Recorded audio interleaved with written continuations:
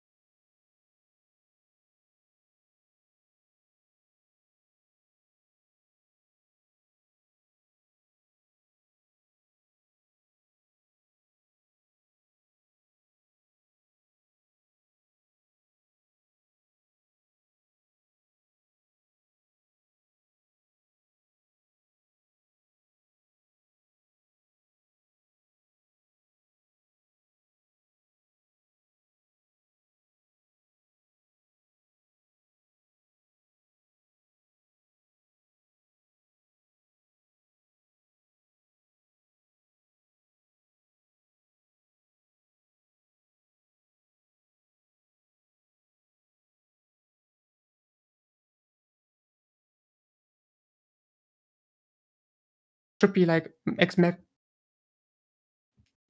like a 10-second delay. Let's see if I can hear it quickly. Yeah. They also hear me. You stream all your audio.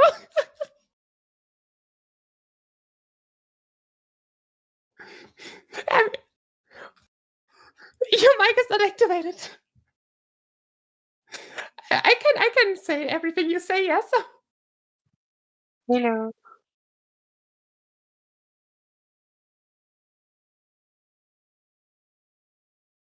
I can see the really messed up starting soon screen, yes.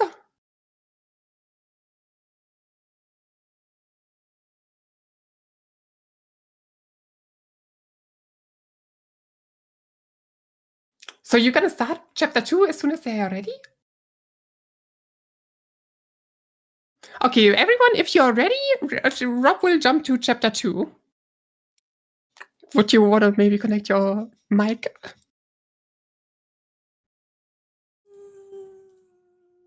I'm gonna stop sharing the screen first with you. Yeah. Right. Disconnect. Oh shit! Good job. I didn't mean to actually disconnect there, but it did the job there. Hold on. Just you're born ready, right? Okay.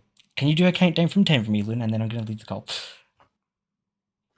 10, 9, 8, 7, 6, 5, 4, 3, 2, 1, 0.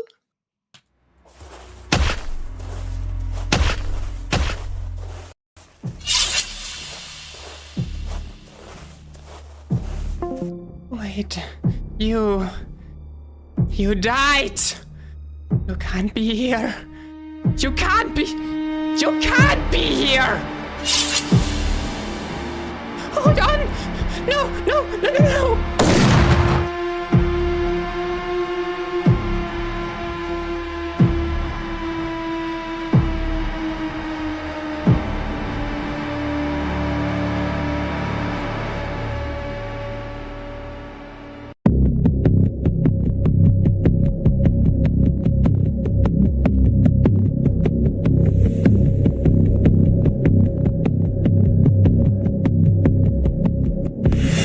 My brothers and sisters, I congratulate you all on your efforts in taking over this petty excuse for our planet.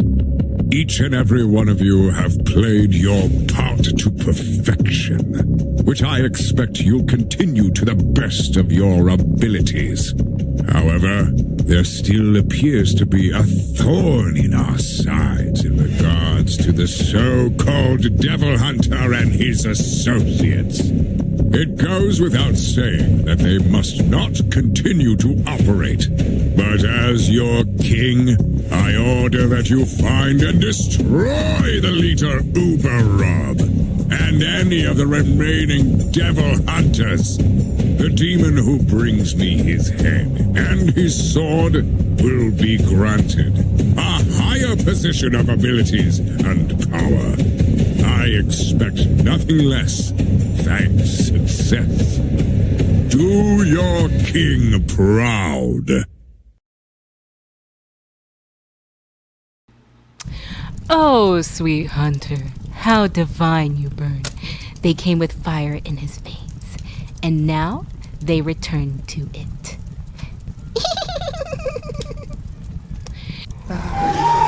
Yes, burn! Burn! And there will be no more! This world is ours!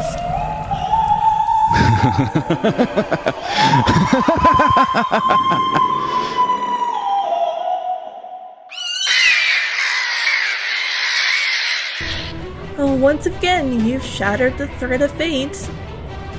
And so I weave you a new form from the ashes of what was. Since the moment I was forged, all I've ever known is war.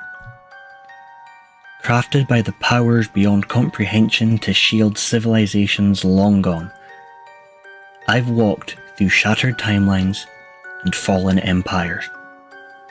I've had many names, many faces. This guise I wear is something of a 30-something-year-old. I've lived 1,000 lives, guided kings, challenged gods, silently watching, stepping in only when this world teetered so close to ruin. Invasion after invasion, battle after battle, life after life. But this one, this invasion, demons from collapsed realities now swarm the last remaining dimension. My dimension. New tyrants rise, and old evils return. I don't sleep. I don't rest. And for the first time, I feel tired. How long until my allies realize who I really am? How long before they realize I'm not what I seem? How long before they see that I am not human? Because what they fight alongside isn't just Rob, isn't just me. I am something else. I am something forgotten. Something unknown. So when you think it's a good idea to possess my friends, people I trained, people I hold dear, then I will reset this timeline and keep killing you again and again and again and again. This again? Another timeline sacrificed. Oh, very well. Your resurrection begins. Try not to waste this incarnation. Oh, God, that's wrath every time. Oh. Well, good to know that my building still stands. And now, Let's say hello to a few old friends. Wait, you died. You can't be here.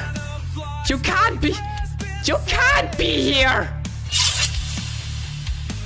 Hold on. No. Stellar Maiden, cosmic creature with a scythe in hand and is using a helicopter hat? No, wait, those aren't propellers. They're halberds. Huh? You're alive. That's impossible. I watched you die. You died. You're dead. This isn't supposed to happen. You're gonna ruin my show. Oh, you'll suffer. You will pay for this. I will tear open the sky with my bare hands. I will be a... Kiri is using a poker deck that's banned in 6 realms. You walk in defiance of flame. The ritual lied. The ashes whisper truth. And yet, here you stand. Joxy is dual-wielding blades. Cool. But is also casually hurling copies of herself at enemies for fun. That's a unique way of saying identity theft. Panda just wants a machine gun and silly straws. The machine gun, I get, cool. But what the hell are you gonna do with silly straws? Wait. No fair! I laughed! I saw flames! This is cheating! Boss said done! So why is he back? No! Reese currently hunting down the Infinity Gauntlet. Oh god, is he still after that? Yeah, okay. I wish you the best of luck, but... Oh, and he's armed with a bloomin' traffic cone. Dubs with a super shotgun, okay, classic. But has wanted to upgrade to use a spork the size of a greatsword. Fucking hell. And we have Arya, armed with the scythe more powerful than the Grim Reapers, and has then got a backup scythe made entirely out of cheese. I mean, I guess if you're hungry in a hunt, that's cool and all, but... That's gonna stink.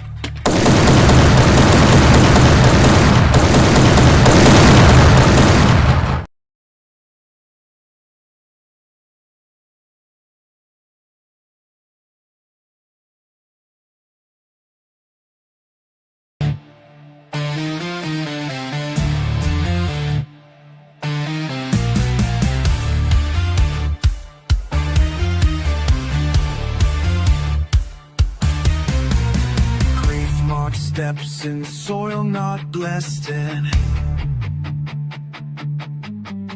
Squad ghosts linger in his chest.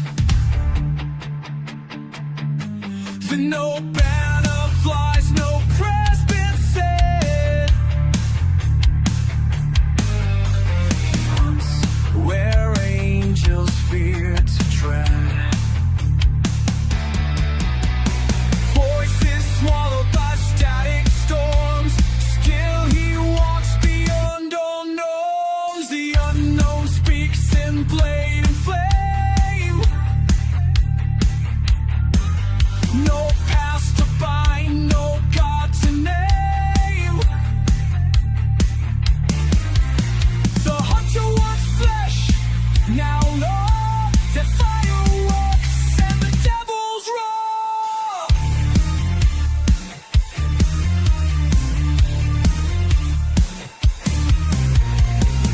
Vein skies and ritual scars. Time bends where the hunter tars. Memories sharpened into spears. He wields their pain through shattered years. No prophecy ever wrote him in. No sigil claims the war he's in. Squadless raw with silence crowned. The unknown birds won't be drowned.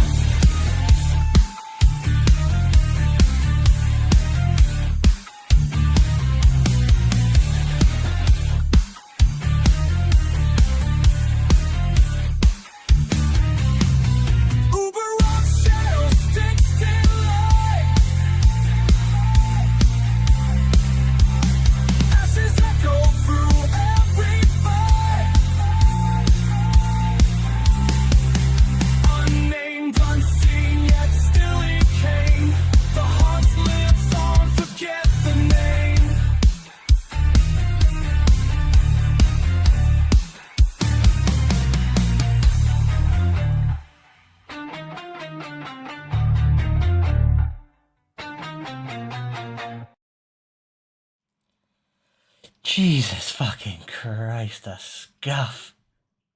I'm starting to realise why it's been about 3 to 5 years since the last of the stream and the amount of scuff I fucking faced tonight. Jesus. Also, hello. How we all doing, chat? How we doing? Y'all alive? You there? You happy? Really? You thought it was that good? Really? Honestly? Like, you honestly thought it was that good?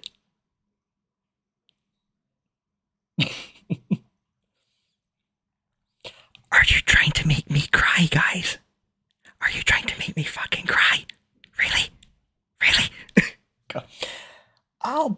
Before we get started with the main event, I'll let you on a little secret. So, 50% of those screenshots and the audio track, that was kind of done right before LR 1.0 came out. And that was, what, 5 years ago? Probably about 4 years ago. So you guys got to experience projects and pictures that I never thought I was ever going to show. So you've got that. Oh yeah, and I do have to apologise to Luna, Carrie, and Joxy. I kind of asked you to be demons, but you weren't demons, you were possessed. I had to exercise you, you know, just casual stuff. You got... And what like, all my years in content, I have never seen chat go that quickly in my life. Like, I was surprised how fast you guys are moving. So, yeah, back to the point, how you all doing? I don't know what to say before we get started. I'm like... Pure Slayer, more like pure swear word. But no, like, is mic quality okay? You guys can hear me okay? I'm not like... Discuss, calm down just now. I mean, everything's in the green for me. No. Shall we get started with the main event, or should I just talk to you for another 5-10 minutes? Is my beautiful Scottish accent, you know, piquing your interest? Hello.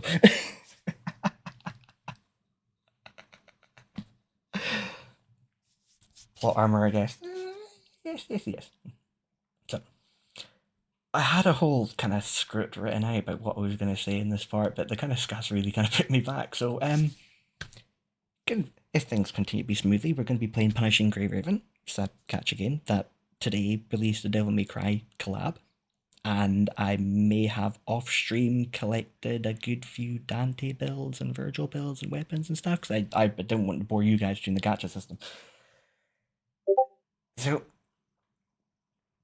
Yeah, you have me on max volume. That Luna, you've been trying to shut me up since I've known you, and now you want to keep me loud. I don't know if I should be honoured or scared, but no, I'm gonna get this game booted up and I don't know what I'm doing. Let's go gambling. No, I did that off stream. I did that off stream because I knew I was gonna be wild doing that, and I'll explain the mechanic later on. But let's get this game started because I've done enough scuff by now.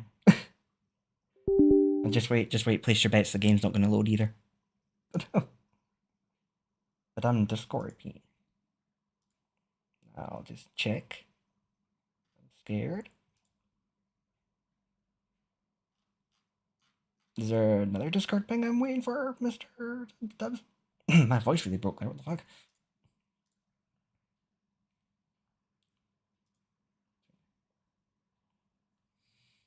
Error 4 let's go gambling again. No, I'm just waiting for the game because it's a separate game. I'm just getting the client open and oh, you heard this? Oh, right. You shouldn't anymore.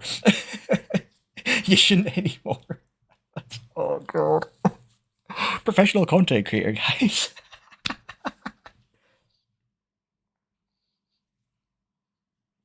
Right, I should have the game audio hooked up. Should be the right one. PGR. Should be that. Yeah, no, I kind of... Here's the thing, I never declared to be a smart man.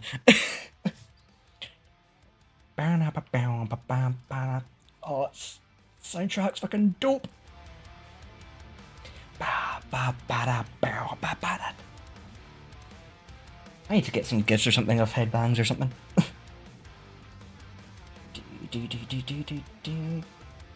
Now, hold on, turn my volume down a little bit on my end. So, PGR does this whole thing. Well, actually, no, first of all, how's the audio? How's my voice and game audio? Is it too loud, quiet? Anything need tweaks before we start?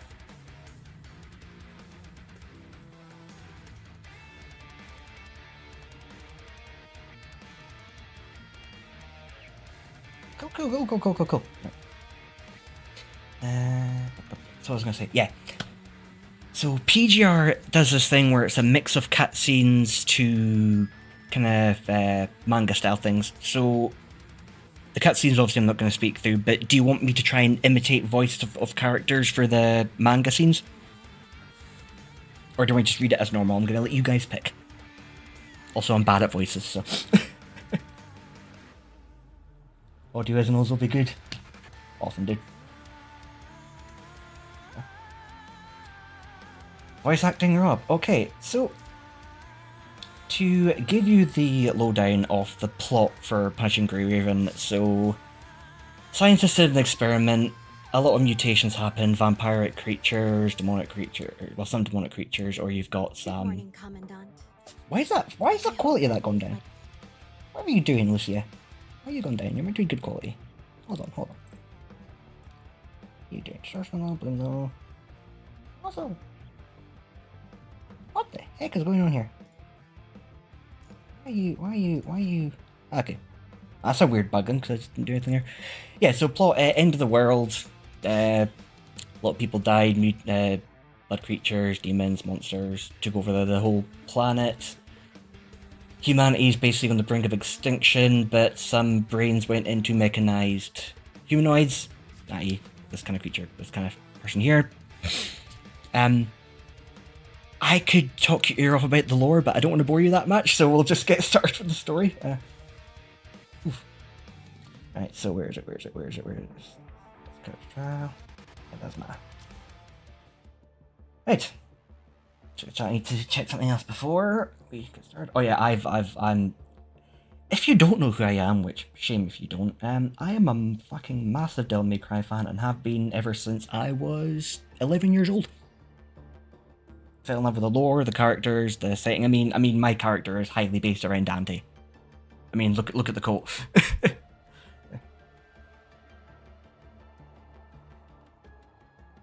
Watch one of my old Devil May Cry lore videos, and I'm sure you'll get bored. Right, I just need to check something here. Started. I don't know, honestly, so far, thank you for putting up with this stuff and whatnot. Oh, Cruz, have I bored you already, or do you need to go to bed? I don't know what your time zone is, but... right, I need to then go to... here. Go to this. I feel like a right old person. Where's this button here? How do I do this? How do I do that? Right, pause there. Right, I'm just gonna check if my chat is working here. Test. Right, check another screen. Yeah, okay, wouldn't be Rob content without some kind of scuff. You know me way too well. Right. So, so anyone that's not played this game before, you're going to be a little bit confused with the plot, but because this is a collab, it's going to like breach off that, so hopefully, if there's any sort of references I need to explain, I'll explain them for you. Right. Mediocre. That's the quality of my scuff, mediocre. Please, sorry. The recording switch. Here, maybe. Oh, it's already on. The man in the frame walks to the office chair and lowers himself into it. He tugs at his lab coat. I thought I said something else there. Tugs at his lab coat, tightening it around his gaunt frame like a shroud. I'm Thomas Hale. From now on, I'll... Realizing his voice is tight with excitement, he licks his lips, hesitates briefly, then grabs the glass of water from the desk and downs it in one gulp. From now on, I'll be recording my experiment logs on video. So, experiment log entry Alpha 0001. The man leans towards the camera, his face slightly warped by the wide-angle lens. His eyes burn with unnatural intensity, their gleam cutting through the pixelated haze of the screen, bright, almost feverish.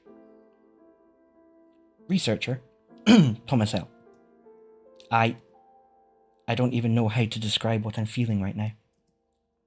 This is such a crucial opportunity. I must succeed.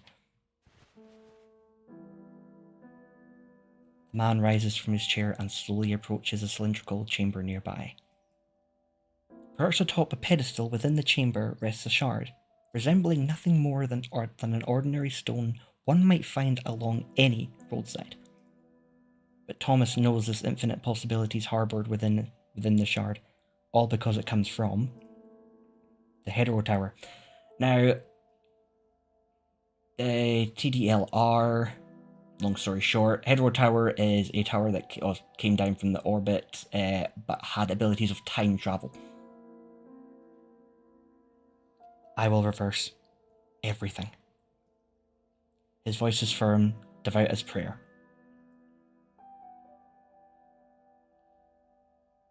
You guys can still hear me okay, right? This recording begins. Experiment log entry. He gives a slow spin of his office chair, letting his body settle naturally against the backrest. Guess I should make further logs more formal. My mentor always stressed the importance of rigor. Back to the topic. Experiment log entry. Alpha 0014. Researcher, Thomas Hell. The 14th experiment is concluded. Still no progress, as expected. This is just the brief darkness before dawn. The situation will improve soon. Audio is fine, Rob? Thanks, Leigh. Experiment log entry. Bravo 5042. Researcher, Thomas L. I think the researcher's Thomas L, guys. No progress in the experiment. He runs a hand over the rough stubble shadowing his chin, his voice slow and grave. No time to waste, I still have much to do.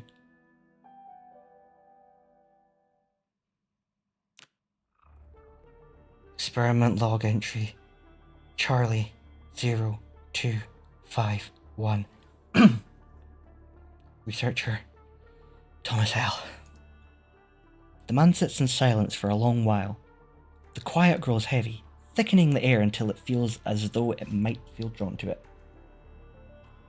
Another failed experiment. Bro's mood is like mine when I wake up. I just get some coffee. I was prepared for this, but... He throws himself back into the stagnant waters of silence. Thomas picks up a stack of experimental data from the table beside him, scanning the numbers once more, though he's already checked them countless times. The gives variables, power output, conversion results, the Zhang function. I don't understand. Why can't I get the experiment outcome in practice when using the variable obtained by reversing the formula? Is the formula wrong? No, the formula is correct. But... no, this is wrong. Completely wrong. He throws the papers violently into the He throws the papers violently onto the ground, fingers raking through the unkempt hair in desperation. The Hetero Tower defies everything we thought was possible. I was a fool to trust those old theories. Those so-called wise predecessors were nothing but a bunch of mediocrities. Dominic was nothing special after all. Dominic is a... So, we mainly live in a kind of space satellite when the androids go down to the planet, so Dominic is a secondary AI system. I'm going to derive a new formula. Time will be mine to command. After researching this conclusion, Thomas silently rises and turns off the camera.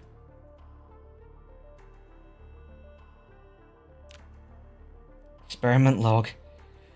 Charlie 1564. Researcher Thomas Hell. Failed again. The camera flickers on for a moment, then off again. Experiment log entry Charlie 1677. Failed. Experiment log entry Charlie 1754. Failed. Experiment log entry Charlie 2065. Failed. Experiment log entry Charlie 2480. Failed. Failed.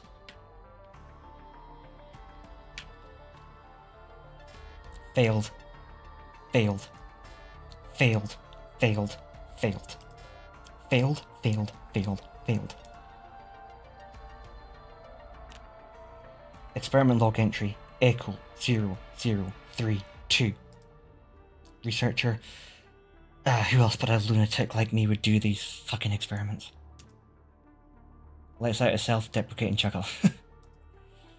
I have no idea. It's risky, but I want to give it a try. Now, question to the people who know DMC, Team Dante or Team Virgil? I could answer that in so many ways, but I'm going to keep my opinions quiet for now. If my mentor knew what I was thinking, she'd be furious. But in the end, someone mediocre like me can only resort to this kind of method. His words gradually fade away, yet his bloodshot eyes glimmer with the ghost of a smile. His thoughts drift back to long ago, when he wrote, when he wore not the white coat of an experienced researcher, but the humble garb of a still green student.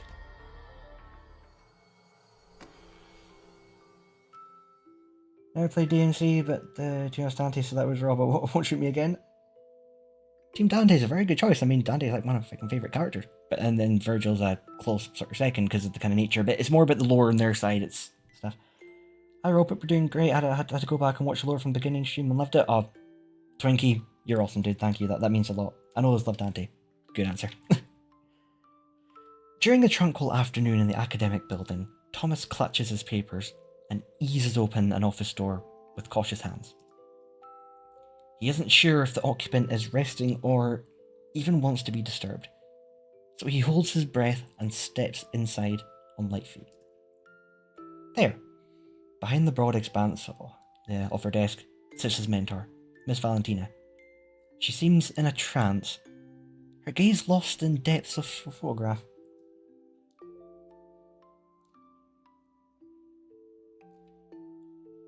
Well, that make your wide man. Let's be honest. Everyone likes what they like too. Yeah, good. Sure.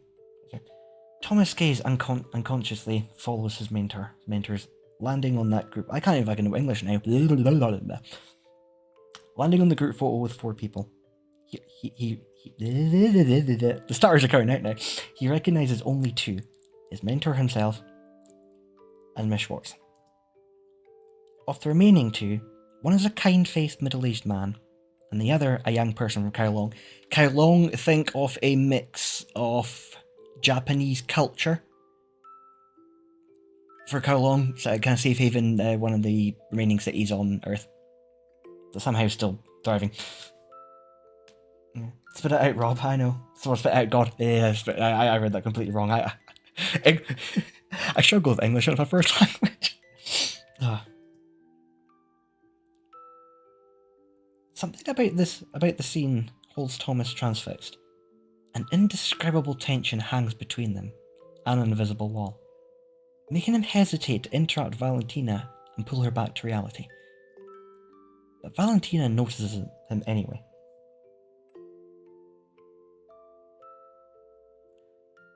Okay, we do you even notice the scoreboard? I don't see it.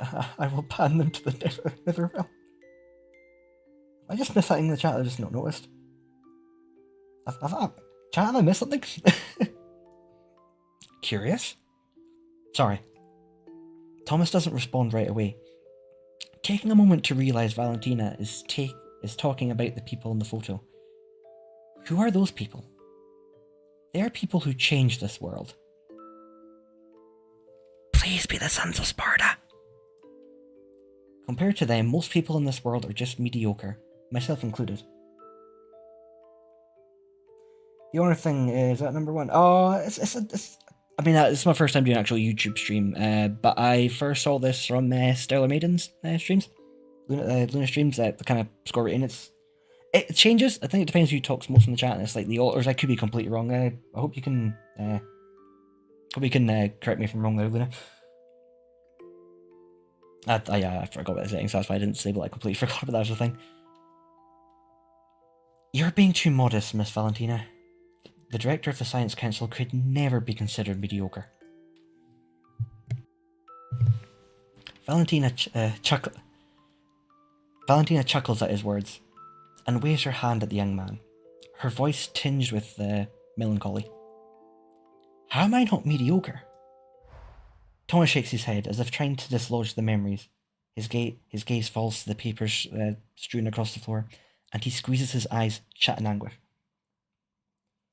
Yeah. I'll have to look into that. Yeah, that's right. Yeah, thanks for correcting me there, Luna. I mean, yeah. Appreciate it. You're right, Miss Valentina. How am I not mediocre? Only now does he understand what his mentor meant by mediocre. And the torment of being mediocre.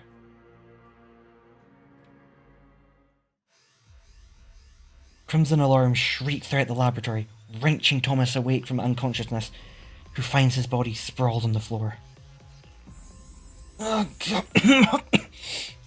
As he fights to piece together the last moments, a knife-sharp headache splits his skull, shattering his thoughts. In his daze, he only recalls a few blurry fragments. Does that make some sense? Yeah, it's weird. Although, if I don't know if mods have a way to get rid of that. I'm honestly not sure. Yeah, got to get back there, lol.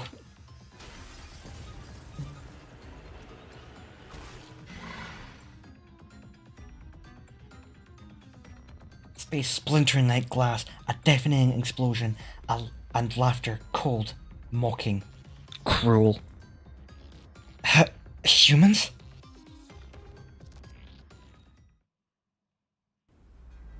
There we go. The son of Sparta himself, the Dante. What? What's happening? Wind screams past his ears as the man suddenly understands he's fallen from the sky. With no time to question why he's here, the man reacts on instinct. Danny, my boy, yeah, the good old devil hunter, the son of Sparta. Crimson energy cackles around him, surging from his body as swirling red particles engulf his form. Yeah, devil trigger. Sin Devil Trigger, ladies and gentlemen, Dante's ultimate form. In an instant, his figure twists and expands until a red demon looms in the air, his massive wings beating to steady the descent. Boom! The ground trembles as he lands, dust billowing around him. Then, just as quickly, the red demon shifts back to his human form. Daddy, my boy, look at him, yeah. Yeah. The white-haired man in a red coat surveys his surroundings, only to be met with the bleak expanse of a desolated ruins. Spoilers, I well now know everything. I mean, it kind of did say it changed, that he went to his demon form, so, you know, that's kind of didn't really spoil it too much. What the hell is this place? At submarines on the surface, a white-haired man in a dark blue coat with green patterns also turns his gaze towards the ruins, where red, glowing mechanoids approach ominously. Now I wonder who the person in the red coat and white hair could be, chat. I wonder. The funny thing is that Bury the Light doesn't even play during the last part. The fight part, yeah. The commotion of the landing has attracted the attention of these corrupted. Interesting.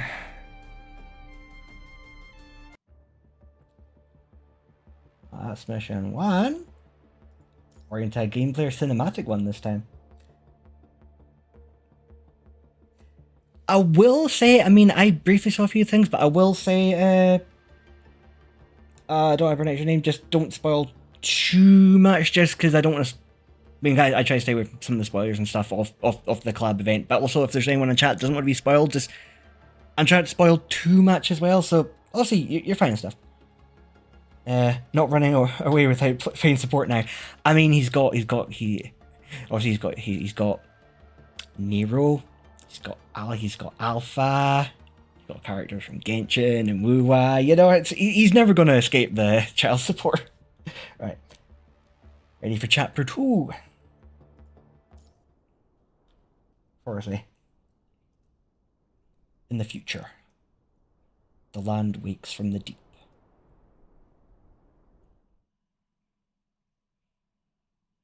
Lamento de Fantasma. I probably butchered that pronunciation. If I did, I really apologize.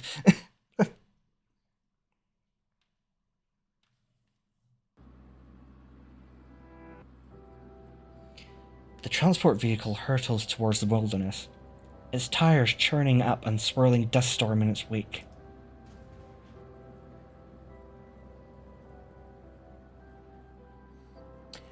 I'm not gonna try to spoil too much, Arya, but this collab event, you can pull for Dante, Virgil, Yamato, Cavalier Angelo, and the other things. You can pull for them in this game, yeah. Because I did pulls off stream and stuff, so yeah, that's why it's a collab event is like big. So now we're playing the Commandant, which is our character we play as. So I've got Rob here. So with the androids, the androids connect to our minds to stabilize in the infected world and stuff to save them getting corrupted. Layman's terms. So if I do this in my dialect, Lucia, how much longer does it take us? No. Lucia, how much longer will it take us? 50 minutes. Lucia, fucking bay, she's the. I'm totally not.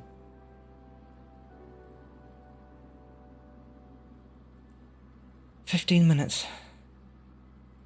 This is already the 12th conservation area.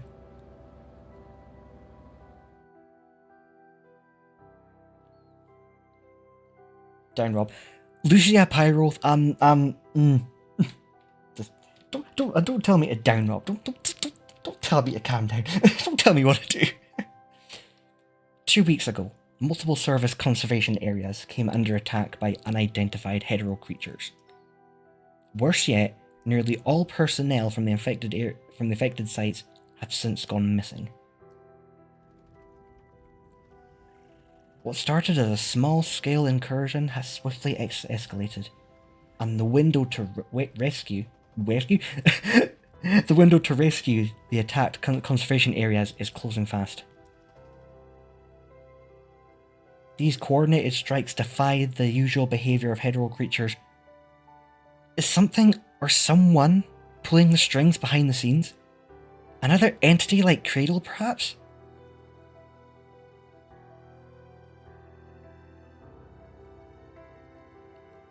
According to the collected data, over 1,600 people have gone missing, with 187 deaths confirmed so far.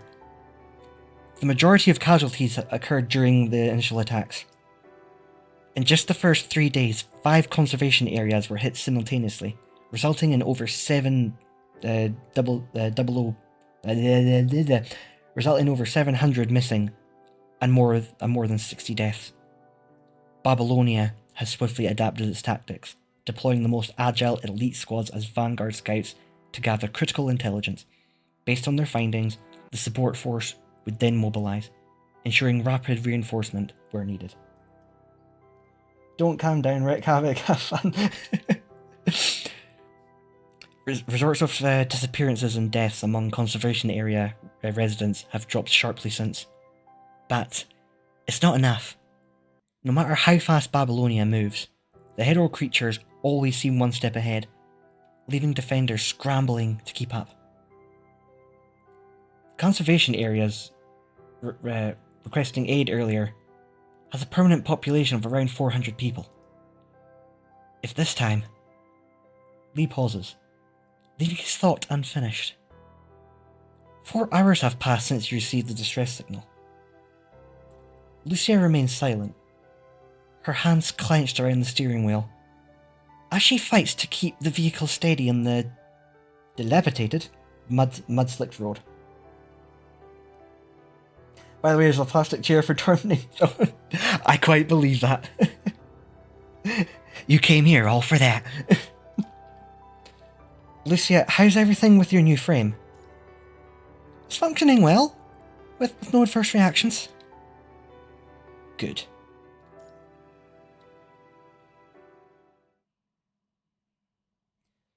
We've reached a target location.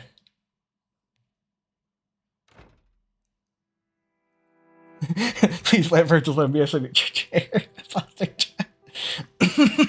Don't kill me already. Roll over to chapter 2. The vehicle rolls into the target conservation area, but only a deathly silence answers. The ground is streaked with dark pools of blood. The walls riddled with bullet holes. Acrid tang of gunpowder lingers, sharp in the still air. Around you, the once pristine building stand broken and skeletal. As hungry flames lick through the wreckage, devouring all they touch. Well, it said the power of Yamato. Damn it! Are we too late? Let's start searching, we. Go up and keep watch. Understood. Liv, you're with me. Medical assistance may be needed. Copy that. Lucia, we'll split up and search. Alright. Chaos envelops the scene. The shattered remnants of constructs lingering on the ground. I think it's a pull Dante to use motorcycle, but Virgil can use Mirage. Yeah, I kind of did pull the things off stream, so I'm actually looking forward to using them. I'm interested to see how the mechanics play for them, like how close to DMC 5 they are. Like, I'm really hyped to see how they play. Over there, Liv's gaze leads you to the clearing. Let me rephrase that. Liv's gaze leads you to the clearing with a sandbox and exercise equipment. What appears to be a public recreation area nestled within the conservation area. Amid the open ground, a lone baseball lies abandoned. Perhaps once a children's toy, now its surface is marred by blood. Let's continue searching. Don't let your guard down. Moments later, you find the entrance to an underground shelter hidden beneath the conservation area. But its isolation door lies in ruins. The shattered fragments on the ground have unnervingly clean, precise edges. That sounds like a certain Yamato. Just for the precision. This precision doesn't match hetero creature behaviour. It was a blade. Could it be an ascendant? Also, TLDR, ascendants are constructs, i.e. the androids, that have part of the mutation virus that infected the world into them. So they're kind of, don't really get on too well with us. Well, some do, depends if they're us or not. It could also be a cradle-like entity. Over here. You and Liv rush to Lucia's side, only to find a fallen construct beside her, barely clinging to life. Liv, treat him. Thank you. One look tells Liv all she needs to know. The construct is past saving with your current medical capabilities. Hang in there. Don't bother. I know my condition. The construct barely registers Liv's healing attempts, fully aware of his inevitable fate. I'm Danny, one of the constructs at the conservation area. He retrieves a terminal slick with his own vital fluid from his chest, handing it over along with the identification tag. BRB, no worries. I recorded some footage that might be useful. With those final words, The light in his eyes immediately fades away. Huh. Let's give him a proper burial.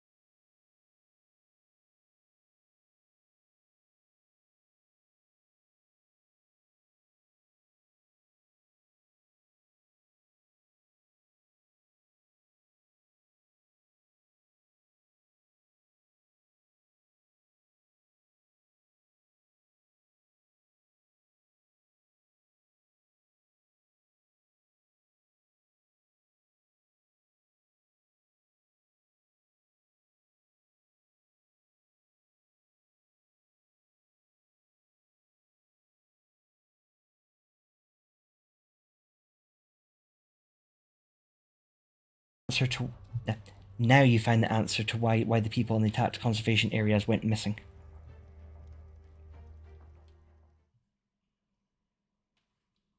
Let's report our current findings. Flying hetero creatures spotted behind the mountains to the southeast. They're moving fast. Number. Official estimate about 40 to 50.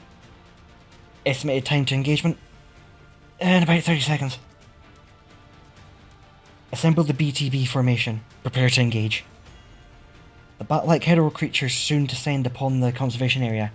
More like 40 of them swarm in overlapping layers, their ghostly silhouettes blotting out the sun, plunging to the ground before into the eerie, bone-chilled darkness.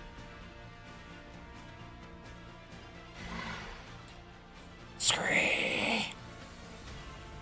Their circle in the sky, their shrieks and howls rending the air, a cacophony like hell's own laughter, mocking the fragility of the humans beneath them. Death rises in their wake, their joy found in the spilling of blood. Then as one peels away, in a sudden dive, the rest fall in synchronized frenzy. The swarm surging downward like a tidal wave. The attack has begun. Bang! I got a meeting at 10, but great job on the Lord video. Hope you have fun with the game. I'll try and be back ASAP. No worries at all, Ari. I hope you have a good meeting, and I hope it's not too boring, and I hope the staff there behave themselves. But no, good luck for the meeting. I'll probably go in for a good few hours anyway, so don't worry too much. Well, I'll be here, unless there's more stuff. I know, how mean of them to organise a meeting. That's absolutely disgusting. How dare they? Leah and Liv open fire in the unison, unleashing a storm of bullets. Their shots tear through the hetero creatures swarming from above. When Lucia cuts down any that breach their line. The Grey Raven squad moves with practiced precision. If the four of you keep this rhythm, the creatures won't last much longer. But unseen, lurking in the shadows, beyond your sight, another hetero creature waits. It doesn't strike from the sky, but instead lunges forward from the ground. The moment it lunges, you catch its shadow. countermeasures flash through your mind, each considered and discarded in rapid succession.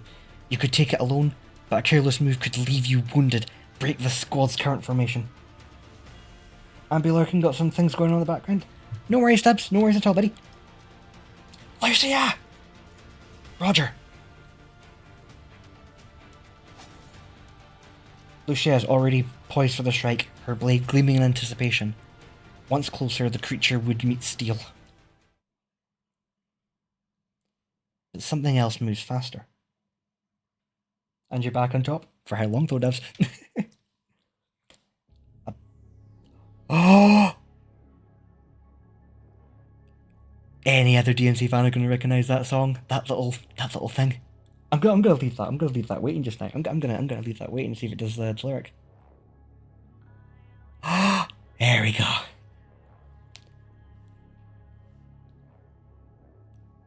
You all know that. All you other dead DMC fans, myself included, know this song.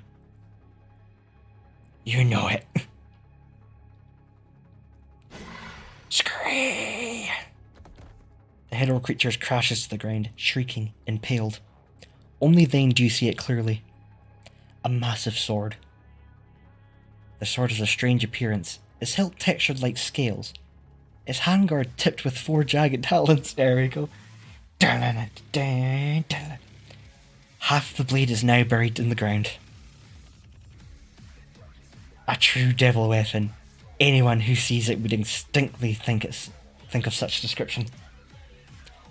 While you examine closely, the devil sword pinned to the ground suddenly dissipates into red particles. Gotta let it out, gotta let it out. Wow! From the direction the sword came from, someone else lets out an exclamation. Hey, even I know the song. Good on you, Luna. A white-haired man in red stands atop the ruins, posture loose, a smirk tugging at his lips. Looks like you guys need help. Are we gonna finally play as Dante now?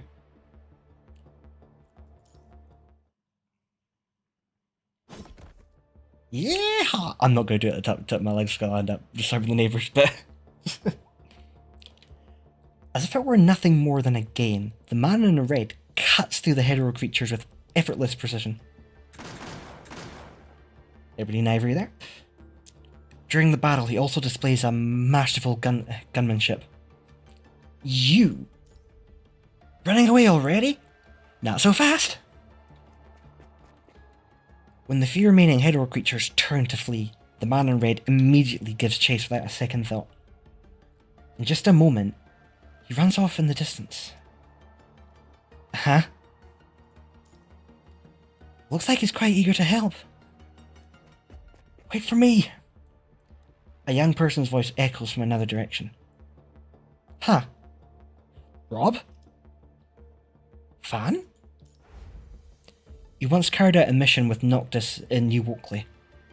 That's where you first met the mayor's son. Looks like you've already met Dante. His name is Dante? Yeah, he's currently staying in New Oakley.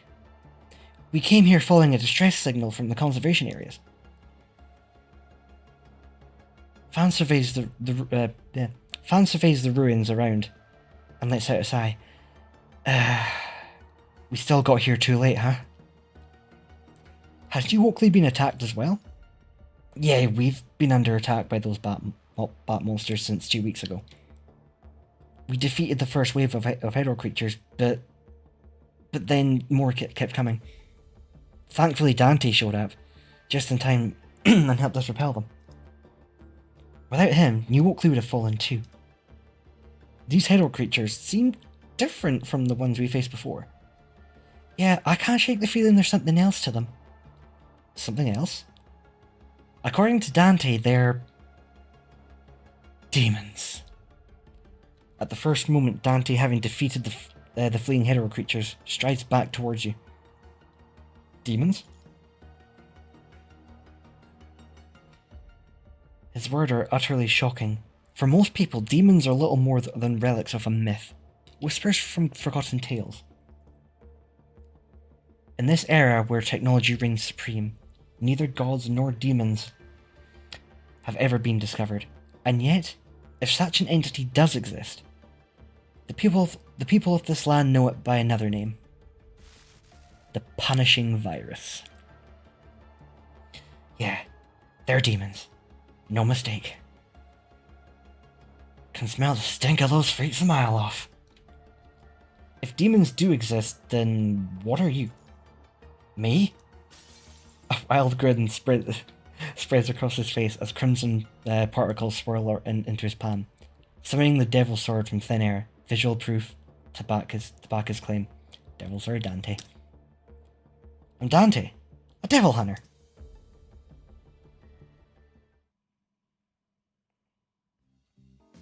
New Oakley. The transport vehicle grinds to a halt at New Oakley, marking your second visit to this place. Yet the town feels starkly different this time, with a palpable tension hanging in the air. Be back in town? No worries, Luna. No worries. Walls now encircle the place, guarded by constructs perched in watchtowers. Residents move in hurried clusters, hauling crates of supplies. Despite the unease, life stubbornly persists. Makeshift stalls lining the roadside, their owners hawking wares. Hey Dante, take one of my apples. Dante effortlessly catches the apple tossed his way. Huh, thanks. Dante, wanna grab a drink later? See you there. An old cowboy tips his hat to Dante from his seat to the doorway, and Dante returns the gesture with a grin. Dante seems quite popular around here. Yes? Fan smiles gently at Liv's words. He's helped us fend off hero creatures more times than I can count. So New Oakley, he's family now. As he speaks, Fan glances subtly in your direction, watching for your reaction. You understand his implication perfectly, but say nothing. It seems he still harbours some hostility towards Babylonia.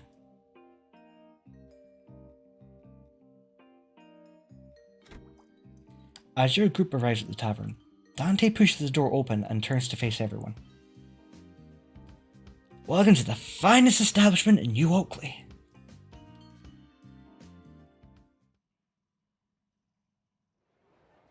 Despite the turmoil outside, the tavern hums with boisterous chatter. Perhaps most here Perhaps most here have long since grown used to uncertainty, to not knowing whether they would live to see dusk. For them, this is simply another day in the surface.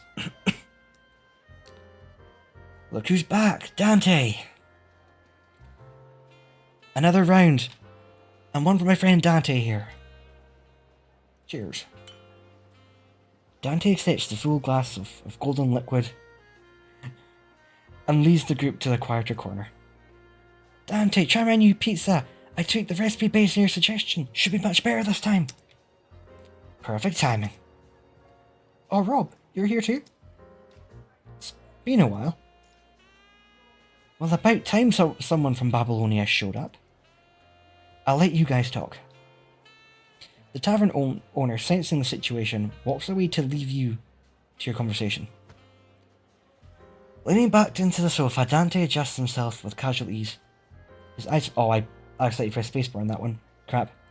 Shit. Forgive me, chat, forgive me. So, let's talk about payment for mopping up your demon problem. You're from... Where is it again?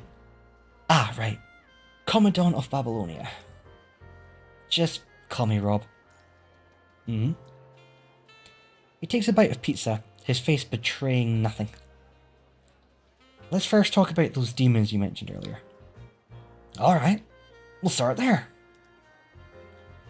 So in my world, there's the human world and the demon world.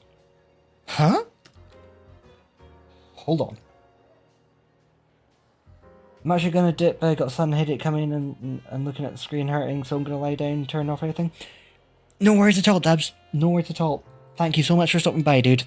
I really appreciate it, and thank you for your comments. Honestly, appreciate you, man. You take it easy. Don't you go overdoing it. What is it? What do you mean by your world? Literally, my world. Got a problem with that? That's problematic. You're from another world. From what I figured out these past 2 weeks, yeah. Forcing down the shock rising down your chest, you gesture for Dante to continue. In my world, there's the human world and the demon world. The demon world is where demons live. Sometimes demons slip into the human world and start causing trouble, and it's my job to take contracts and hunt them down. Are all people in your world like you? What do you mean? That sword.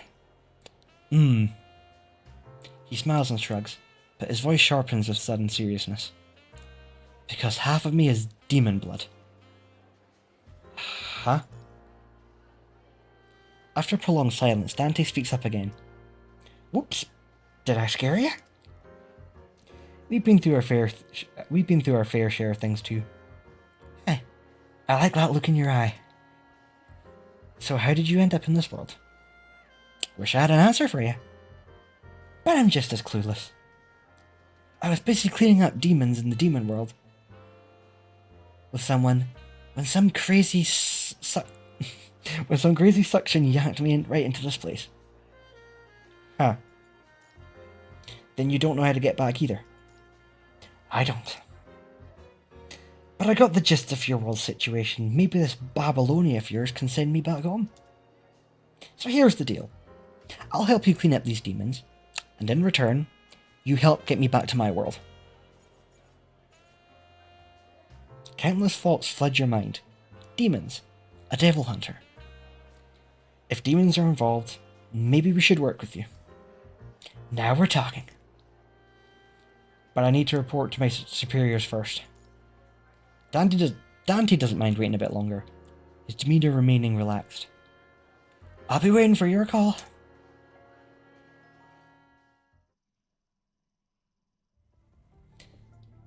That's it for my conversation with Dante. Hassan. Nicola. Ismov, is this actually possible? Scientifically speaking, the existence of other worlds hasn't been confirmed, though theories about them have been around over the past few centuries. Plus, Ismov rubs his temple, trying to ease the ache that doesn't truly exist. It is what it is. I see. I think we can collaborate with them. If demons do exist, then this Dante will be key to solving our problem.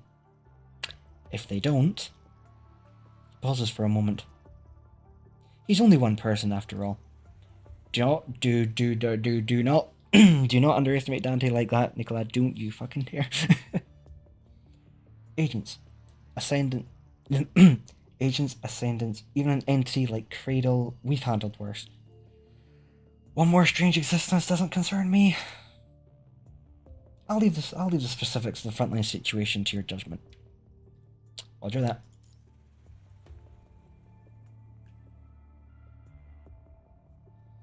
So what do you say? It's a pleasure to work with you, Dante. Smart choice. We also recovered a video. Think we missed something? You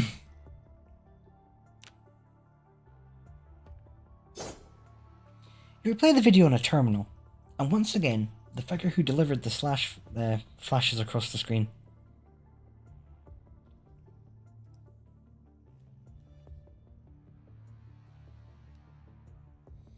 Beside you, Dante's expression visibly darkens. A crushing aura erupts from him. Dante? It's Virgil. Virgil? He's my brother. The air turns to ice.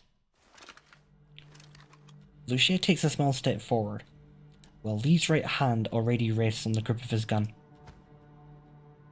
Dante catches the tension coiling between them, but pays them no mind, simply walking back to the couch and sitting down again. I've fought him plenty of times. Don't think he'd do something like this. But if this mess is tied to him, I'll handle him myself. Just as you're about to speak, your terminal communication line rings. Yeah, gotta grab a quick drink. You gotta do your shit. Just give me a second, guys. Ooh. Ooh. Oh, they're definitely going heavy in the lore, and I'm enjoying this.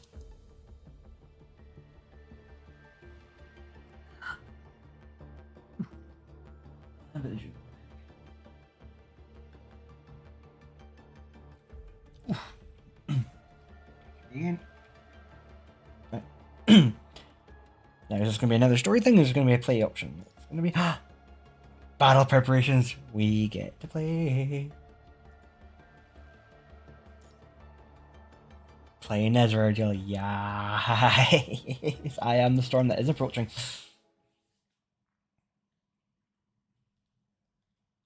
Culture without strength marches to extinction with the dawn. Thus spoke a politician.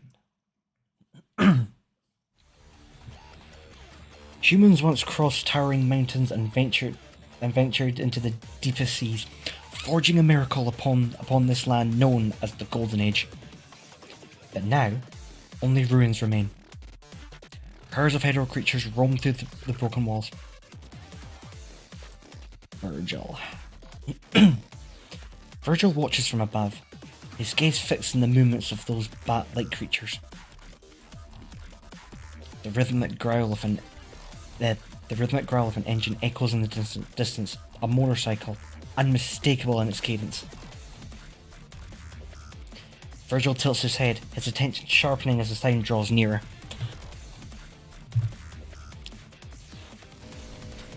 Then, around the bend, a flash of red cats through the wreckage. The rider's gaze snaps towards him as if pulled by instinct, their eyes meeting across the road. Very tough. For the first time in a long while, Virgil feels something stir within him. The motorcycle roars up the collapsed, slanting ruins, its engine snarling as it charges towards the rooftop. I can't speak English now, fuck. At the edge, the front wheel lifts before the bike soars across the gap and slams down onto the next rooftop. Virgil watches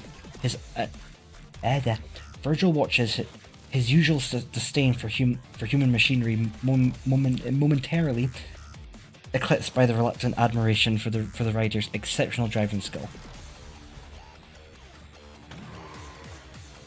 Soon the bike skids to a halt on the rooftop, where he stands, and the white-haired woman dismounts. Ooh, is this gonna be Alpha? Yay, Alpha Crimson Reeve. According to the survivors who escaped the attacked conservation area, white hair, katana, blue coat. Oh, are we going? Are we about to start combat? Oh, cutscene.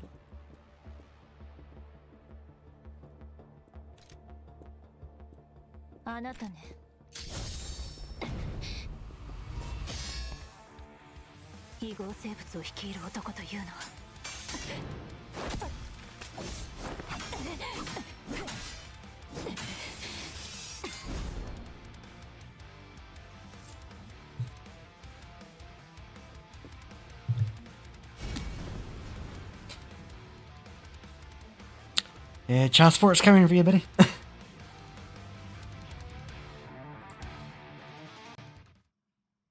There we go. Oh, Jesus!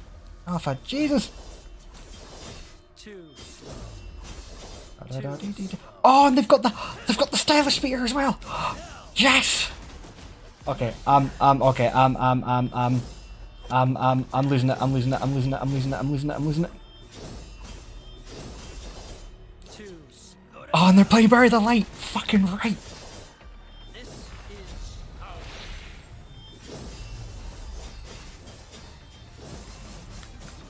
Use the control scheme for him here.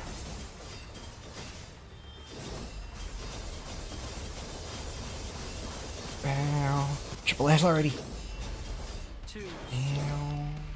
You know what? You know what?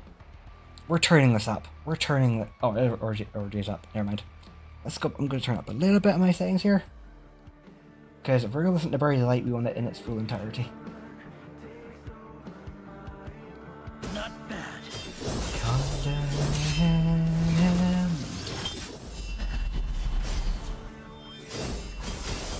To go to hell. Not bad. Interesting. Oops. Oh, no. I'm playing shit right now. Go to hell. It's over. Understanding his moveset. Just break it in. Just break it in. Just break it in. Interesting.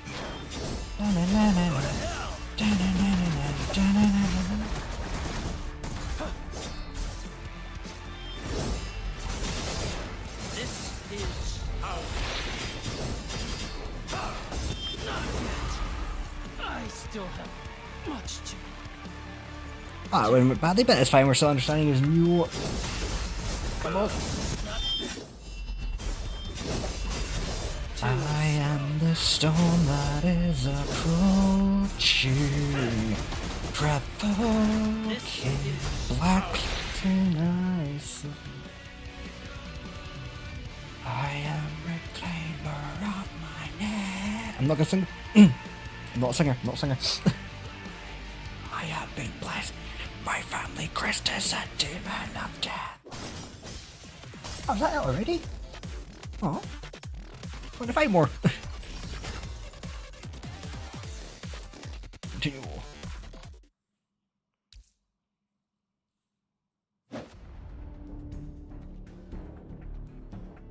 Nice USIC. I'll marry that. Don't worry about it being more than 10 minutes, don't it? Don't worry. Do not worry about it. Since when has someone else like this been around on the surface? Her blade flashes once more as Alpha lunges towards the Div with devastating force. Alpha Crimson Reef was also another main of mine. So fun to play. Yet Virgil meets the strike I can't fucking speak. Effortlessly.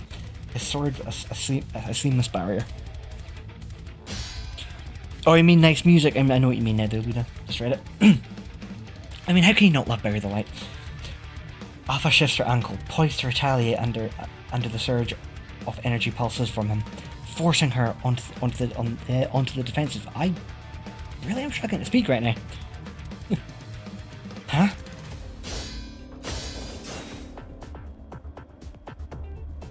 Steel sings as his slashes carve through the air, each one met by her steady guard. I'm so sorry for my...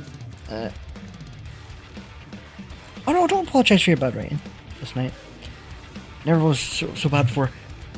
Don't worry about it. I just overread it and my brain's a bit mushy right now, so... She hears a low, intrigued hum escaping Virgil, as surprise flickers beneath his icy calm.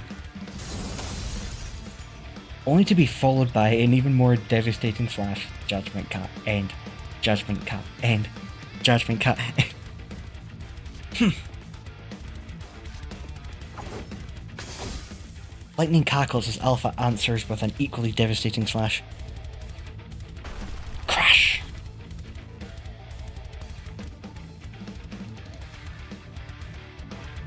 Debris erupts, dust swallows the clearing, and rocks shatter the rain around them.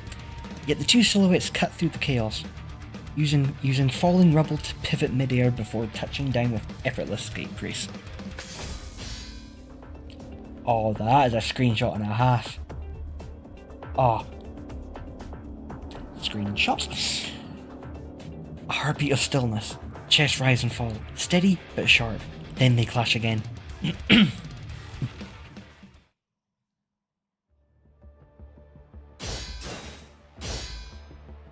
steel rings out, a deadly harmony resonating through the battlefield. Every strike carves deeper into the earth, the very ground reshaped by their fury. In moments, the clearing is a scarred testament to their power. Impressive. What form of power is this? You don't know? The Ascension Network. What is that? Such power, yet not an ascendant. Their brief exchange reveals much. Virgil's body shows no trace of the punishing virus whatsoever. That blue blade floating in midair seems beyond any technological means as well. Another weird existence after the punishing virus? Alpha deflects the blue blade, flying towards her, pivoting into a swift counter-strike, only for her opponent to sidestep it. There we go. Sorry. Just then, a hetero creature lunges from their flank. Instinct drives her to hurl her short blade, and then notices the hetero creature isn't targeting her. With that realization, she holds back her attack. Spotting the hetero creature, Virgil instantly summons his mirage blades to strike. Impaled, the beast crashes to the ground, its twitching form growing still as life bleeds away. The hetero creature is attacking him? The hetero creature attack is only the beginning. More of them surge forward, closing in on the two. At that moment, Alpha realizes the man before her has nothing to do with the recent disturbances in the Ascension Network. Seems I had the wrong idea about you. I apologize. Time out? Virgil falls silent for a moment. Sure. Alpha is the first person Virgil has ever been able to communicate with since coming here, and he finds himself intrigued by the man she mentioned, the supposed leader of the hetero creatures. Let's get rid of these hetero creatures first. Hetero creatures. Virgil mentally notes that the term while his face remains expressionless. Alright.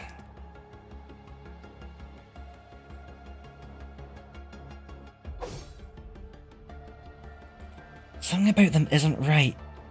Their numbers are unnatural. After cutting down another hetero creature, Alpha voices her suspicion. Normally these creatures don't actively attack ascendants.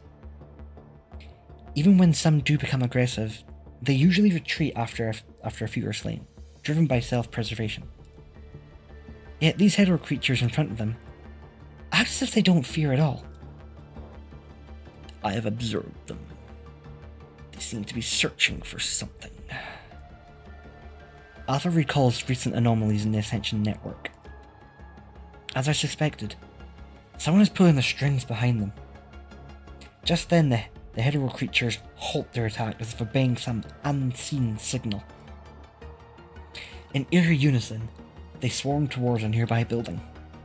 Immediately after, a girl's scream pierces the air, echoing from the same building. Help! Alpha's frown deepens, but she still decides to sprint towards the cry for help.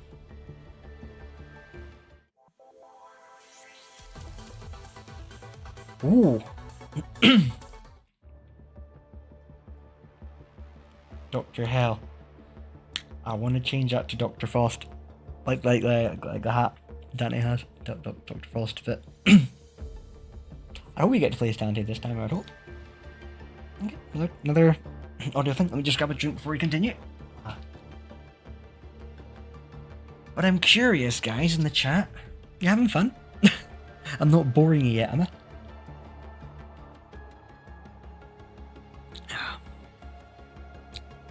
I do hope you're all doing great.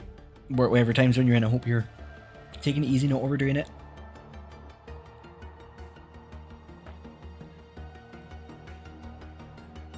Okay.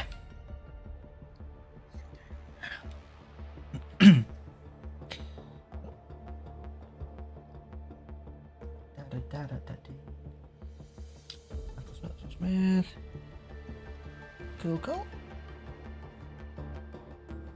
Rob, don't worry, I for myself, you're way too kind, Luna. I don't deserve the kindness. That means a lot, thank you.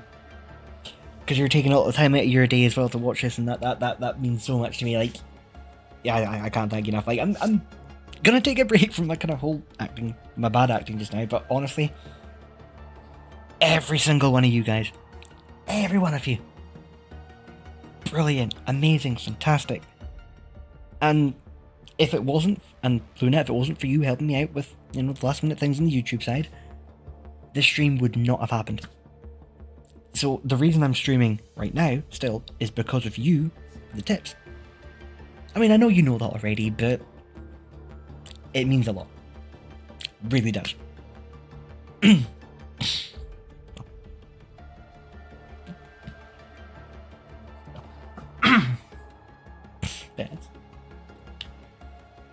I should probably stop being emotional just now. Otherwise, I'll completely take away from my shtick. Let's check something with.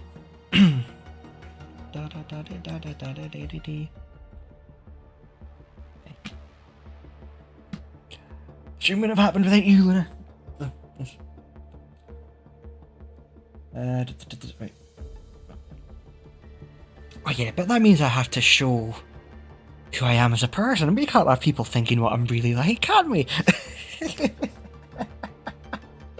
We can't have them knowing my true nature. Right, so I'm thinking. Check one more thing before we start next chapter.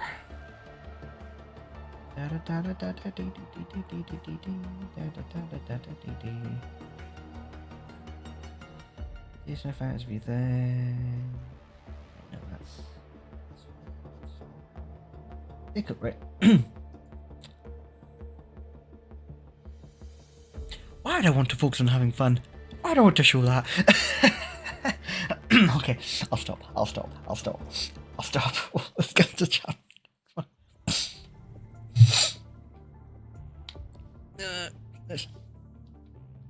Your comms ring at this moment. The incoming call displays no name, only a jumble of code. No name. It can't be. Lucia glances in your direction.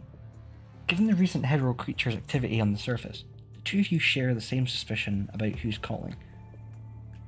This direct intrusion is a communication method Luna's group often uses. Could be them. Maybe the assets affected too. You answer the comms, and Alpha's face appears on your screen, alongside a white-haired man. Virgil. So this must be Virgil, the one Dante mentioned earlier. But why is he with Alpha? Hey Virgil, what the hell is your deal with those hetero creatures? You can smell it too, can't you? That reek of demons all over them. Dante's face tightens with agitation, his words laced with anger. Don't tell me you're behind this mess again. You bastard. Fool. I haven't the slightest idea what you're referring to. I only arrived here hours ago. Their argument escalates so quickly that neither Alpha nor you have a chance to get a word engaged. I cast a questioning look at Alpha? But clearly Alpha didn't see this coming either. I know. It's the mirror demon. Dante and Virgil's argument abruptly stops as all eyes turn to the third timid little girl huddled in the corner. Alpha pulls her into the center. She's why I contacted you. Alpha points at the little girl. We just saved her from the hetero creatures. While they were trying to capture her. Whoever's behind this, she's clearly the key. Yeah, definitely team Dante. Yeah, based on what I saw so far, these two questions earlier. Yeah, no, Dante's best. Dante's number one. So, I'm just like, if I'm not gonna spoil too much of the lore, but his humor from the older games. I mean, no, actually, you would have seen parts of it as well. From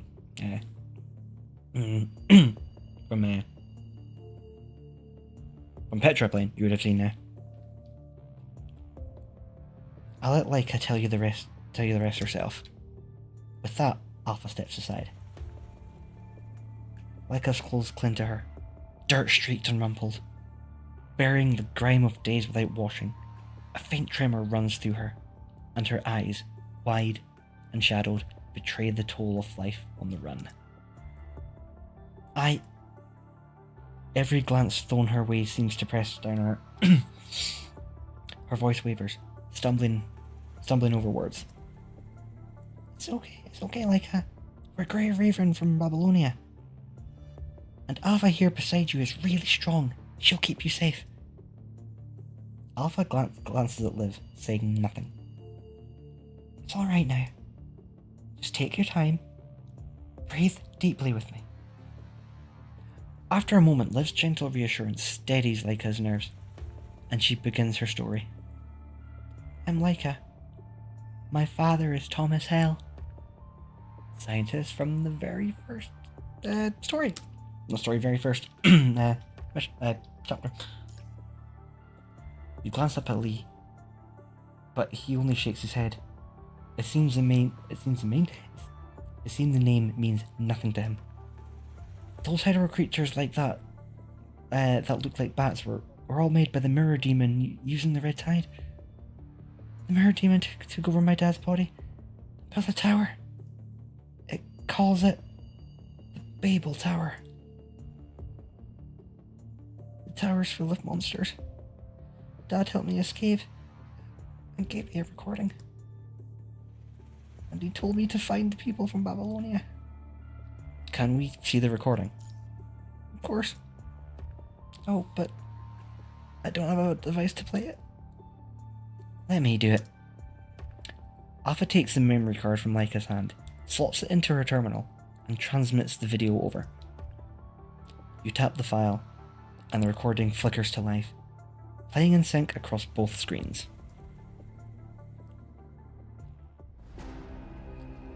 The video footage is shrouded by darkness, the filming location barely illuminated by sparse light sources. A gaunt man stands in the centre of the frame, surrounded by computers and analytical equipment.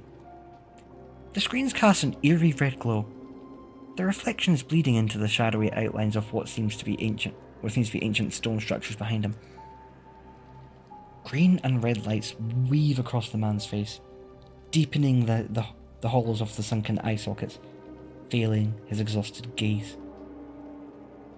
Wearily, he drags a hand over his eyes before fixing the camera with a hollow stare. I'm Thomas Hale, and this is my confession. Or, I'm Thomas Hale, you're watching the Disney Channel. Sorry, I couldn't resist that one. Couldn't resist that. I was a member of the Science Council. But given how things have turned out, the Science Council was right to expel me. I studied time and space in the past. Once I dreamed of creating a spatial jump device that would allow humanity to outrun the speed of light itself. But the universe is too vast, and we are too slow. During the Golden Age, we ventured into outer space. But even Dawn-L could barely scrape 1% of light speed. Too slow. Far too slow. But all in all, that was just a wish I had in the past. It all started with my obsession. After my wife died from her illness, I poured everything into my research, and time became my focus. I wanted to bring her back. Medical advancements don't wait for the dead. With today's medical technology, her genetic disease would have been curable. I tried every possible approach, until I found a shard from the Hetero Tower. I was certain it was the key. but I failed. The Hetero Tower shard did help me open a space-time passage, but something else came with it. Demons. Demons are real. And one is inside me. It's still weak for now, so I can sometimes wrest back control of my body. But it's only a matter of time before it consumes me entirely. It's already harnessed some of the punishing virus's power and created the Babel Tower. Thomas inputs a set of coordinates, storing them into the video. This is the location of the Babel Tower. As the video reaches this point, coordinates appear on the terminal. Finally, if anyone from Babylonia sees this, please, I beg you, protect my daughter. The video cuts off here.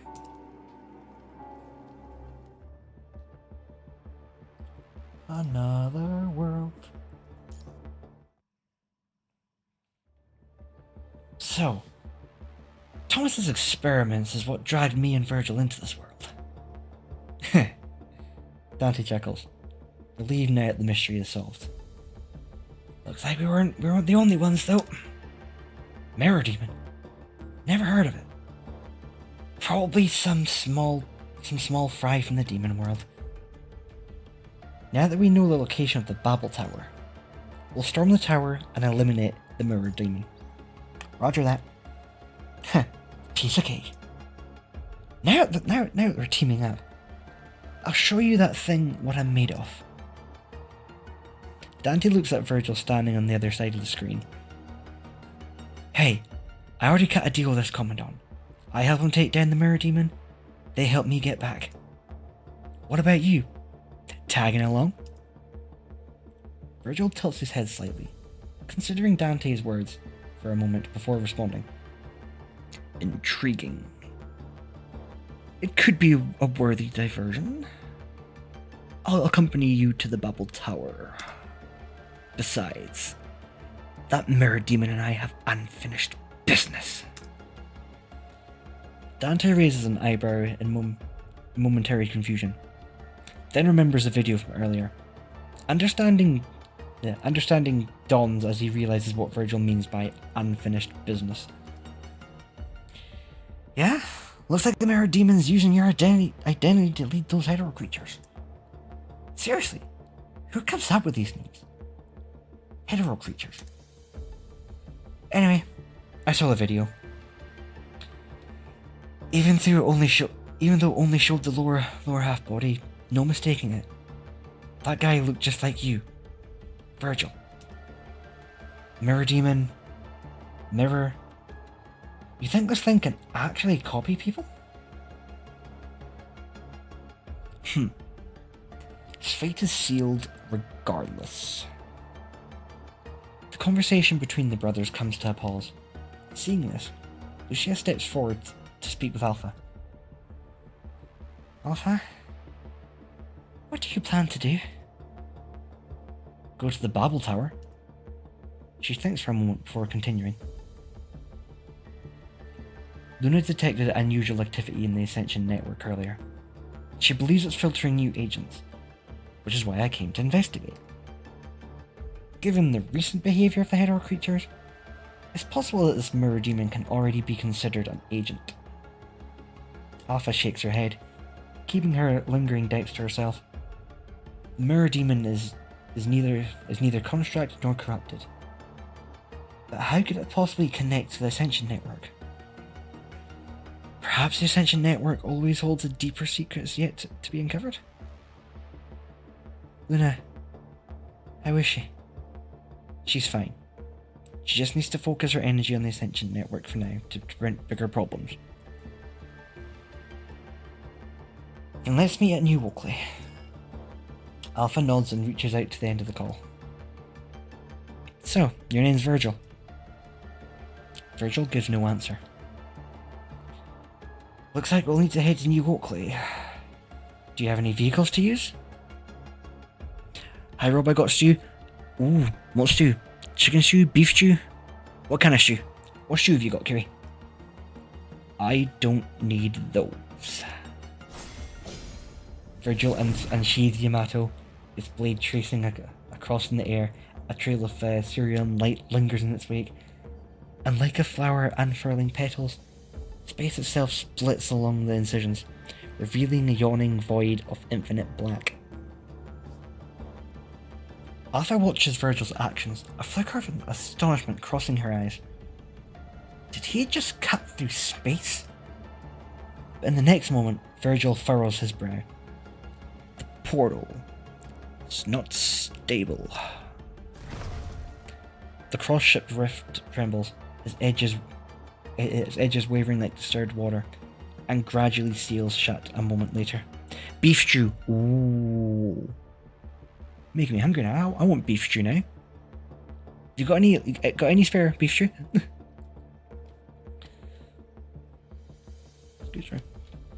You can't go wrong with stew.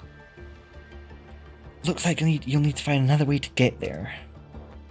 Arthur's motorcycle isn't big enough to see all three of them. We're not alone here. The distant roar of engines reverberates through the air as a group of widely dressed thugs approaches in a pickup truck. Typical. Equally adorned with flashy modifications. You got a whole pot of stew? Yeah, I'm sorry, Curry, but you're feeding the chat now. You have to feed the chat. Chat needs sustenance. Look at what we got here. 3 cute birdies. Consider yourself lucky you ran into the black wings. Hand over everything. Right on time.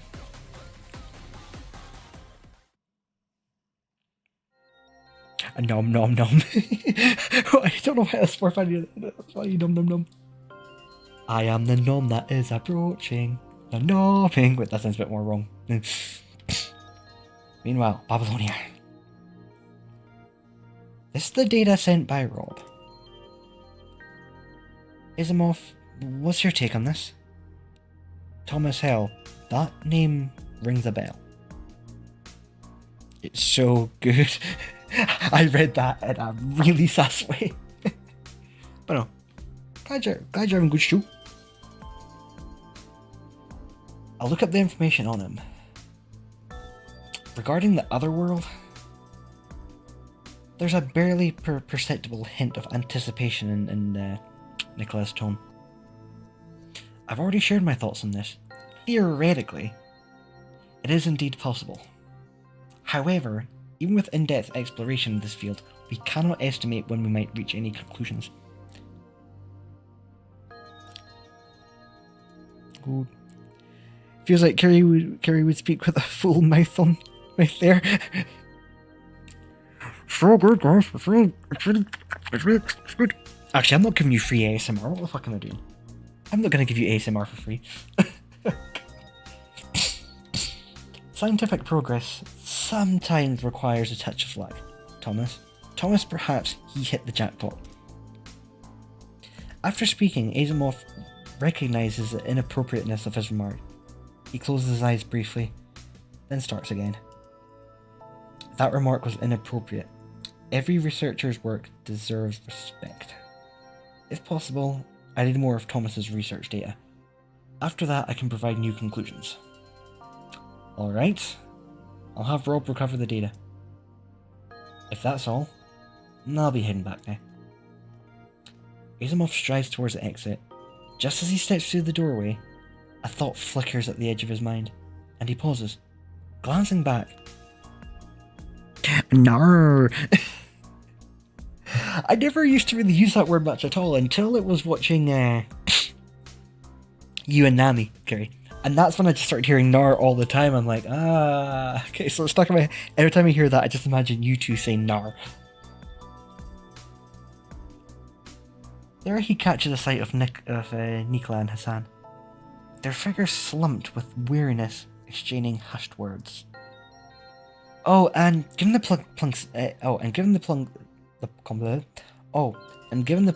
complexity of this issue, I find it unlikely that Thomas achieved it alone. He might have had external support. We're already on that. Asimov gives a slight nod, then turns and leaves. I also before I talk.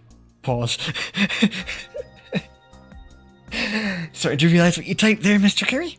But I should say hi in good manners. Could it be Kurono? I don't think that's very likely. Hassan sits in silence, leaning back in his chair with an uncharacteristic melancholy. It's a rare sight most of the time. He gives off an impression of determination and resilience. I didn't want to say anything. Good, you realised? As long as it's nothing that's going to get anyone in shit, we're all good. So yeah, you're absolutely fine. Don't worry. Do not worry. As long as you're not being an asshole. No, not an asshole. As long as you're not being... How do I word it? As long as you're not gonna say anything that's gonna get you in shit, you're fine. Don't know what you mean. Oh no, of course not. No one knows what I mean. We're just talking out our asses, Kerry. Another world. That's too far-fetched. Let's focus on what's right in front of us.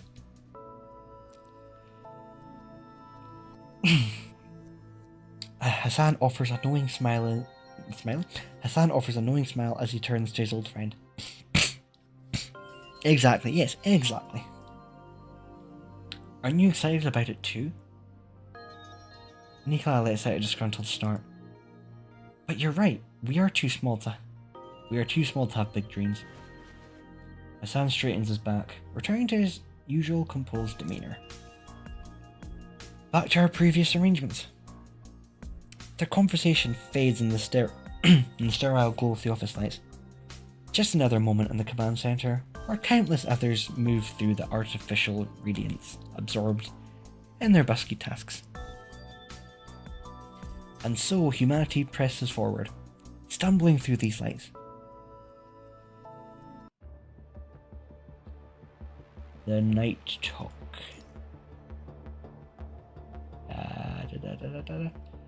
Oh, so this is probably the... Because when you complete the Collab story event, you'll get a free copy of Dante as a sort of characters that helped. And if you got Dante before, you can use the upgrade. So I presume there's, because this is probably the last time we'll do a play, and then it'll be probably another sort of picture cutscenes, and then the end of the event, and then we'll get into the kind of in-game content for that. But yeah, okay.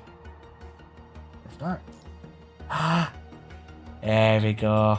Dante, Virgil, and Elsie. Yes. Yeah. Okay, so I could go Dartful Alpha, Ignition with things. I think we're gonna go Ultima Slash because that's gonna be mainly for Virgil on this one. I can do some more explaining on builds and how characters work after that, if you guys would want to hear that kind of stuff. And then, so if we're doing Ultima Slash, no, we'll keep Dante for Ignition there. We've got. And I've got to begin. I can't use my actual character sheet. I can't use my actual Dante and Virgil here. I've got to use the preset characters. Okay. And start. New Oakley. 6:36 p.m. Logistics. We need ammo here. Right away. The battle has raged for nearly an hour, bullets striking like deadly rain from New Oakley's defensive line. Though the newly constructed watchtowers and walls have slowed the hero creature's advance, their relentless death-defying charges leave the defences teetering on the edge of collapse. One has pre-share defences. Oh, hold on, I'm getting a...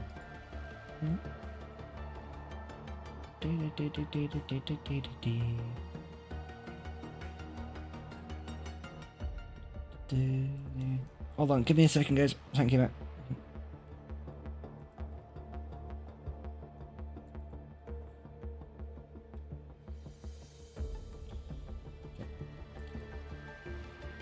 Before the resident could finish Before the resident could finish speaking, a shadow blurs into motion, charging towards a hetero creature.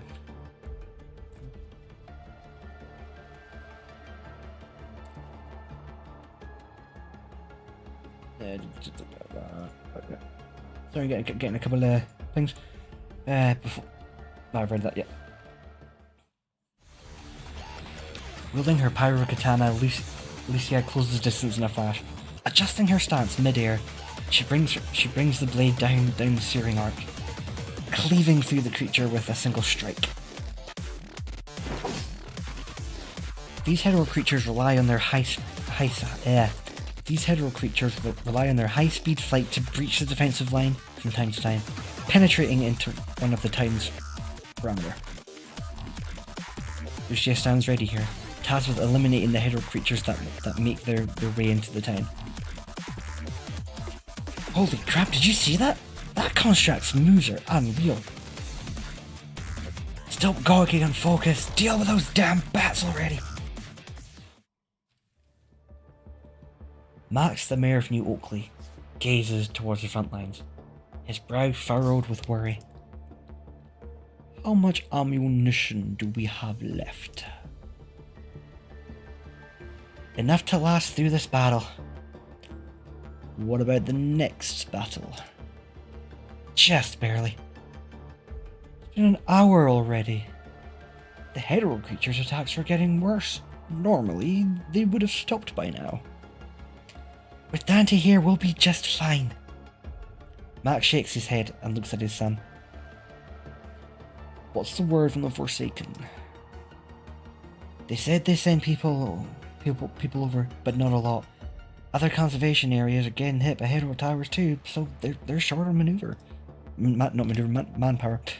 Huh. Rob, when will Babylonia's reinforcements arrive? Not until night at the earliest. If we need to evacuate later, we have to save enough ammunition to deal with potential threats during the retreat. Looks like we need to... Someone's coming! Before Max can finish, an alert from the defense line snags his attention. His gaze snaps towards the horizon. Beyond the seething matches of the hetero creatures, I'm smiling because I think I know what it is. A wildly modified pickup truck barrels towards New Oakley. Never thought you'd see Virgil in the pickup truck. The vehicle carves a wide arc across the desert, tires spitting sand as it skids to a halt. It's Alpha! The engine's roar pulls some creatures' focus, screeching they pivot mid-air and towards the truck. Alpha and Virgil step out of the vehicle. Looks like we arrived just in time. Let this be our warm-up. Max turns to you beside him, finishing his interrupted thought. Looks like we need to prepare for close quarters combat. Alright, I'll connect with the constructs on site. Oh, gameplay again. Gameplay again. Hi.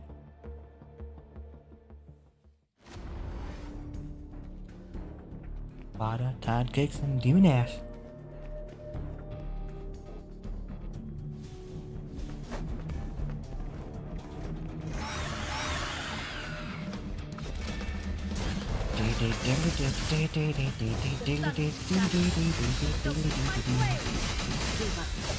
I'm experienced with Crimson Weave because she's one of my names.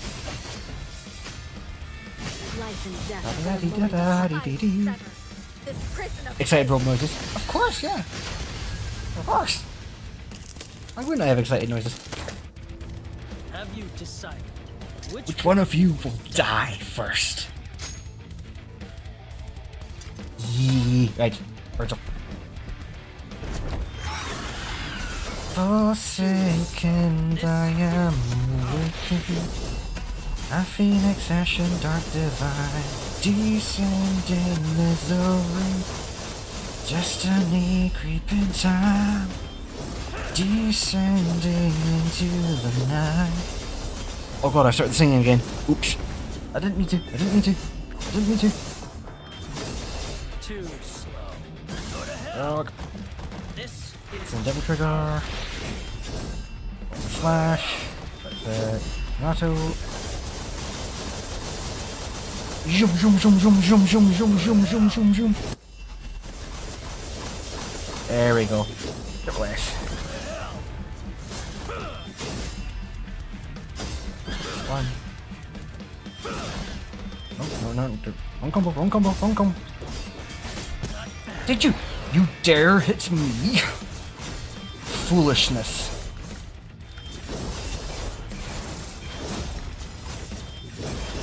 Hope my controller's not too much clicking for you guys, because I get it might be a bit distracting. too slow. Go to hell.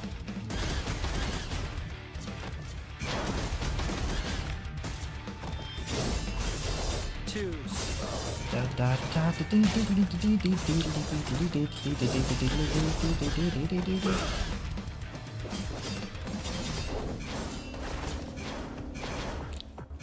We hear nothing if you're clicking? Wait, you do hear the clicking and you don't hear the clicking? Judgment got end! Tell me your shit, kit.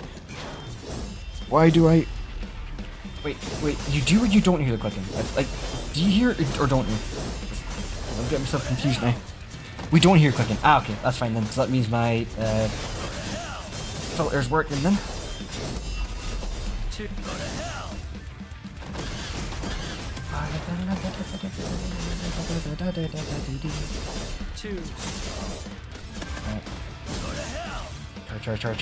Charge, and smoking sexy style. There you go, Dante now. I'm gonna play with you. Jackpot.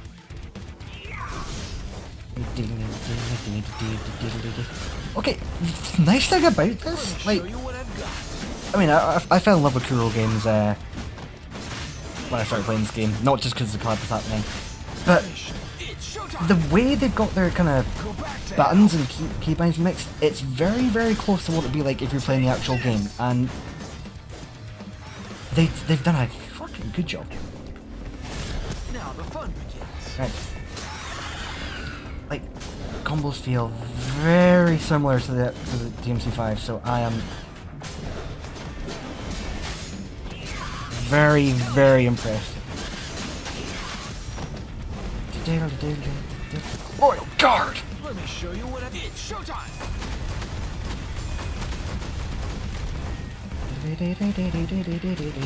Go back to hell. Charge. We get enough charge. It's showtime.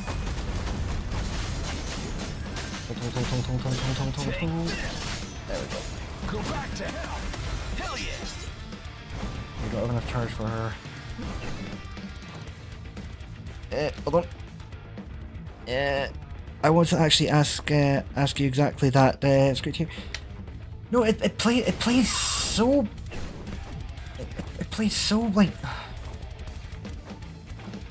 I'm trying to describe it without sounding like I'm fangirling here, but it like Kuro games really did their research on this. Like, they honestly like.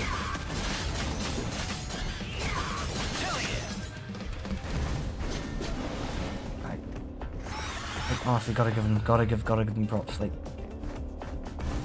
and definitely as from a free to play player, like daily you get sort of like tokens to get more sort of like triple S characters, or you get sort of stamina sort of things to get your sort of rare gear and stuff. So there, and a lot of gachas don't really do that. Genshin, no, honestly, they've really outdone themselves, like, and the fact this is just a collab, and the amount of like effort they've gone into to like the story wise and the lore, despite it just being like a sort of collab cameo.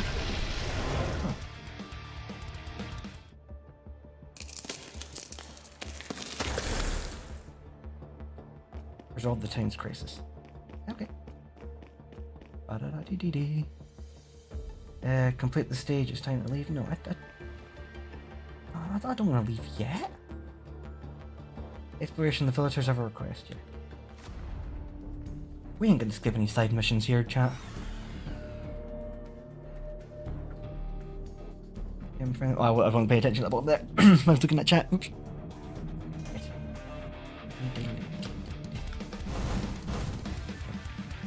Korisawa.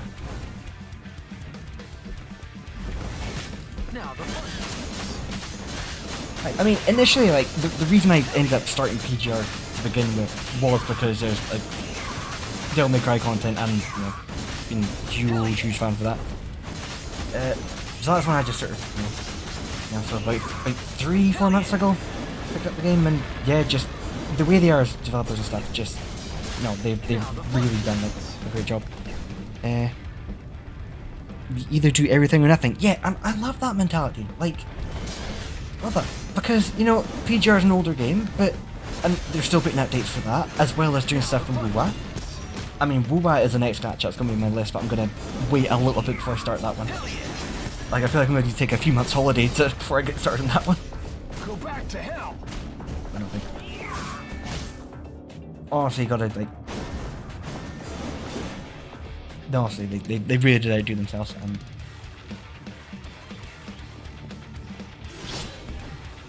Okay, nothing to fight here, it's fine. Onwards and upwards.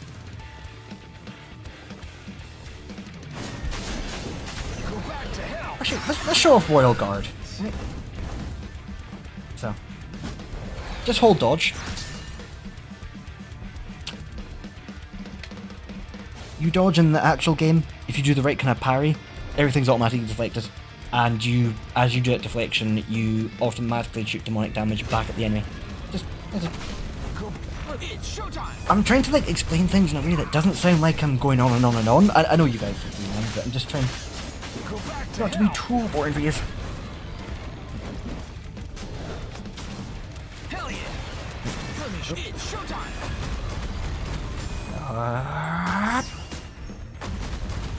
Now the meteor strike. Adios. Let me show you what I've got. Take this. Enemies, what are you? How did you get stuck? How did you get stuck there? You fly. You fucking fly. Oh. It's showtime. Mission. You're in the pen. We got you rounded up, buddy. It's showtime. Go back to hell. Hell yeah. Thank you. Those monsters were terrifying. You know what else is terrifying? My face.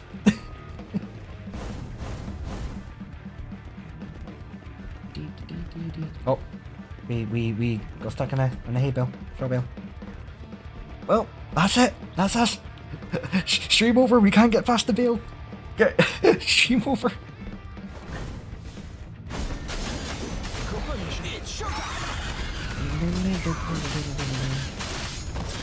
Take this. It's showtime.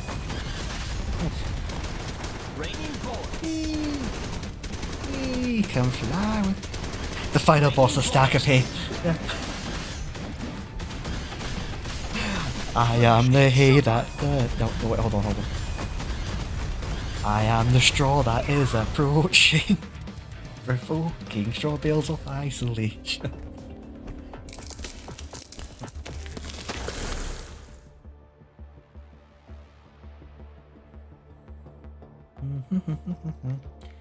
Right, so now because we're not using an actual build, we're using the actual builds that the game gives us. We're gonna try High Difficulty Challenge. We're gonna see if I fuck this up. Ah, Dante's theme subhumans playing in the background. Yes.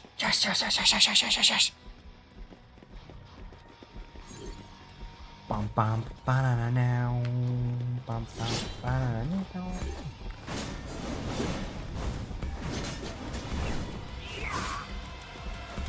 As I stare into the eyes of the coming apocalypse, I see them reaching. Oh, the fuck?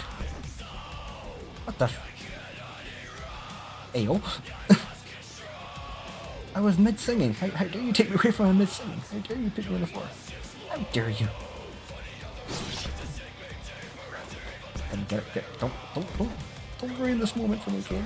Don't. No, no, no, no. Oof.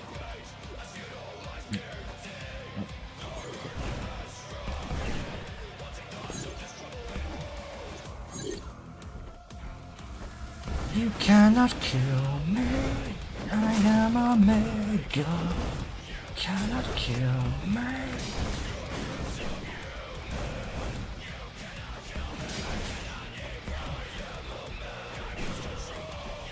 Dante.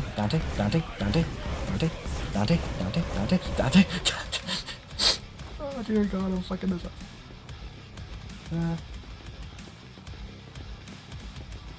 The hard part was parkour. I would have done a bit more research. Come on.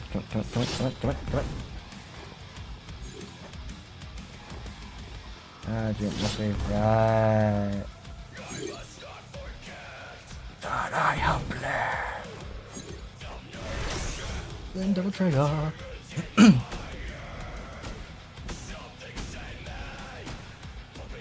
Dominoes. Go back to hell. Pass me. Raining bullets. Don't quit. Go back to hell. I missed the fucking checkpoint. No, Dante. Come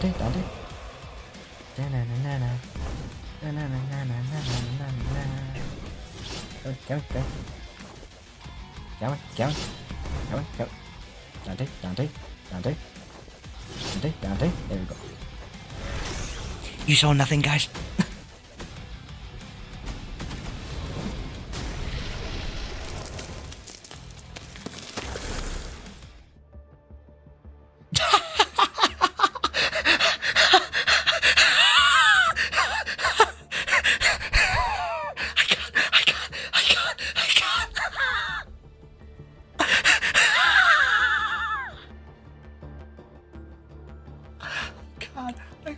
God, they did.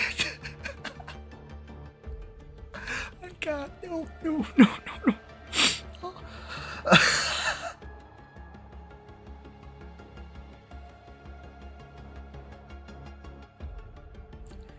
Did that?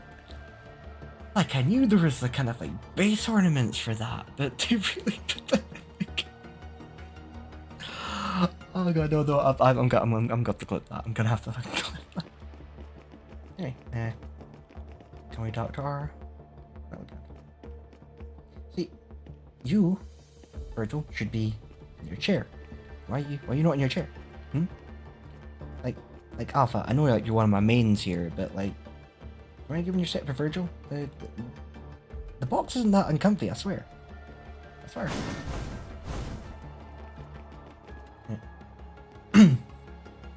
Pizza. What the fuck? I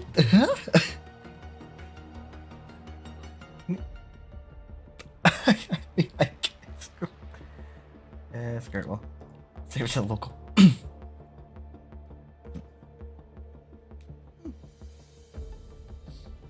But that was something.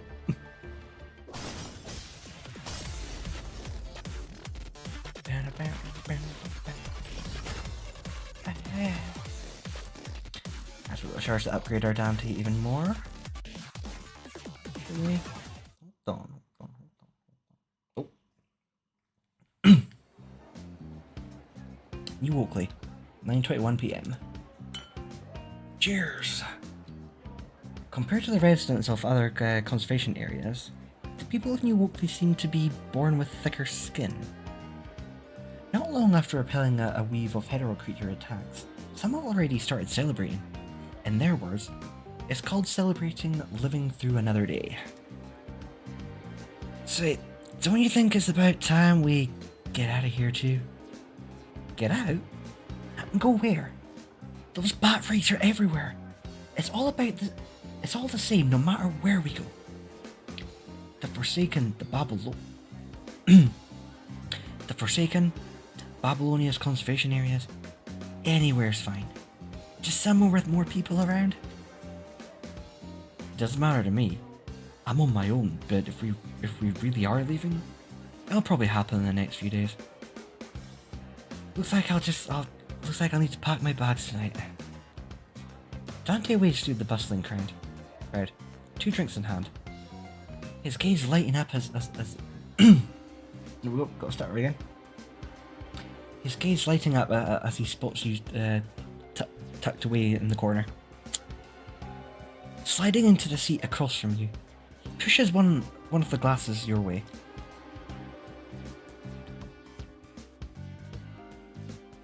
Fancy a glass? Thanks. Not bad, taking charge back there. Makes me think this team might actually work. You're not bad either. Few can wield a sword like that. Wait until you see my other tricks. Don't you need to be with Virgil? Isn't he your... Don't worry about him. He's just not big on crowds. Dante drinks from his cup, not pursuing the topic any further. Have you talked to that girl? Yeah, I have. Doesn't know much about the tower. Thomas kept her away. So when are we heading to the Babel Tower? The support force from Babylonia will get here tonight. Once we have restocked, we'll head there tomorrow. Looks like things will wrap up here soon. Edible creatures, the punishing virus. Everything here is scary, even for a guy who deals with demons in his daily life like me. You. What? I was just wondering what your world is like. My world, huh? Dante takes another sip of his drink and shifts into a more comfortable position. Hard to explain, really. You've probably figured out I'm not exactly your average human. My father came from the demon world, so half of me is demon blood. Demon world and human world. Even I can't tell which I belong to. Maybe my world is just that home I had. Gazes at the campfire, lost in thought, seemingly reminiscing about his childhood, which wasn't a good childhood, I might add. But time never flows backward. Memories are like sparks in the air, brilliant one moment, gone the next. At least he still has family. At least he still has family. The thoughts surfaces in Dante's mind unbidden. His gaze drifts to a quiet corner beyond the campfire's glow. There, Virgil leans against the wall, arms crossed, exchanging sparse words with Alpha beside him. As Dante looks at Virgil, white hair, and that face so like his own, he can't help but think of a certain young man, a smile tugging at his lips. Nero would never guess what Virgil and I are experiencing right now, and Nero is... Oh, y'all are in order to see. So Nero is another character from the DMC world that you played in Devil May Cry 4, and that's all I'll say, so don't spoil it too much. Virgil feels his weight of his stare and glances over. Dante answers with a grin and a raised middle finger. Yeah, that's Dante. That's Dante. You fool. Dante lowers his hand, then continues. The human world's nothing special, just demons causing trouble now and then. Kinda like how this place would be without that punishing virus. Well, the demon world. Let's say just Joseph snort. That place is crawling with disgusting freaks. Nothing worth talking about. What do you think of this world, Dante? Well, he speaks with brutal honesty. I think this world's doomed. And yet, aren't you helping this world? Dante jerks his chin towards the campfire. People are still kicking, and they've got pizza here. Could be much worse. The sound of an approaching convoy echoes from afar, adding to the town's growing glamour. Lee's message chimes timely from your terminal. Support force has arrived. Looks like it's time for you to get to work. He raises his drink, bringing your conversation to a close. Since we're hitting up the Babel Tower tomorrow, make sure to rest well tonight. Well, here's to tomorrow. To tomorrow.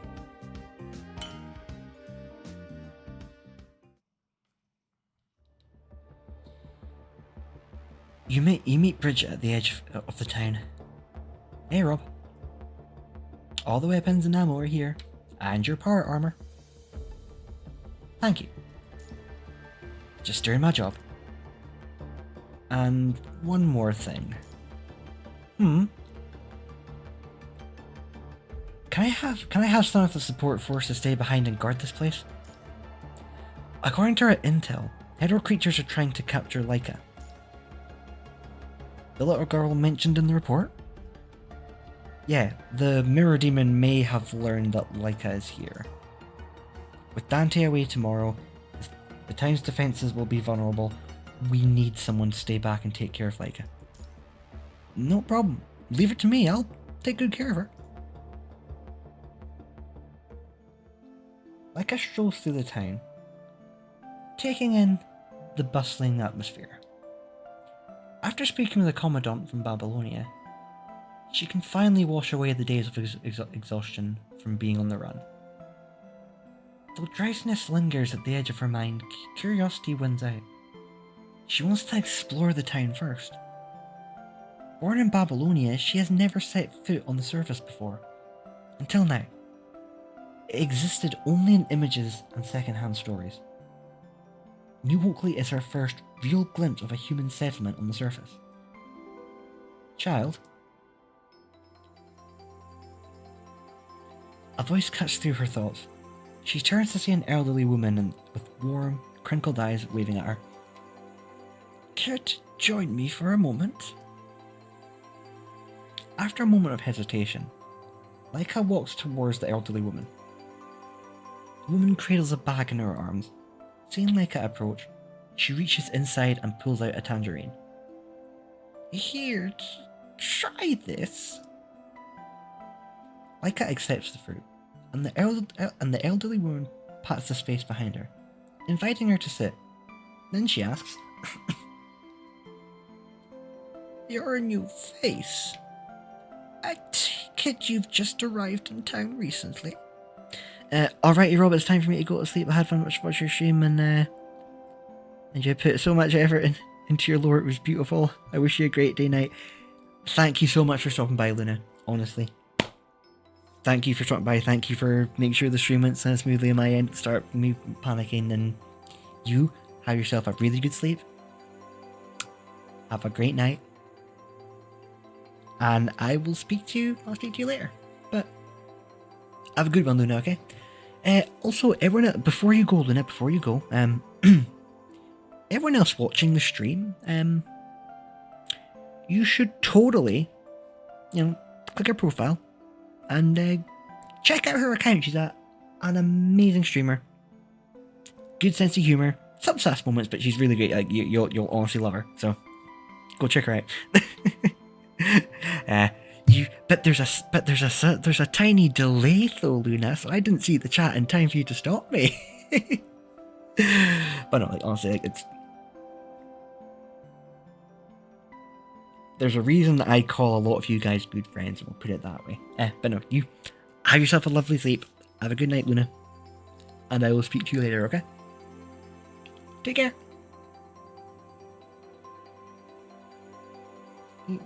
Yes. Are you here alone? I did the voice wrong there. I did the wrong voice. Oops. I have my dad, but he's not here right now. He told me to run ahead by myself. Thank you. I will hear you later and have a good one. You too, Luna. You too. And thank you. Whatever scene plays out in the woman's mind, her face is etched with quiet sympathy. Sure wasn't easy though. I used to have a granddaughter. If not for that incident, she would be about your height by now.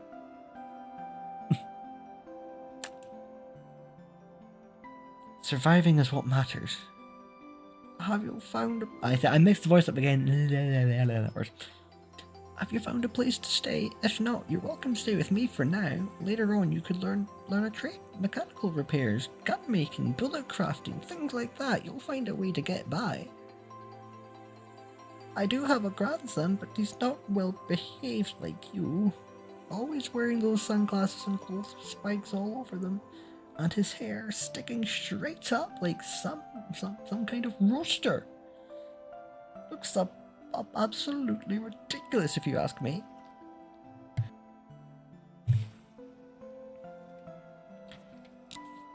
His shirts have these strange cartoon characters on them. He calls it anime or something. I don't understand a thing about it. But deep down, he's a good kid. These days, sometimes you got to act tough just to get by. Perhaps Laika's appearance stirs old memories. Or perhaps it has been a long time since she last saw a child. Whatever the reason, the old woman rambles on about her family. And don't let our mayor Max Florio. With that big burly look of his, he's a good man at heart. Quite the romantic, actually. Oh my. Realizing she's been doing all the talking. Realizing she's been doing all the talking, she offers an apologetic smile. Oh no, dear, listen to me rambling on. Once I start talking, I can't seem to stop. It's okay, ma'am. I enjoy listening to you. Let's talk about you instead. Where did you live before? Babylonia. The elderly woman seems taken aback by the answer. Her expression flickering with surprise, but she chooses not to pry further. It is really good to me. He always says he just wants me to grow up safe and happy. He used to be very busy, but he'd still bring me little gifts after work. And he taught me how to draw, and I wanted to be a manga artist when he was younger, but life just got in the way. Then Mum got sick. And after that, Dad never really smiled again. The white hospital flickers back into her memory. That most familiar place to her. And after that, like as words trail off, her smile dissolving like a fading echo. And after that, the elderly woman assumes the girl is merely reminiscing about something sad and moves to comfort her. Leica suddenly bolts outside.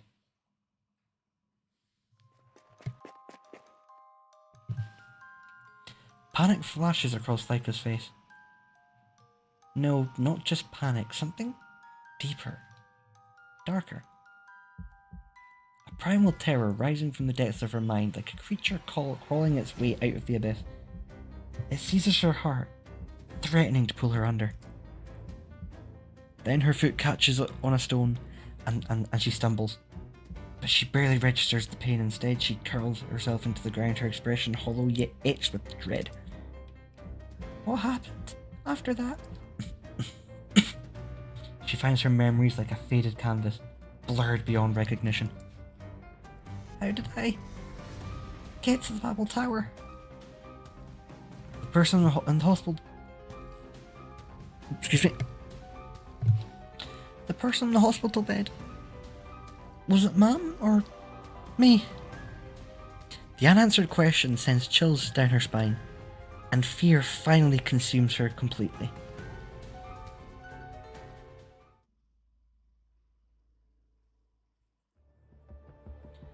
A short while earlier, before meeting with the human commandant, Dante found Virgil.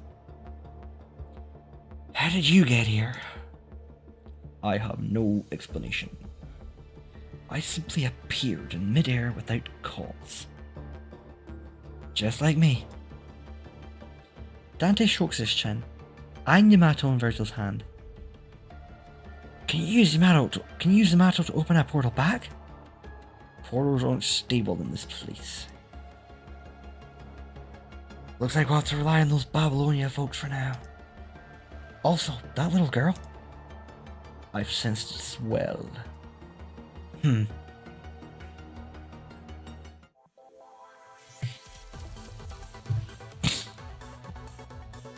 Let's go down to there. We can use to upgrade our own one, but we'll do that after we finish story going. The next morning, everyone gathers on the outskirts of town. Rob, over here. 3 vehicles will go with you to the Babel Tower. Are all fully stocked with ammunition and supplies. Thank you. The mayor is looking for me, probably to discuss evacuation plans. If you need anything, just talk to Sandfox. Hey, Rob. All right, let's move out. According to the coordinates, the Babel Tower should be just ahead. The Babel Tower's gone. Before your group, as far as I can see, lies nothing but ruins. Now, there's definitely something here. I can feel it. The demon's right here. Some kind of deceptive trick. Can we break through with force? What's the punishing virus concentration? The concentration ahead is indeed slightly sharper than surrounding areas, but it's quite mild, still within normal levels. Really? You retrieve a weapon shaped like a rocket launcher out of a support force vehicles. Support force has brought some Omega weapons. According to Alpha's previous conjecture, the Mirror Demon may already be an agent level enemy. Perhaps worth attempting to use an Omega weapon against it. Boom. The Omega weapon... Excuse me, guys. The Omega weapon equipped warhead propels through the air before detonating with a deafening blast, as if colliding with an invisible wall in the distance. When the smoke dissipates, a jagged rupture hangs suspended in midair, its edges warping the light around it. So, that's the scheme. Hiding behind mirrors. No wonder it's called the Mirror Demon. Sandfox, let's give it a few more hits. Copy. The support force members bring out the remaining Omega weapons, launching multiple warheads simultaneously. Boom. After this explosion, the opening widens through for vehicles to pass through, revealing the full view of the Babel Tower.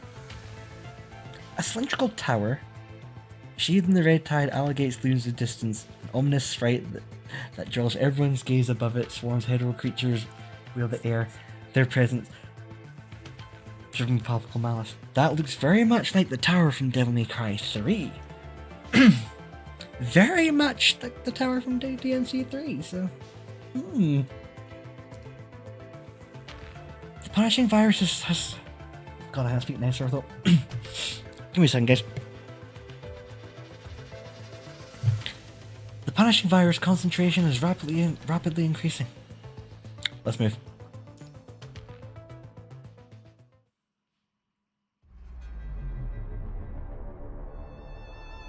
Top of the Babel Tower. A gaunt, middle-aged man stands atop the tower. His gaze fixed on the approaching group in the distance. People from Babylonia. Among the group of constructs, 2 white-haired men in long coats stand conspicuously apart. Are they the sons of Sparta? I should have known that other demon would also come to this world. His eyes narrow slightly and recalls the sight of the 2 sons of Sparta locked in battle within the demon world. Back then it was just... Oh, hold on. Back then it was just nameless demon among Hell's legions. But now, it has claimed power beyond its former wretchedness. But it's too late now. Even the Sons of Sparta cannot stop the power of demons merged with the Ascension Network. Moreover, I still hold my trump card. The emaciated man turns, his gaze locking onto the figure looming in the shadows, wreathed in an aura of seething darkness. White-haired, a dark blue coat, and a face identical to Virgil's. A being forged from memories on the Red Tide. Mirror images are always interesting, aren't they? Thomas, who can no longer be called human, weaves his hands in gentle motion, and its command, the swarm of hetero creatures churning in the airs surges forward, a rising tide descending upon the distant group. Kill them all. Leave no survivors.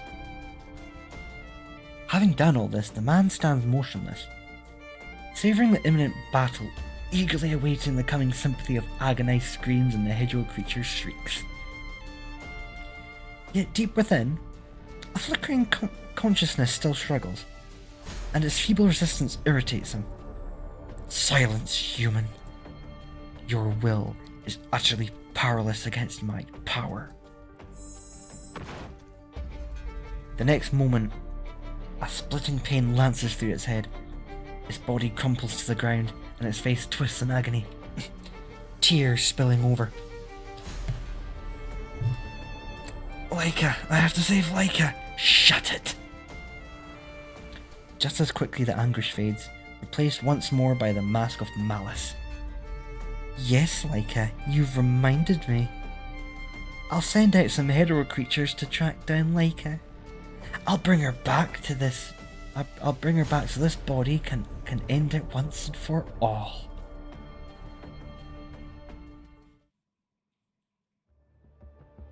You notice Dante beside you, gazing into the distance.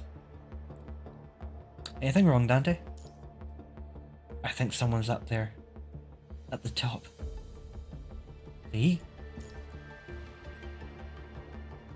Lee quickly transforms his composite armaments into sniper mode and peers through the scope at the top of the tower. There is indeed someone there. High resemblance to Thomas from our intel.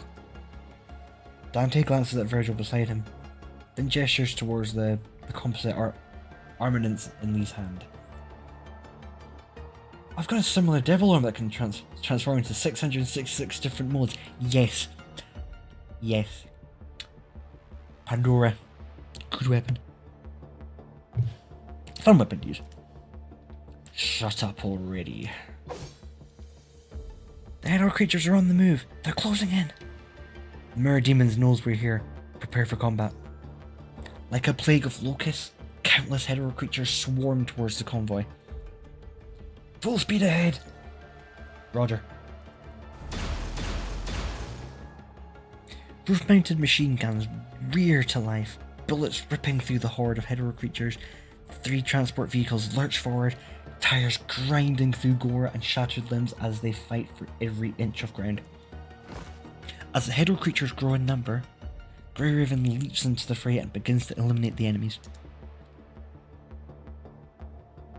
The battle rages on, and now your group has covered half of the distance to the Babel Tower. We can't keep this up. We're running low on ammo. This is as far as we can go. 3 vehicles grind to a halt, immobilize. Endless waves of hetero creatures swarm toward you, cutting off any pain to the Babel Tower. Support force, you can evacuate from here. You turn to look at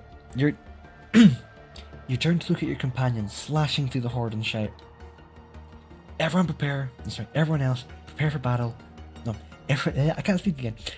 Everyone else, prepare for battle. We need a path. Lee, get ready for maximum output.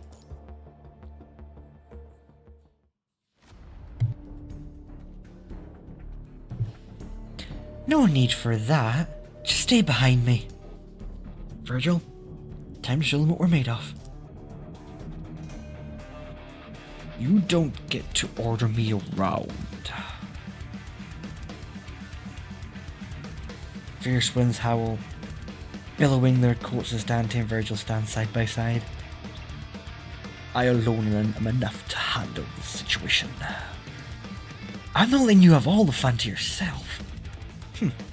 Try to keep up if you can. I won't wait for you. Feeling confident, huh? Let's see who makes this to the tower's gates first. Red and blue particles intertwine, spiraling around the two half-demons.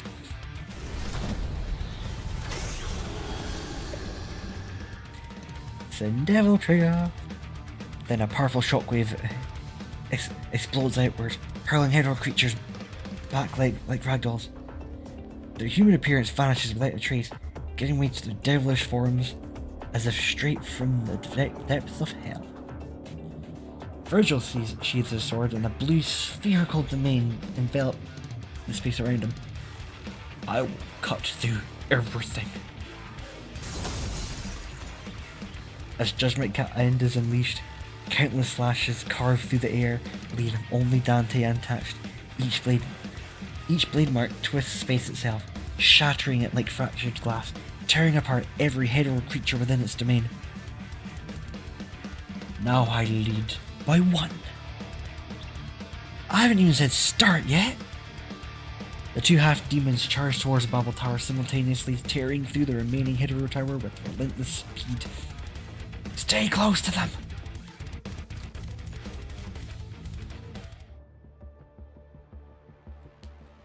The spell. Combat encounter with the Captain Jackpot. So many nice little references here. So I got a quick drink first before we continue. Yeah, no, like the fan service and the way like what they've done here, like honestly, I don't think there's enough good things about it. And yeah, a large part of that is me just fangirling, but you know. Right. And we continue to the spell. Not a proportions. Change our one other fields? No. Okay. Let's go. And that's that. Wasn't so tough after all. Thanks to Dante and Virgil's overwhelming power in their transformed states, the group arrives safely at the foot of the Babel Tower. Commandant, the Hydro creature's attack is weakening. There appears to be some kind of mystical barrier around the tower. The Hydro creatures grow eerily still, their attacks ceasing entirely as if bound by some unseen command. Their attacks have stopped. Sorry, I read that wrong. Their attacks have stopped. Is it because there's no need to continue? An open invitation. Very confident of the Mirror Demon. The path ahead won't be an easy one, it seems. Ridiculous. The towering gates of the Babel Tower stand wide open. A gaping maw, demonic and forbidding, as if they were inviting the guests to step into the abyss. Dante stretches leisurely on the spot, speaking with effortlessness confidence. I really started my words again. Oops. Either way, moving forward is our only meaningful option. Don't think anyone here wants to turn back and swap more of these pesky bats, right? Bug extermination can be real buzzkill.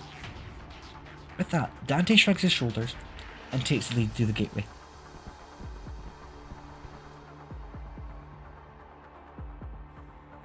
Top of the Babel Tower. The Mirror Demon, now in full control of Thomas's body, watches coldly as the team steps into its domain. Ordinary Hydro creatures can only achieve so far as expected. However, a special surprise awaits you next. Enjoy! By the time you reach the top, how much strength will you have left to face me?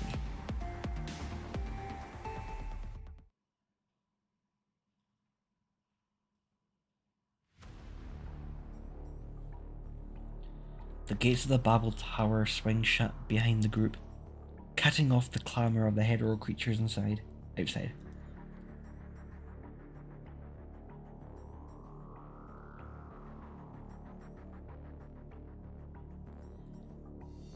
As the last slither of daylight vanishes, the interior is left in near darkness, illuminated by only erratic flicker of candlelight and the dim coloured glow of arched stained glass windows.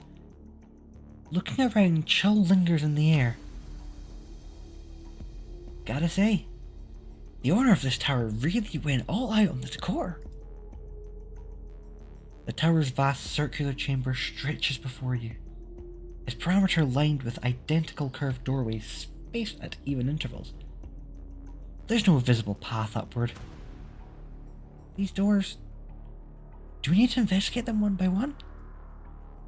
The path upward must be behind one of these doors. And let's bust them all open. With that, Dante casually opens the door beside him. Hey! The air suddenly falls silent. Bullets are chambered, blades unsheathed. The team's vigilance reaches its peak in this moment. Even Dante catches himself, realizing his earlier actions were quite rash. As the door creaks open, a hazy mirror appears before everyone. Dante's silhouette, framed against the doorway, twists eerily in the reflection. He steps closer, inspecting the mirror, only to find nothing and turn back to the rest of you. Just some boring mirror trick. Just then, the shatter of glass splits the air behind them. A ghost of a grin flickers across Dante's face as he draws Ebony and Ivory, quickly spinning around to take aim. Jack? But someone moves faster than him. Phantom blue energy swirls and solidifies into mirage blades, hurling towards a hetero creature as it claws free from the shattered mirror. The blades strike true, pinning it firmly to the wall. Come on, you know I could have handled that. What does mean? I simply don't want to hear that word from you. That word? Is it some kind of magical spell? At these words, Alpha in the distance can't help but cast curious glances at Dante and Virgil. Actually, I'm curious about that too. Listen guys, you got it all wrong. There's no magic spell like that. The half-demon brothers have already demonstrated various extraordinary abilities, piquing everyone's curiosity. I'd be made to ask about your transformation. Oh, that's our Sin Devil trigger form. After all, Virgil and I are half-demons, you know. The group continues to open doors one by one, eliminating any hetero creatures that appear behind them, while communicating until an upward staircase is finally found. Commandant is here. Just then, Virgil steps in front of Liv. Back up. Something's wrong. This warning comes not a second too soon. A blood-curdling howl rips through the air, and a blur of black shadow explodes from the curved staircase, lunging over the terrifying speed. Bang! But a red figure moves even faster. A great sword cleaves through the air, striking the hetero creature midway and hurling it back with brutal force. Now that's what I call jackpot! Oh, into the combat again.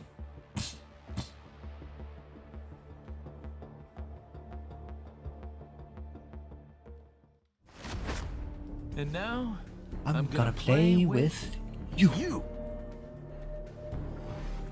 Da-da-dee-dee-da.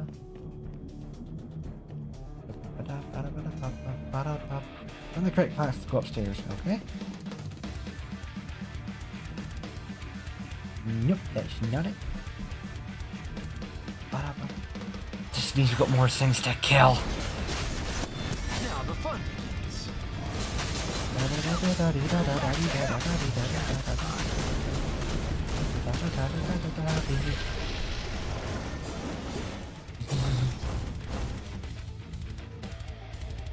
Right. There we go. One. Okay. And we'll go in the green. One.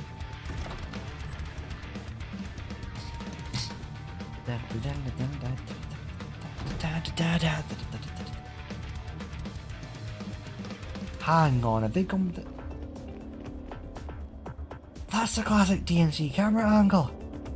They're gonna have that... Oh my... Yeah, I'm gonna keep going on. I need to stop. I need to stop. I need to stop. Ooh.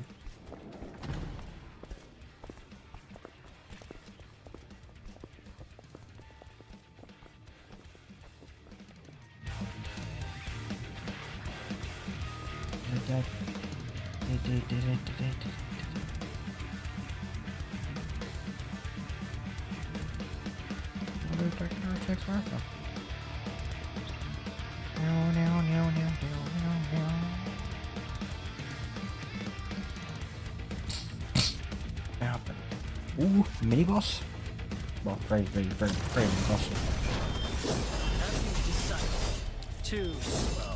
This is how. Nato. My turn now. This is just like I know I've said this like multiple times, but they've done such a good job on this. Like, even the fact you got the voice actors for Dante and Virgil to feature in this as well, like, is... Too slow. Go to hell. Judgment can't end. Scum. Too slow. Dante for a bit. Hell yeah. Now the fun begins. Shall we dance? Go back to hell. Charge. That river trigger. Jackpot. Meow. That was quick.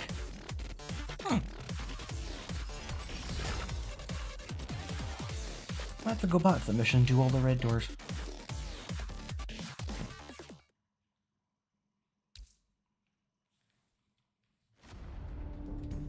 That's the last one. Phew. These bats are such a pain to deal with. Sunfox holsters his gun, watching as the distant hetero creature plummets to the ground. After escorting Rope's group from the Bubble Tower, the Sporting Force begins their return journey towards New Oakley. Blizzard, take infantry. I can't speak now again. Blizzard, take inventory for combat supplies. You don't have to tell me twice, I'm already on it. We lost contact with Rob's group after they entered the tower. I wonder if everything's okay. They've got it, not our job to work. What the? Why are you stuttering all of a sudden? Those bats are back. I can swarm of them. Hi Wolf, floor that in pedal now.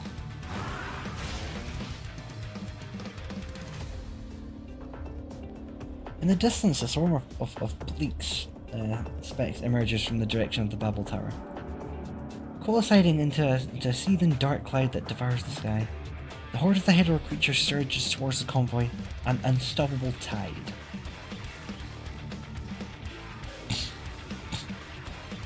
Prepare to engage! But everyone present knows the truth against such numbers. Survival is nearly impossible.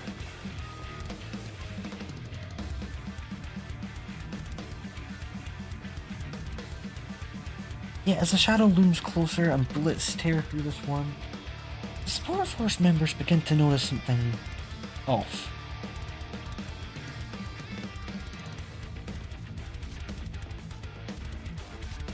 they're not coming after us. A swarm of hydro creatures sweeps past the convoy, flying straight towards the horizon.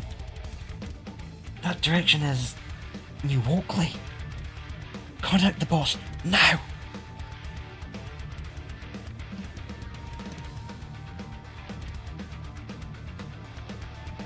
Quick!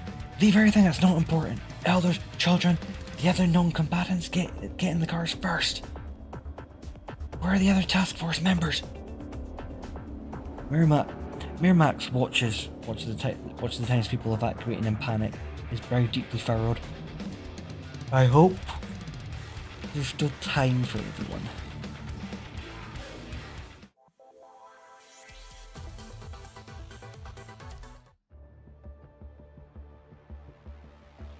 Well. Thirst for blood. Good reference. Hundreds of pairs of eyes are fixed on you.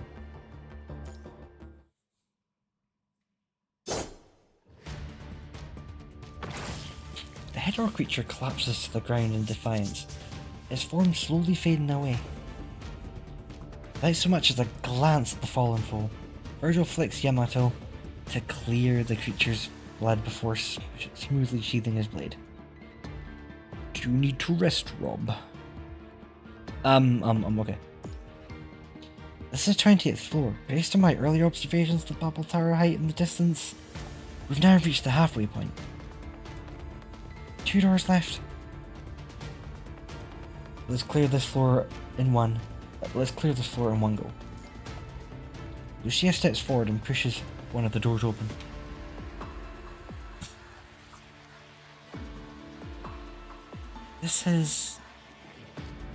Behind the door lies a vast space. Its floor packed with people standing shoulder to shoulder, their bodies crammed together. A rough estimate puts their numbers at 2 to 300. Noticing the open door, the crowd recoils in a frantic wave, scrambling backwards only when their eyes adjust. When they recognize the figures in the doorway, do their cries erupt. It's constructs! Are you here to save us? Their clothes hang in tatters, their faces hollow with hunger and fear, their frail forms betraying days of starvation.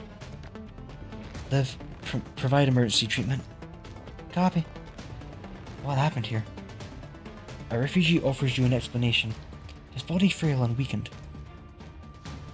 Residents from the conservation areas. Those bats captured us and brought us here. That man in the white lab coat. No, he's no man. He's a demon. Once I saw wings growing out of his body. Calm down, you're safe now. He comes here regularly to take people, drains them dry, only stops after killing 20 or more. And then he mixes his own blood with the red tide. Turns into those bat things. Alpha approaches you with a side that speaks in a hushed voice. There's a pool formed in the red tide inside. You must be where the mirror demon breeds.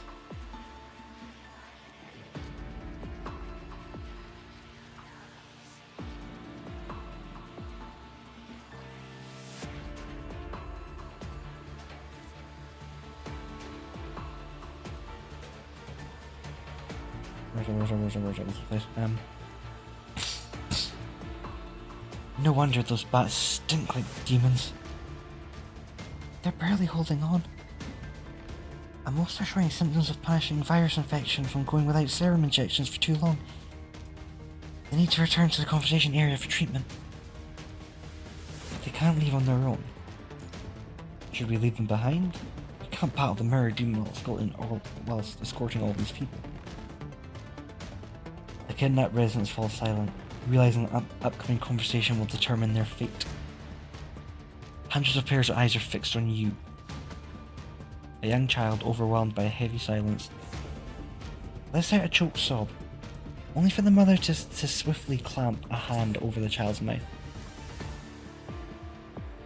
Lucia, Lee, Liv, I'll leave the evacuation to you. Dante, Virgil, Alpha, and I will press forward upstairs. Commandant? Against demons, Dante and Virgil are indispensable. Given the assets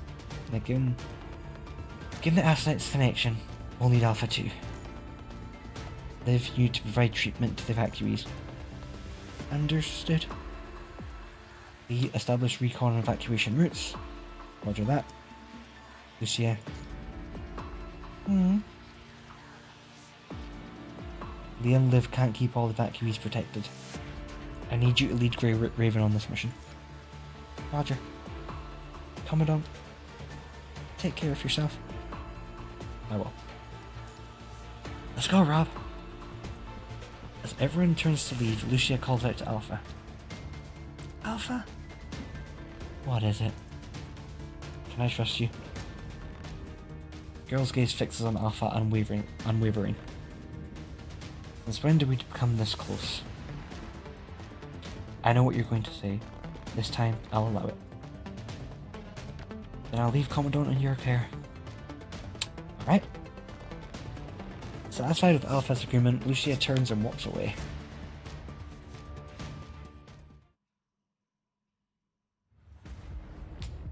Back in New Oakley. The hetero creature's assault has been ongoing for some time. Fan finds Lucia hiding in the corner, and together they head towards the convoy. Why are you hiding here? I'll take you to the convoy. The captain of the support force from Babylonia is looking for you.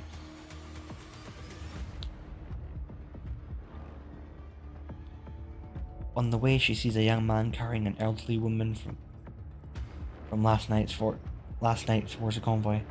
The two of them arguing as they go. Grandma, please, come on. We gotta go right now. Put me down, I'm not leaving. What does it matter if these old bones die anyway? Let those young folk leave us as they want. If you stay, I'll stay too. With those words spoken, the elderly woman finally stops arguing.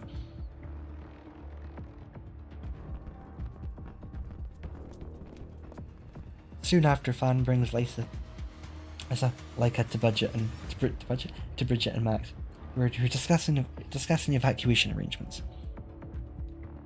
Some fully loaded vehicles have already left, and we don't have enough for everyone. That means some of us aren't getting out. You got any other vehicles in this town? Everything with wheels is already here. We can't scrounge up anymore. Combat personnel will be last priority. Civilians come first. I'll see who's willing to stay behind. I'll stay too. Despite advanced preparations for evacuation, the group of people remains left behind due to the shortage of vehicles. Seeing Fan's arrival, Max pauses the discussion. Babylonian, now I've only fought Lyca. Thank you. Lyca is visibly frightened as she struggles to understand why Fan has brought her here. Noticing her distress, Bridget crouches down and offers a reassuring smile. I'm Bridget, captain of the Babylonia support force. Rob asked me to look after you. These vehicles behind me are our transporters. You need to get inside and evacuate with everyone else. What is it? Lyca recalls what happened last night, hesitating for a moment before finally speaking up. I think those hetero creatures are after me. I can... Before Lyca can finish, an explosion resounds in the darkness. And darkness in the distance. A transmission from the front line comes through Max's radio. They broke through. Sandbat monsters got inside. Lyca faintly makes out several hetero creatures flying in from the distant front line. I'll stop them. Without hesitation, Bridget snaps her tactical compass into position and lunges forward.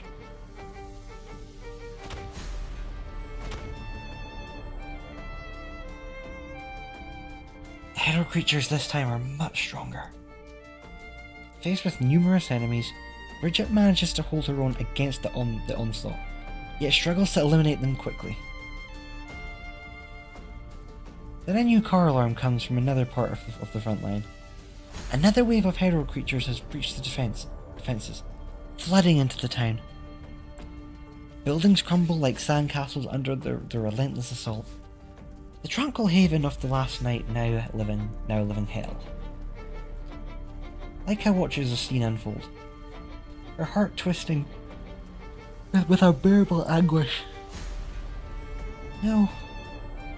Get away from here! Gunshots erupt nearby. Before anyone notices, several hero creatures have crept dangerously close. Leica's breath catches the young man, throws himself between his grandmother and the looming threat. But it's still not enough.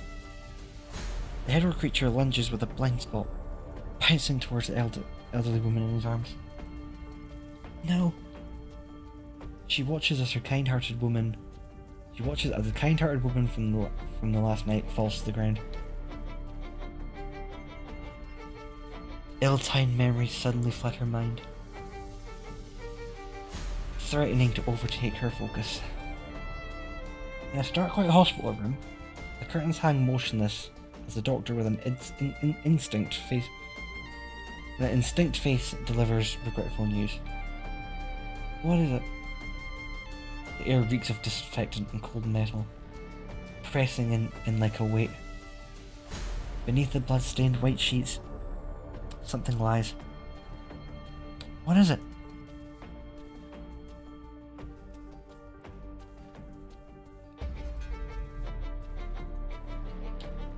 A trembling hand of a middle-aged person enters her view, fingers twitching towards the fabric, trying to lift away the white covering. Well, hello, Inky. How you doing? How you doing, Inky?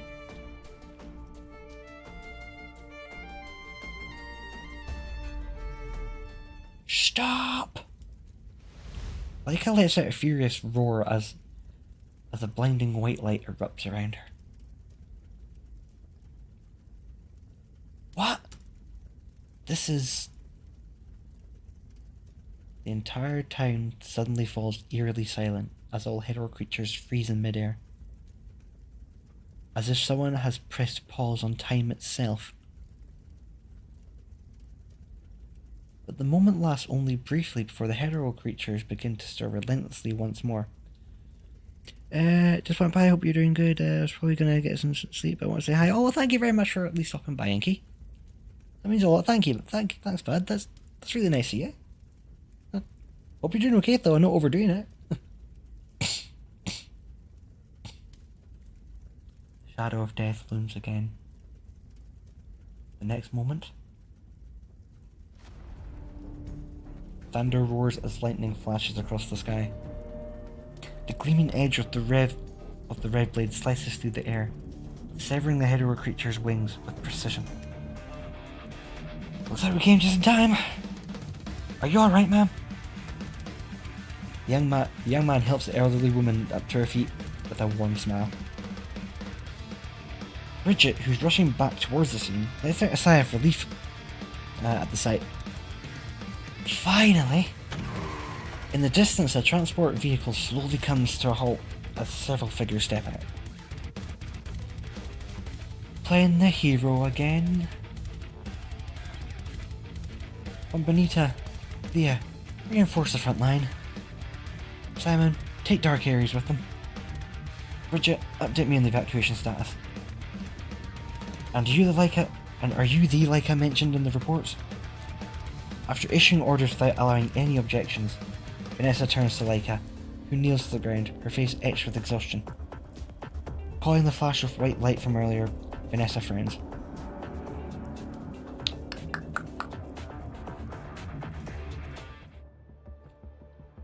Whew.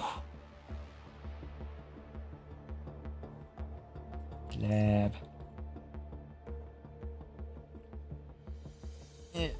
Oh, again, I do hope you're doing good, Inky, and thanks for stopping by.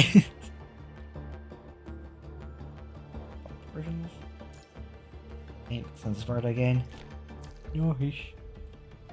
On ignite, on ignition Ultima slash. Let's go with.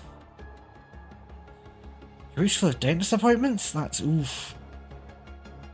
Oof. That's. I hope it's just checkups and a few bits of work and not like major work needing done. Fuck them, man. Oh, let's call Ultima slash. I like Ultima slash. Can't change it to be the star. That one, choose this one. There's no time for doubt. I know what. Start. What a fucking full weeks of dentist appointments? That sounds fucking horrible, man. Tower 30th floor.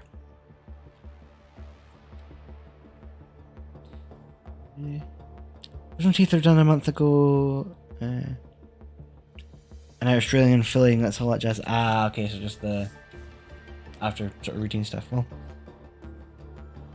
still a bit of a pain, you gotta do it, but then once it's done, it'll be done. That's the kind of plus side.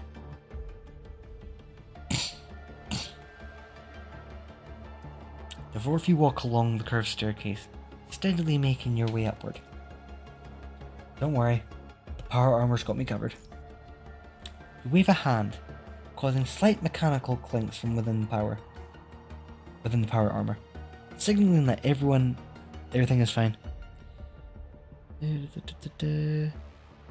But yeah, I know nothing but punishing Grey. I'm down my cry, so I may rest and watch for a while before sleep. Absolutely fine. Certainly,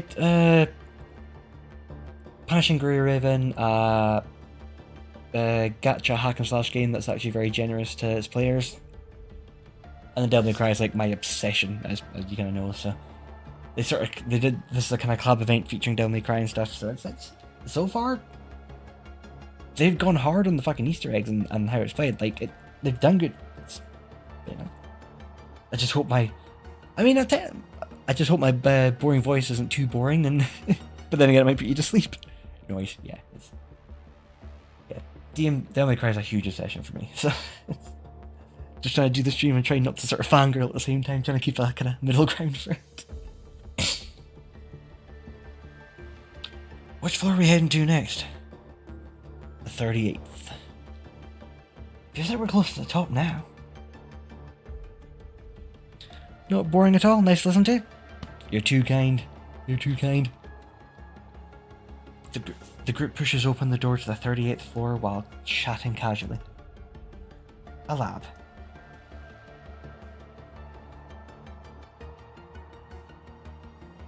Inside the circular chamber, tangled cables and computer terminals fill the space.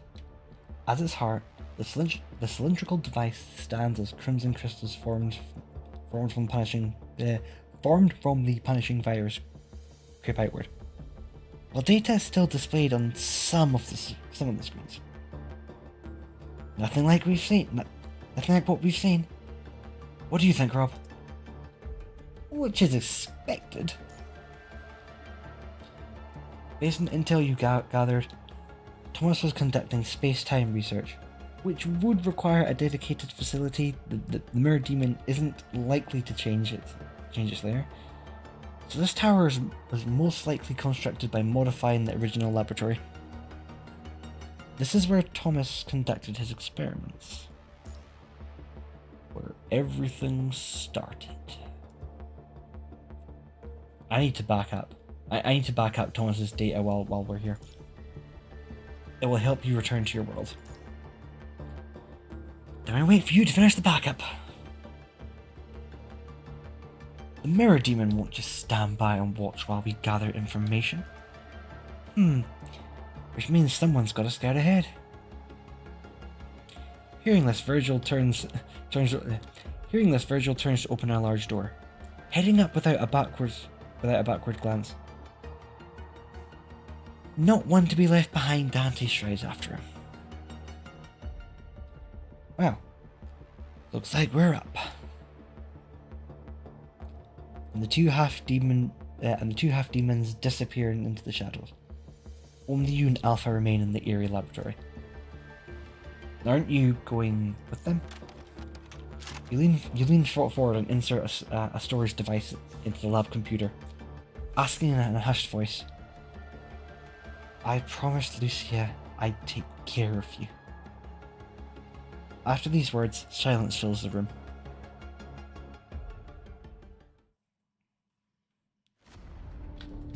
The Sons of Sparta soon reach the next floor.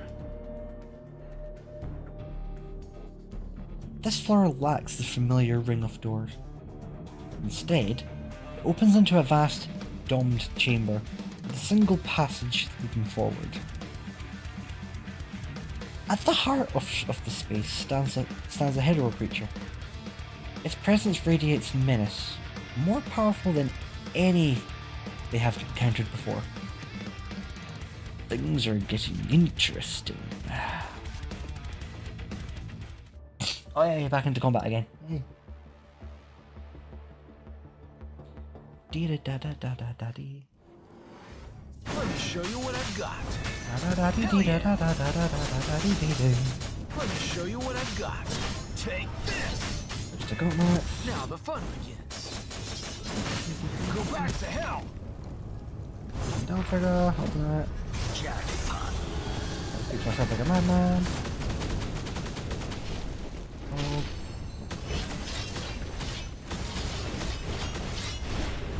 Ah, kaboo. Virgil. Have you decided which go to hell? This is how. Right. And then zoom, zoom, zoom, zoom, zoom, zoom, zoom, zoom, zoom.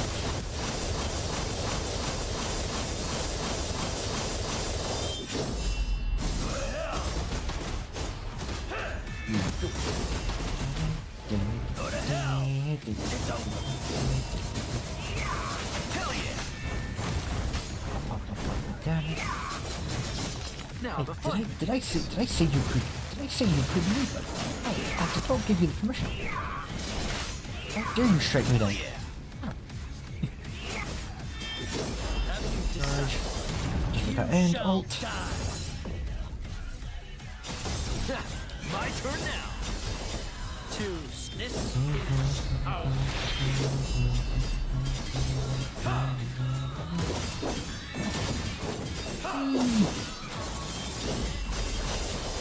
Choose.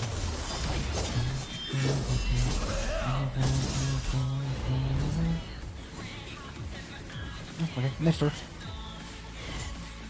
And now I'm gonna play with you. Indoor.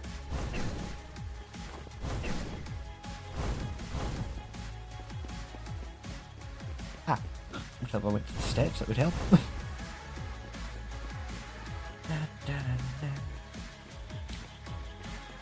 As you find the stairway to heaven.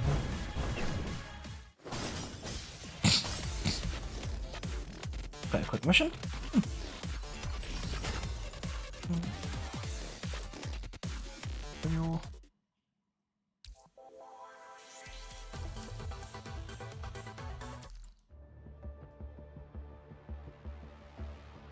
Oh, okay. Memory.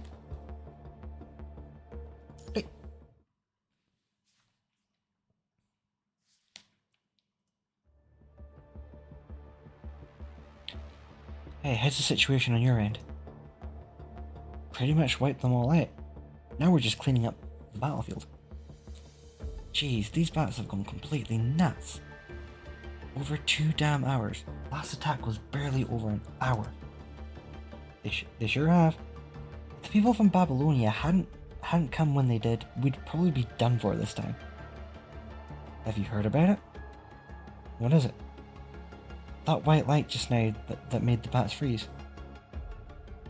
Must be some type of flash grenade designed for hero creatures. Right? I heard it was a little girl. She controlled those bats with that white light. You've got to be kidding. Many people witnessed the strange sight caused by Leica earlier. And already, rumours have begun to spread. Every now and then someone would glance her way, their eyes sharp with curiosity. Bridget, finally catching a free moment, approaches Leica. She softens her voice, trying to make herself sound as gentle as possible. as possible. Come with me, Leica. She takes Leica's hands and leads her to a nearby room. Leica follows Bridget's hands led in a daze, her mind filled with fragmented memories. The razor-sharp fragments of memories reappear and rush to the coast of reality with the waves.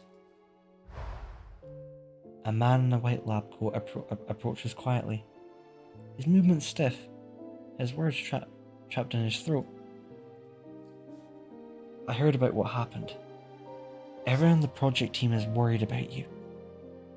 The department has approved some time off for you. You can come back once you're feeling better.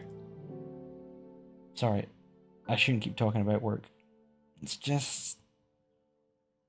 take some rest. Take some rest.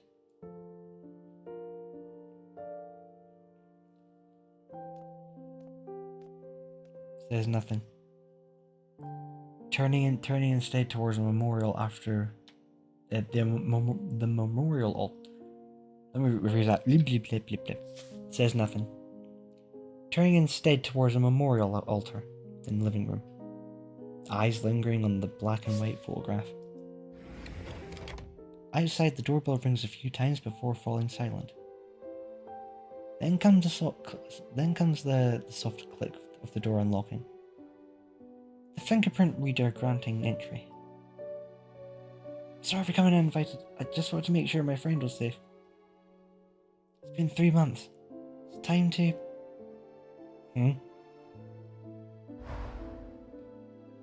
Can you hear me, Leica? The question pulls Leica back to reality. She glances around, taking it in her surroundings. She's indoors now, with Bridget beside her. The one who led her inside. At the centre of the room, a woman with a commanding presence sits at the table, while next to her is a frail-looking man. I'm Vanessa, Egret Commandant from Babylonia. This is Simon, the Dark Ares Commandant. Looks like you're able to communicate now. Tell me more details about this white light from before.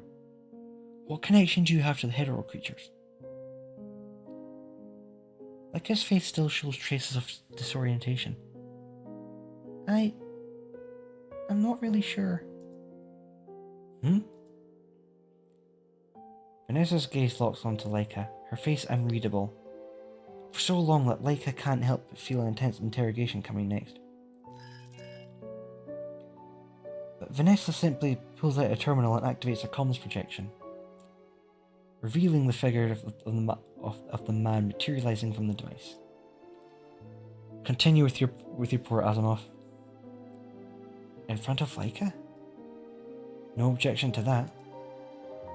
I've checked the Science Council records and found information on Thomas Hell. Thomas Hell is a former member of the Science Council Section 2, under the mentorship of Miss Valentina. According to the records, Thomas's wife died of a genetic disease. 7 years after his wife's death, his daughter, Leica, also died from the same disease, at the age of 14. Huh? The pristine white curtains of the hospital room resurface in her mind, accompanied by a searing headache. Her earlier confusion slowly crystallizes into clarity as the hazy fragments of memory sharpen into focus. The person in the hospital's at bed. Was it Mum? Or me? It was her mum. And also herself. Beneath the blood-stained white sheet, something lies. Of course it's me. Of course it's Leica. Take some rest, Thomas. Take some rest. Thomas left the Science Council afterward and went missing 2 years later. She can no longer catch the man's report in the transmission.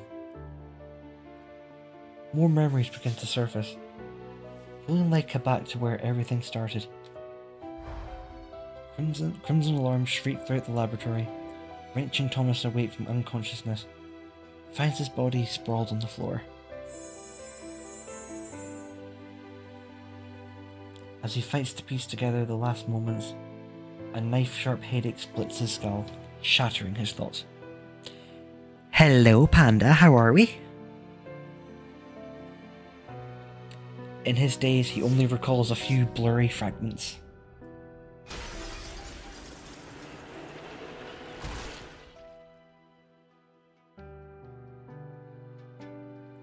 Space splintering like glass, a deafening explosion, and then a demon emerges from the fractured space. Good, I made it. You might want to go back to like the start of the stream, Panda, just for the lore thing. But I hope you're doing well, though. Hope you're doing good. Have you been having a good day? Have you been behaving yourself? Been causing havoc?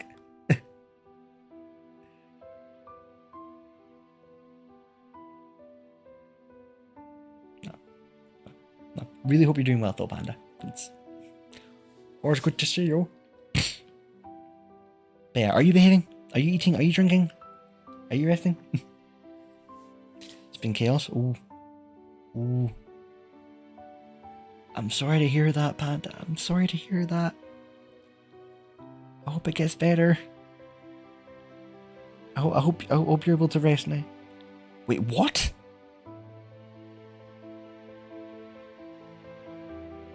Not only did your... So not only has it been chaos, but your dog has bitten your shirt? What the fuck?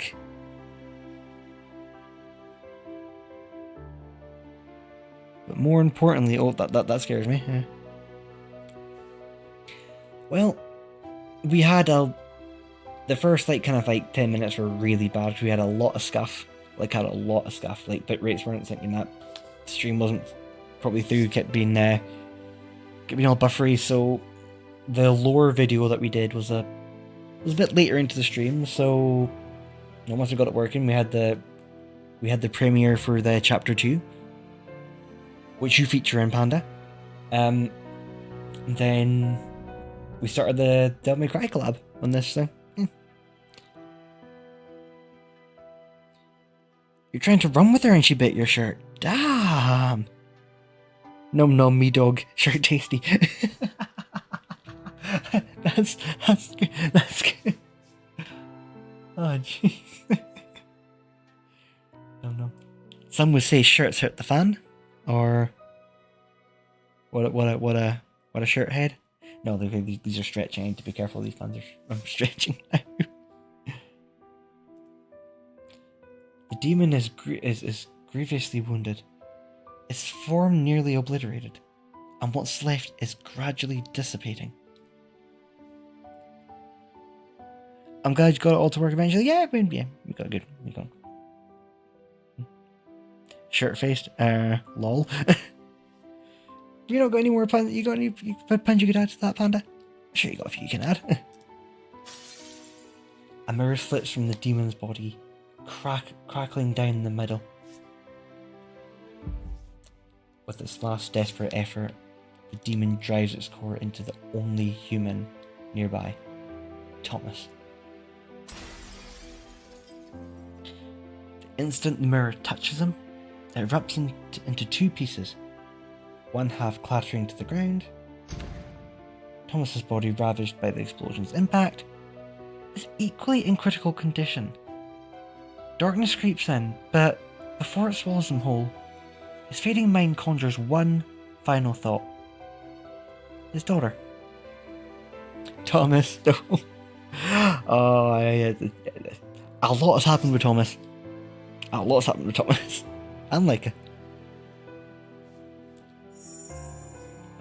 Then amid a blinding flash of white light, the fallen mirror shard transforms into Leica's form. I remember now. I'm a demon born from my father's obsession.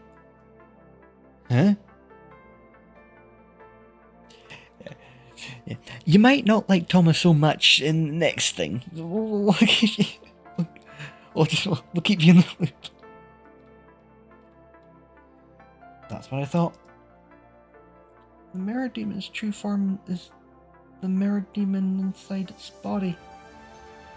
It shattered into 2 pieces when it came to this world. One piece holds the mirror demon's consciousness, which possessed my father. The other half is me. Thomas is uh-oh, yeah. Now that's unexpected. Huh? To be honest, I never expected things would turn out this way. Things are getting complicated. What should we do now? Let's wait until Rob returns from the Babel Tower. I recall the Commandant mentioned an expert who handles these situations in a report. Babel Tower. Leica's expression suddenly hardens, resolve flashing in her eyes. I need to go to the Babel Tower. Now's not the time for you to be willful. You don't understand! There's a connection between the 2 mirror shards, and as long as I exist, the other half of the mirror won't disappear. Which means the mirror demon can't be defeated. That's why I need to go to the Babel Tower, to see my father. We should run. You're Rob Harden. Yeah, so when you sort of like, you play as the Commandant. Okay, I'm gonna really simplify the lore here. So, virus got out, end of the world, zombies, vampires, all kind of creatures, cybernetic sort of mutations. Just end of the world. So, hundreds of years later on, humanity is basically close to extinction. Your human sort of mind is put into an android. But if you're and you're in this kind of, you kind of stay in this kind of space shuttle kind of space station, we'll say. So you're in the android form. You go down to the Earth's surface. If you get into 2 kind of infection areas, then you become corrupted and just messed up, insane. So we're a Commandant, which is a sort of human that helps to kind of stabilize these androids' minds. 2 can fight, but then you've got more things like other sort of networks, cybernetic things that you deal with. So it's like many different layers here. Yeah, it is in a way. Yeah, imagine Nier, but just more blood and kind of monsters and demons in that front. But yeah, more or less, I should have said like Nier. Yeah. Then this one, because of the Devil May Cry collab, it's kind of, they've kind of merged the 2 worlds together, which is really kind of intriguing. Yeah, like Nier. And as gachas go, this is a really generous gacha. Like, I've not put a penny in this game, and I've managed to get kind of full builds for my characters and stuff, so it's really generous. Hold on, I'm gonna take a drink, my fucking throat's dry. I think I've been talking too much. All these reading.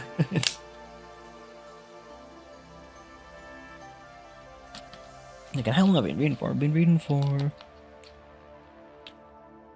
I've been reading for about nearly 4 hours. I've been reading, but I want to get this collab story sort of down the stream, and then see what we can do after that. But yeah, no, it's weird. It has been like blinking 3-4 years since I last did a stream, and that was over on the Purple app.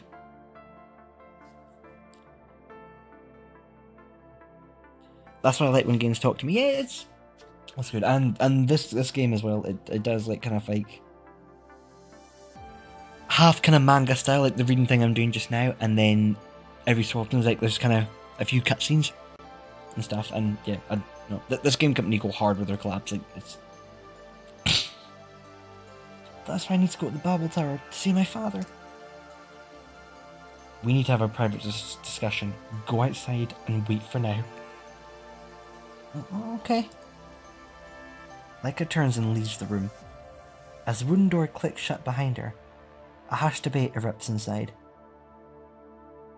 I don't agree with letting her go to the Babel Tower. But she mentioned the connection between the 2 mirror shards. If our goal is to defeat the mirror demon, sending her to the Babel Tower is an essential step. Yeah, you're better. You're better than me. Lol, I can hardly make it. 2 hours. You've gone longer than 2 hours before in the past, I remember. When I first came across your content and your streams, you were longer than 2 hours, remember? Because I remember it being about... I remember it being 4 AM in my time. And you'd be streaming for a good couple hours at that point, and then... I remember things. That's just her one-sided claim.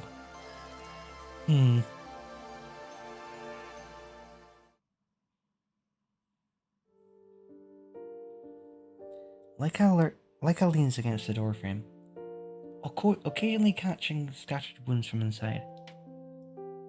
Each fragmented phrase tugs at her, hope flaring one moment, disappointment crashing in the next. Dad. 20 minutes pass by before the voice is finally still. Leica realizes that a decision has been made. The good days, I don't know when I can stream consistently. Oh yeah, like a PGR soundtrack. Amazing. Like when you sort of the first couple of chapters you play of the game, like when you're starting this like from new scratch, you've got a mix of rock, metal, dance, calming, thriller, horror. You get quite a bit.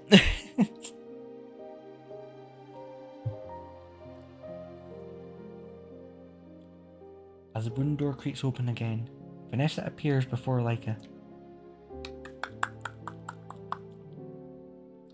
You can go as you wish. Bridget will take you to the Babel Tower.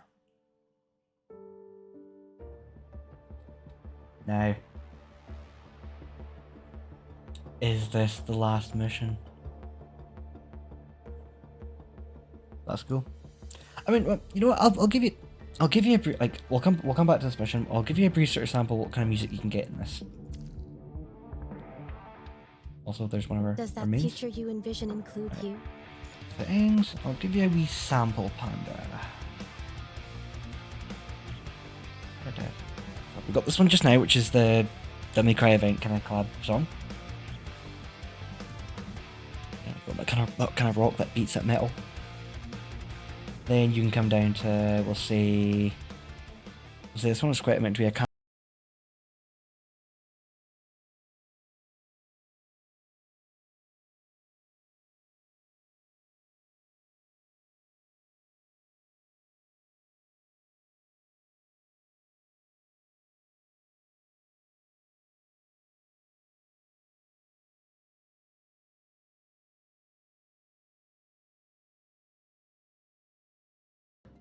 another, I think. I don't know if this. No, that's not the one. I'm trying to find a particular one that's jazzy. Just trying to remember.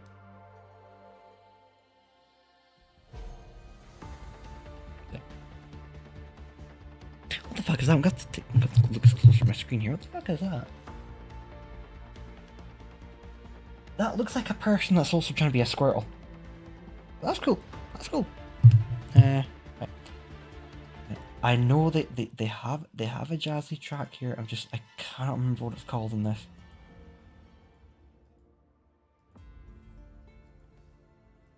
Oh, yoga. Ah, that's what it was. Oh. No, I can't remember the name of the fucking. Can't remember the name of the jazz track is. I cannot remember what it's called now. It's gonna bug me. I'll have to send it to you when I find it. Find it must have fit the tracks. Oh, that's actually a unique. Look at you go. I might need to emote you that have planned for my music, because I may have shared a song of mine on here. Wait, did I say that out loud? Oops. Right. Mirror image. No. Before that, you have to face another entity. A mirror image first. Thank you. You're just awesome, Panda. You're just awesome.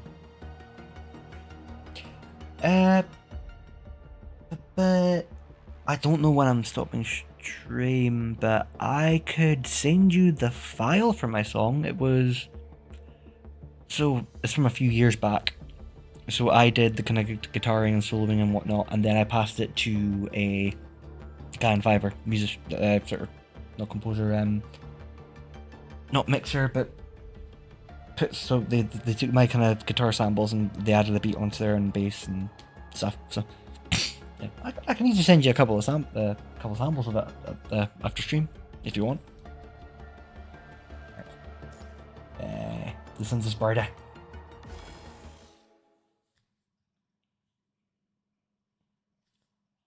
Babel Tower, 39th floor. Alright, one more minute. If they don't show up, we're going up without them. Dante and Virgil stand idly on the Babel. Dante and Virgil stand idly on the Babel Tower's 39th floor, boredom evident in their postures. So, who is she? What? Oh, come on. You know who. That woman. Nero's mom. Seriously, I'm dying to know what kind of woman could have won Virgil's heart. Next time we see Nero, we should have a little dinner together. You know, a family dinner. Yes, send them. I will as soon as stream ends. In response to Dante's question, Virgil simply rolls his eyes. You're hardly one to ask. What of the women around you? Have you given thought to their fates? Virgil, yeah? Are you thinking of a different Virgil?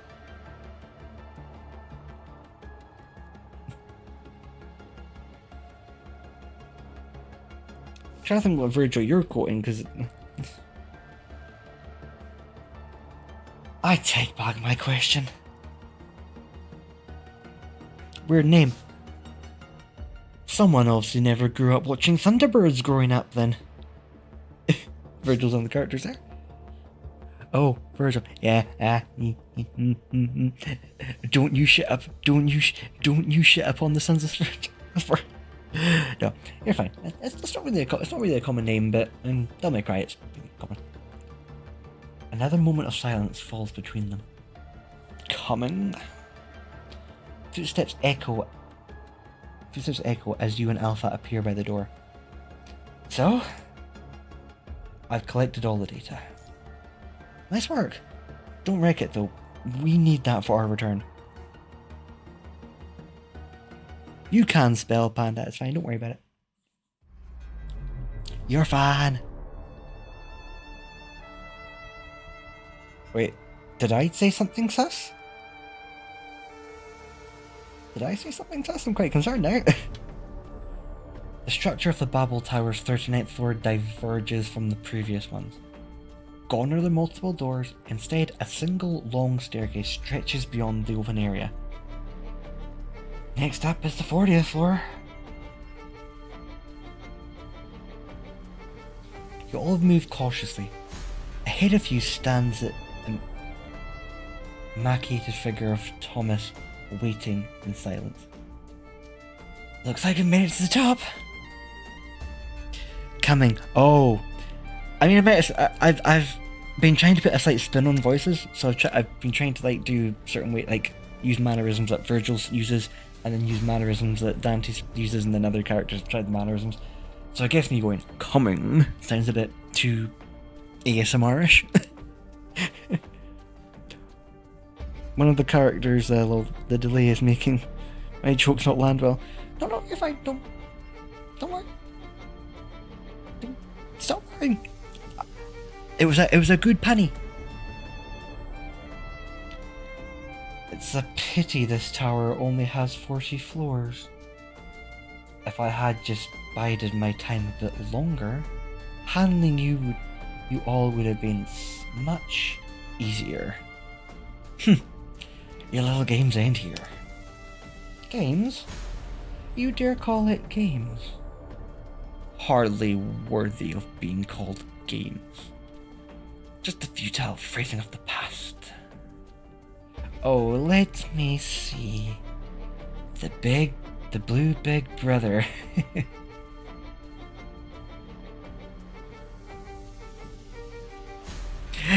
Is that my reaction to Liam speaking again, Panda? Shamefully defeated by the demon Emperor Mundus. Thomas usually goose. And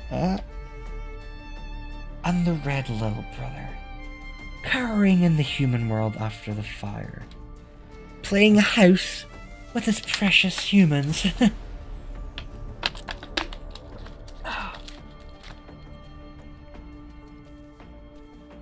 Alright, now you've pissed me off.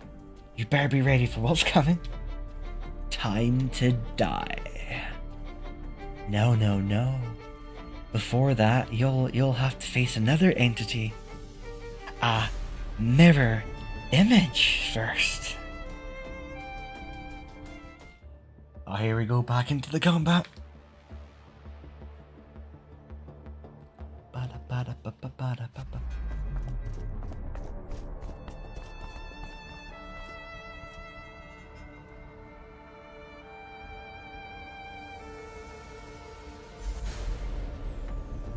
It's a copy of Virgil.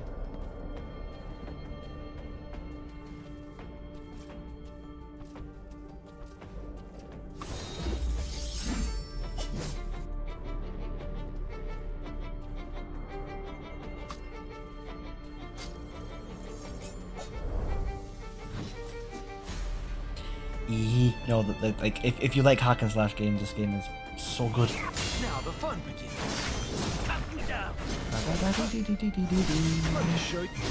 Virgil. Send trigger. Charge. Virgil.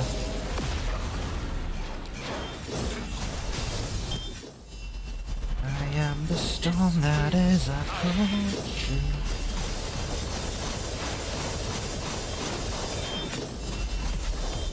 And the one nice thing about this collab is the button keybinds and button layouts and all that are basically this close to the same as the PS5 version or the console version. So they did a very good job with this one. You shall die. You just hit me, you son of a bitch! Hellion, go back to hell. Oh, no. Resulting. You shall die. I wonder if Foil Guard can block this. There it does. Wrong button.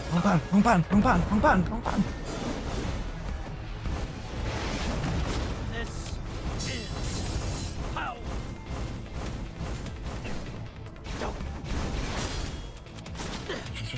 Wrong button.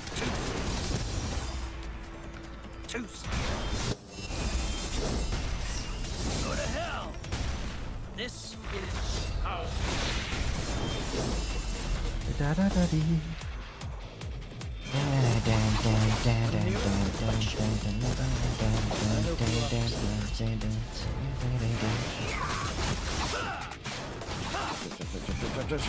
And brainstorm.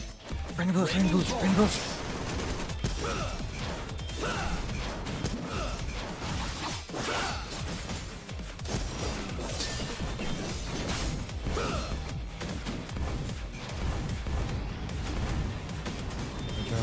Have you decided Which one of you die first?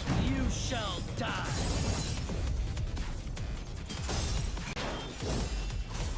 Very good.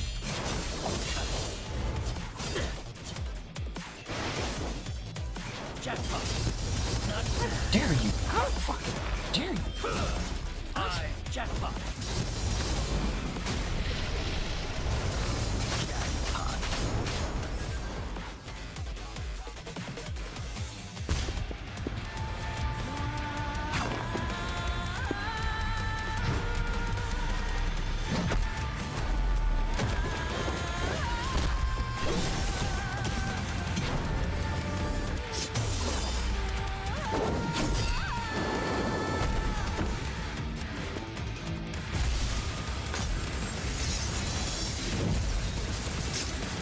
Holy shit.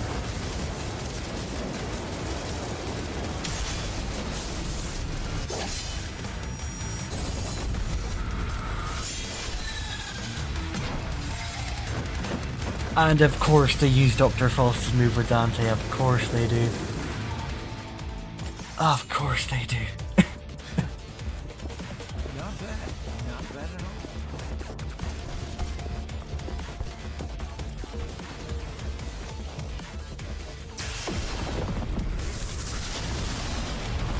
Pyrothracia! Our love.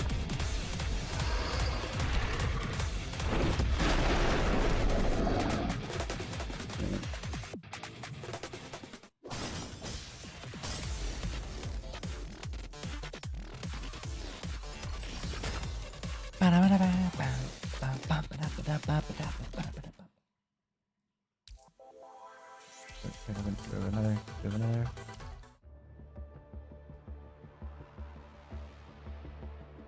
The name. Remember the name? Devil May Cry.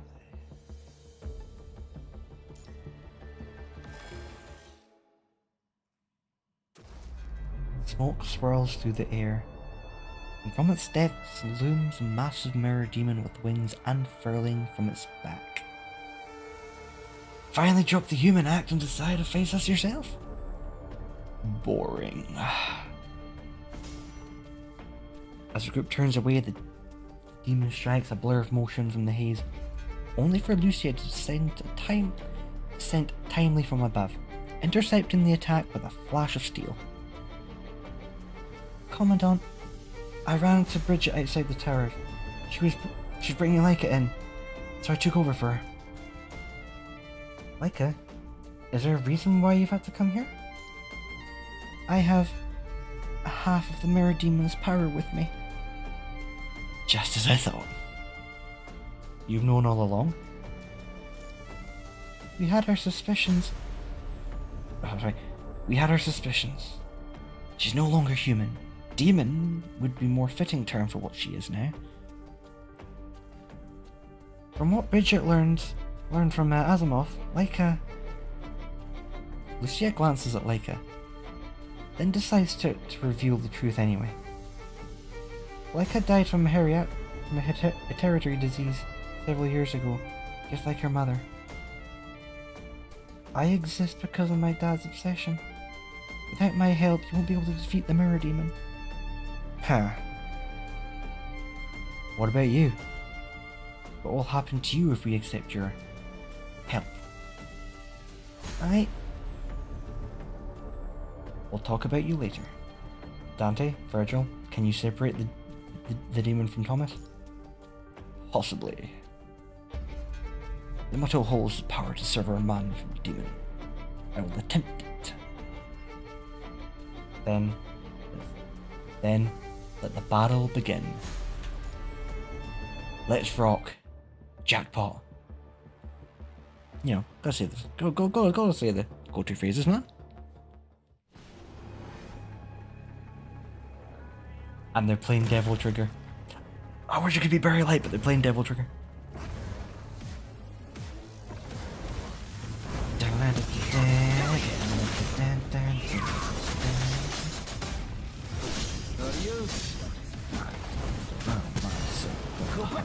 It's showtime!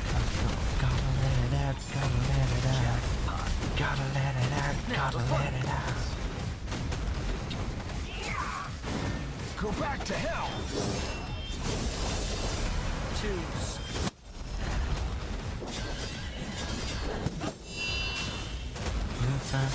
Don't be slow, or step aside, reload, time to go. I can't think so long. This My turn now. You shall die.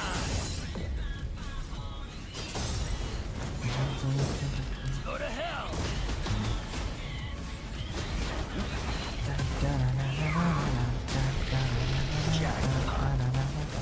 Hell yeah. Let me show you what I've got. Take this. Time to fly me to the moon.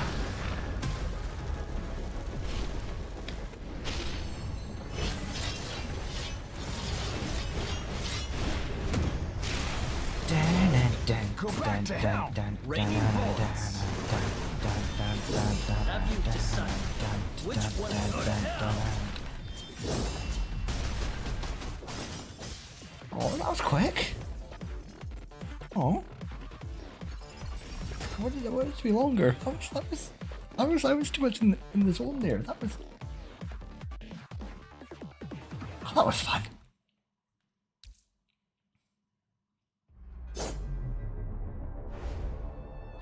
During the battle, Virgil drove Yamato into the Mirror Demon, forcibly severing its connection to Thomas.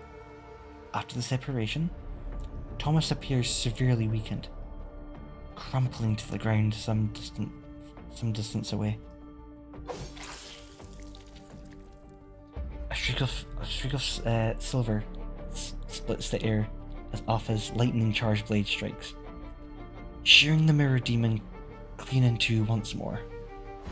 Bad dragon. Yet no matter how many times it cuts down, the demon reforms its shattered body, knitting back together with the punishing virus. Undeterred by its repeated defeats, the Mirror Demon's focus remains unshaken, its gaze locked onto Thomas not far away. Why do you defy me?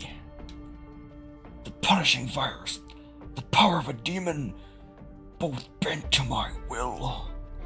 My power and your knowledge, we could go to another world.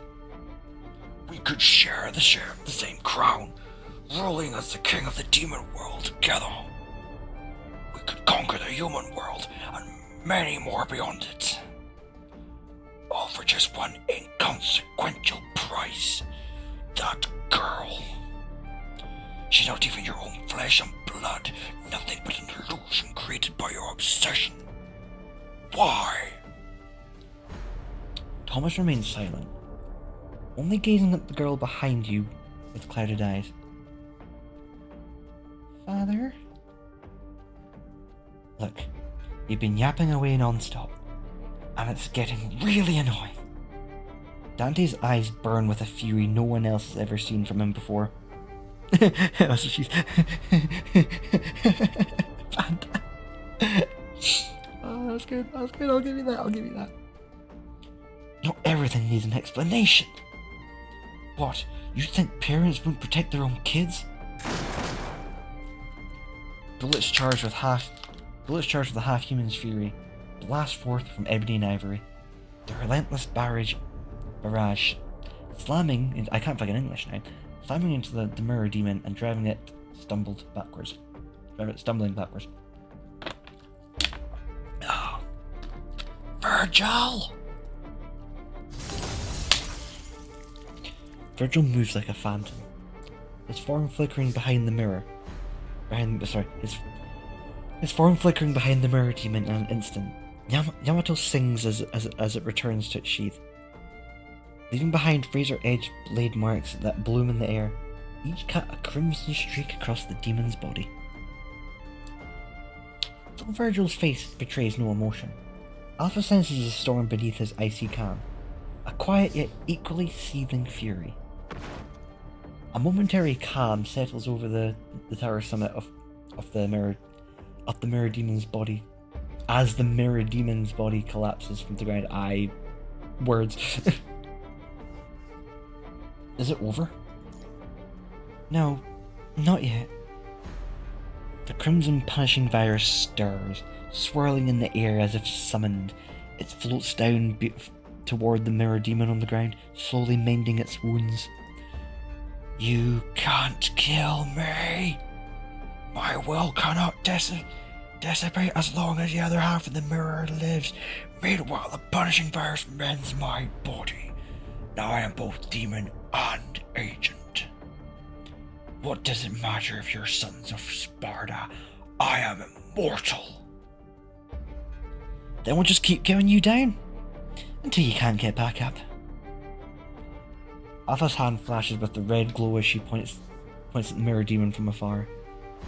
As the punishing virus continues unabated. No, it's not working. The situation reaches a stalemate. irritating pest. Huh? No. The girl who had been silent for a long time steps out from behind you. Leica?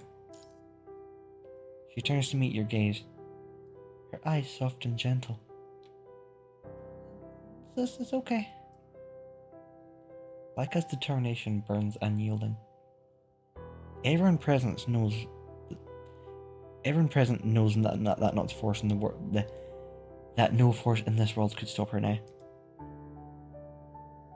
With deliberate steps, she moves past Dante and Virgil, her gaze locked on Thomas, who is sprawled helplessly on the ground. As if realizing what Leica is about to do, terror washes over Thomas's face. Leica, no, don't. Dad, I remember everything now. When I left the Babel Tower, you told me to experience the beauty of the world, and wished that I would live on with hope. I did experience beautiful things. I met a really cool lady, and a mister who doesn't talk much. I also met a kind old lady in the town. She was so nice to me. Told me all about her family and gave me a tangerine. And everyone in the town is so interesting. They love bonfire parties. I saw them dancing around the fire. They're all really good people. The lady from the support force is also very pretty. She promised to teach me how to fight someday. But there is no someday anymore. Let me go, Dad. I can't. I've already visited you, Dad. If I stay here too long, Mum will get lonely. As if struck by a sharp blade, Thomas's defiance shatters. He pulls Leica into his arms, tears streaming freely down his face. Sorry. A soft white light begins to emanate from Luca's body as Thomas holds her in his arms. Don't say sorry. Leica's voice grows faint, dissolving into the air like mist. Live on with hope. See the world for Mum and me. With a trace of reassurance and relief, Leica is gone. All that remains in Thomas's arms is half a mirror. Yet before she vanished, you all saw it. Glimmer of tears on Leica's cheeks. How could a girl who spent her days on the run have known of the world's beauty? It showed such little mercy to her. Just as Thomas reaches out to touch the mirror piece, cracks begin to spread across the surface. Leica. The man who has lost everything collapses to his knees, fingers desperately clawing at the empty air, only to feel the last traces of warmth slipping through his arms.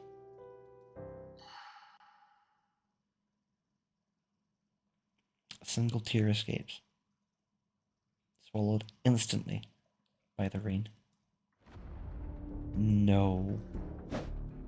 Sensing the other half of the mirror beginning to break, the mirror demon hurls itself at Thomas, disregarding its unhealed wounds. Seriously? Can't you read the room at all? Dante surges forward, his sword raised high, with Virgil and Lucia, and Alpha close behind him. Blade after blade carves into the mirror demon's form. It throws up its left hand in a futile block, only for the limb to be severed instantly. Having lost Leica, its balance is broken, its defences visibly crumbling.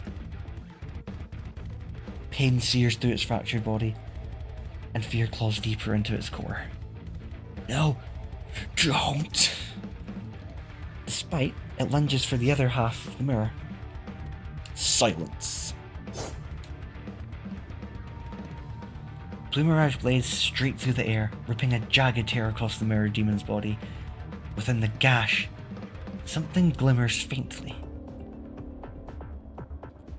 That's... Everyone recognized it. The half of the mirror... Sorry. The half of the mirror that the mirror demon holds, looking similar to the one within Leica. That must be its core. Tag it together! Time to end this. Devil Sword, Dante, Yamato, Dashido, and Pyro Katana are instantly gripped tight by their wielders. You also take aim at the half mirror inside the mirror demon's body. Is it time for that? This time of the day? For what? Probably the word they mentioned before. Group acts as one, launching attacks in perfect unison. Jackpot!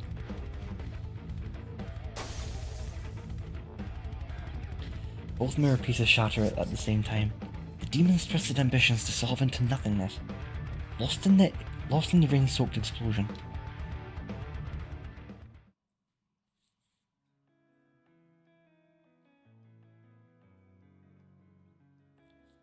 Bambanata. Head to the east watchtower. They're about to be overrun. Leia, to the west side. Yes, mistress. Roger that. Dark Ares, you...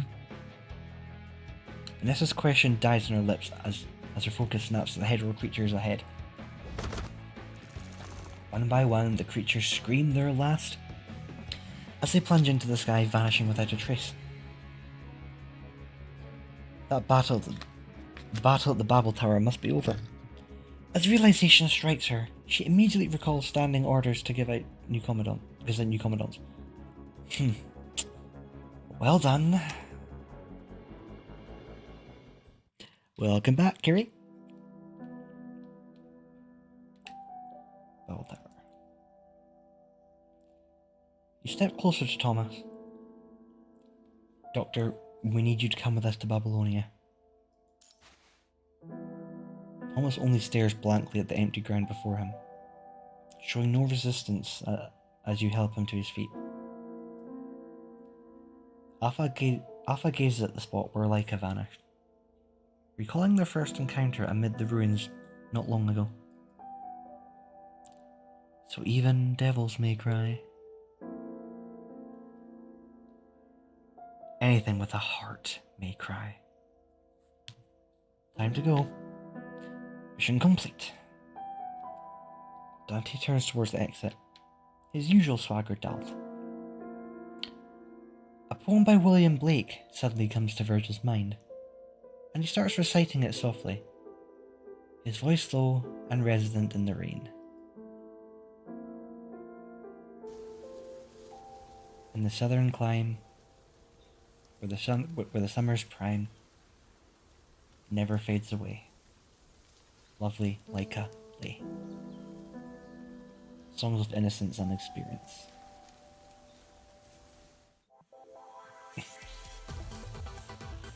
Wow.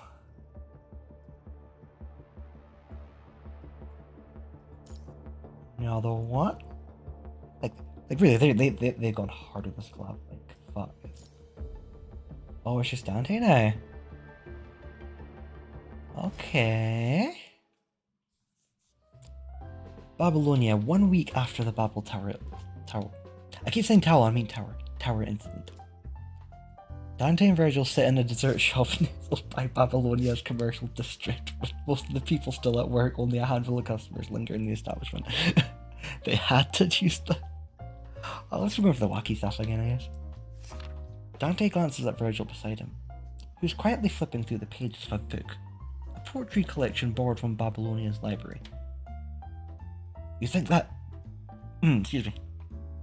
You think that Science Council can actually make something to help us get back? Virgil doesn't look up, nor does he answer Dante's question. Hey, don't pretend you didn't hear me. Perhaps they can. Perhaps they cannot. Wow. Real helpful answer. Thanks. Virgil turns the page. If you're so bored, go pester someone else. The Science Council's eccentrics might entertain you. A shudder runs down Dante's spine as he recalls this Science Council's members' eyes gleaming at the sight of them. These researchers have shown some uncontainable curiosity towards the two otherworldly visitors, desperately trying to convince them to stay and assist with the tests and experiments. I'd rather be at Patty's birthday party. Patty is very old reference. Here are your strawberry sundae and water, sirs. Dante takes the sundae, shovels a huge spoonful of ice cream into his mouth, and releases a deep, contented Seriously, you gotta try the strawberry sundae. Virgil takes a delicate sip of water. After all these years, you still indulge in such childish tastes. Say that again! At least I don't waste my time reading weird old books all day. With a sharp snap, Virgil shuts the book and lifts his gaze to meet Dante's. Ha! Finally brave enough to look me in the eye. There's a training spot not far from here. Up for a little warm-up. Lead the way. Would be tell me cry that the brothers fighting. Simulation training field. Babble, yeah. Bob. Don't bring that up now. I'm trying to overlook that. Don't. I'm sure Towley isn't in this game. Let's see how this device works.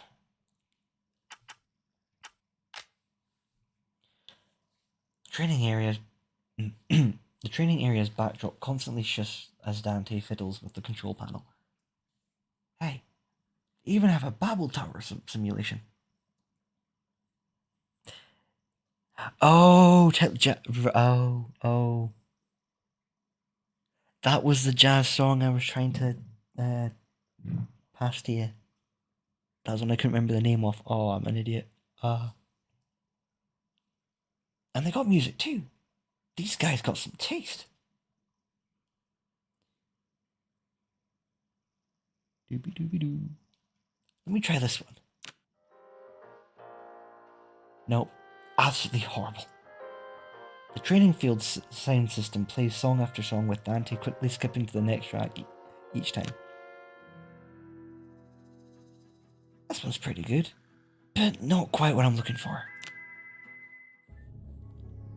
This is it. I bet Nero would really dig this song. Of course Nero would dig that song. It's Nero's theme. Why have you not got like Barry the Light or Subhuman or why have you not got or the OG songs? Why do you keep doing Devil Trigger? I've waited long enough, Dante. With those words, Virgil surges forward, his right leg craving a graceful arc through the air as he drives a vicious kick towards Dante's head. Dante rolls around, his arms snapping up the block. Don't be so hasty, Virgil. We've got all the time in the world to play. With a flick of his wrist, Dante grabs Virgil's ankle with one hand. Take this! Oh, I need to sneeze. Excuse me. Planting his left foot, he pivots hard, muscles coiling as he hurls Virgil skyward. Yet even as he is flung backwards, Virgil acts. Yamato flashes free. A streak of steel hurled with lethal precision, timed perfectly to strike Dante's momentum wanes, right before he can reposition himself. Dante catches the cold glint of steel and moves on instinct, twisting his body just a half turn farther. The blade whispers past, slicing through his coat's hem before biting deep into the ground. Virgil hasn't landed yet. Seizing the opportunity, Dante winches Yamato from the ground and hurls it towards his brother's landing point. But why Tiley? Tiley is... I mean, yeah, towels are handy.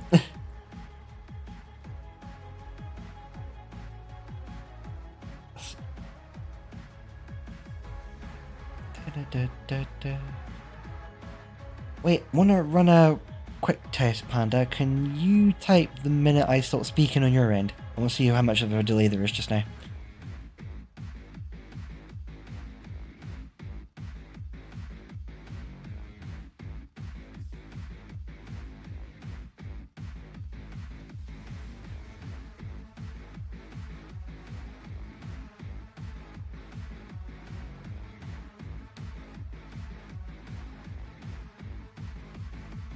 Okay, I think there's a bit of a delay then. Okay. Ugh. Looks like I'm up one. Dante glances at the gash in his coat's hem. Cheap tactics don't earn points. The match is still even. Whatever you say. Devil Sword materializes in Dante's grip as Virgil unsheathes Yamato, both poised to strike.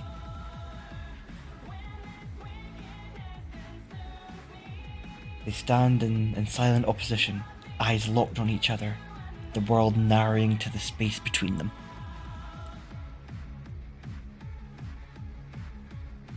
Blood burns in their veins, grins curl their lips, the air itself thrums with thrill. Without signal or countdown, they charge forward in perfect unison, a heartbeat of silence falling over the training field.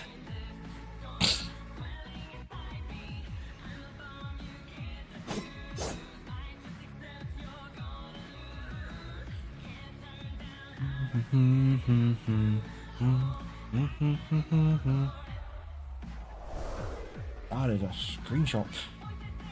The clash detonates like a storm. A massive shockwave tears outward, followed by a thunderclap that... No. Mind out of the gutter. Followed by a thunderclap that shakes the field's foundations. It's been way too long since we had a proper throwdown like this, Virgil. Sparks erupt in the blazing arc where the Devil Sword meets Yamato. Each strike a declaration of unmatched power. I thought I'd be stuck here forever, never seeing you again. Can you imagine that? Utterly boring. That's right. Utterly boring. You came anyway. Guess we're just doomed to keep this clash going forever, huh?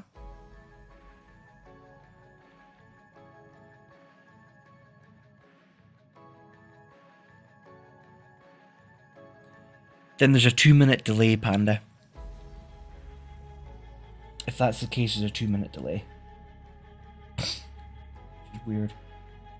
If you're saying I stopped just now, I said that 2 minutes ago, so just be careful on the delay. Okay.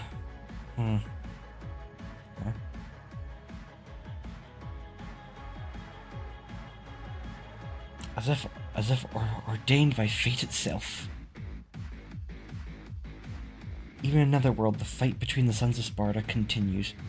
So yeah, if you're hearing this now, Panda, you might want a refresh stream then if there's a delay when you're in there. There are blades carved chaos, steel flashing as blood scatters through the air. From childhood to manhood, from past to present, see one's justice through. One must fight for it, for power, to protect what's important. Their white hair appears dishevelled from the battle. Same faith, same power, the same blood. For a fleeting moment, the twins fall in a daze, each seeing himself in the other. When did their paths begin to diverge? No.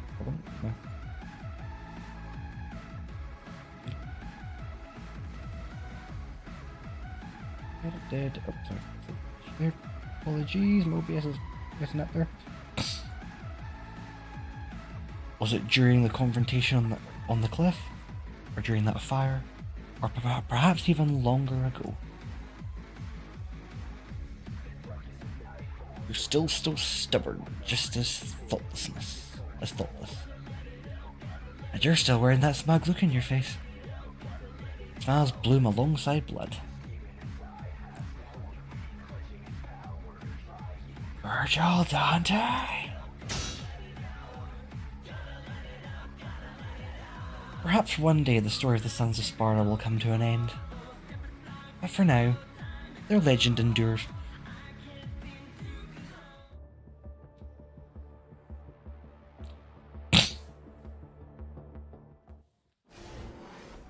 Yeah, we go. Now the fun begins. Bury the light deep Go back within. to hell.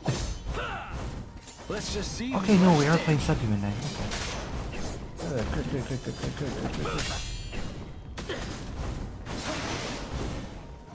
Let me show you what I've got. And It's showtime.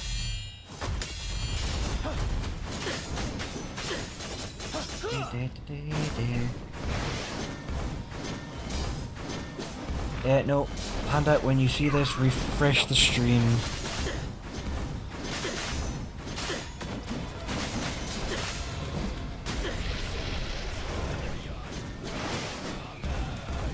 Apocalypse, I see them reaching for my soul.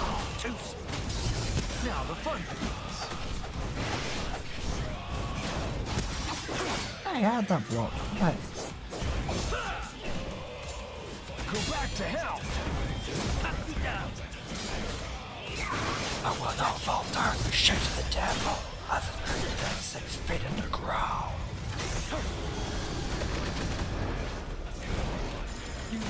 Disappointed. Well, that should be my line. You cannot kill me. I am a miracle. You cannot kill me. I am Subhuman. Is my royal guard here?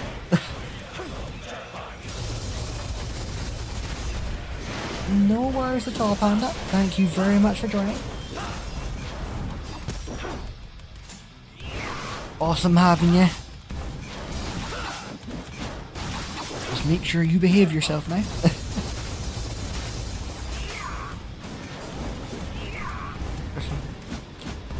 I mean, I plan to, if situations are slightly different, I would stream more. If situations are different, but no, honestly, I honestly hope you have a great night. And I will talk to you later.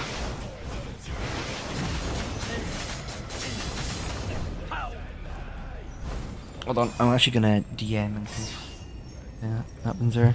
In case the delay's bad for you, Panda. Okay.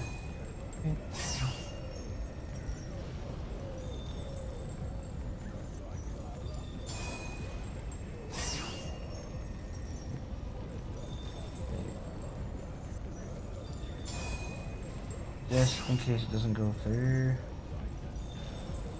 Don't worry about things like that, right? Back to the brotherly fight. Let me show you. Take this. Oosh.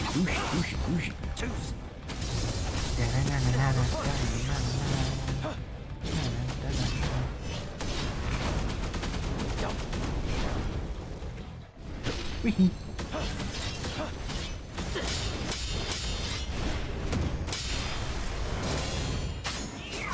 Hell yeah.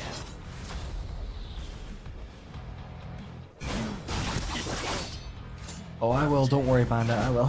Well, that should be my line. Let me show you what I've got.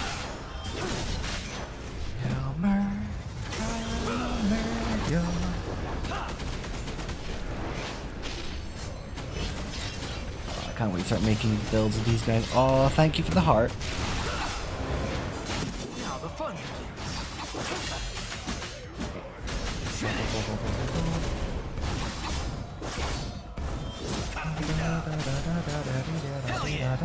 begins. Let me show you what I've got. Oh, you're way too kind to the hearts, guys. Way too kind.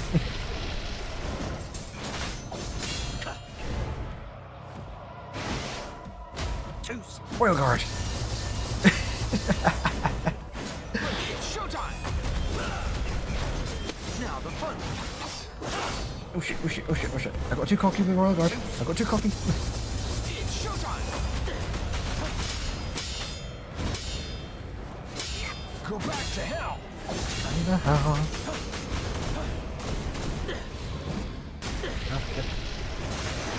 Wrong button, wrong button, wrong button. Jackpot.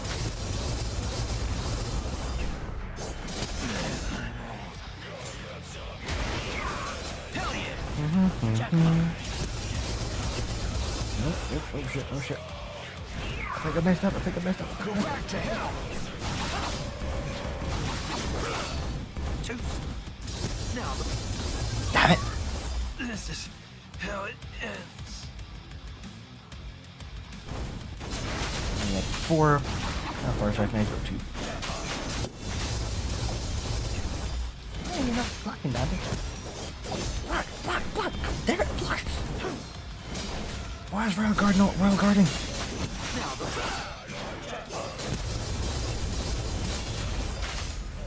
Let me show you what I've got.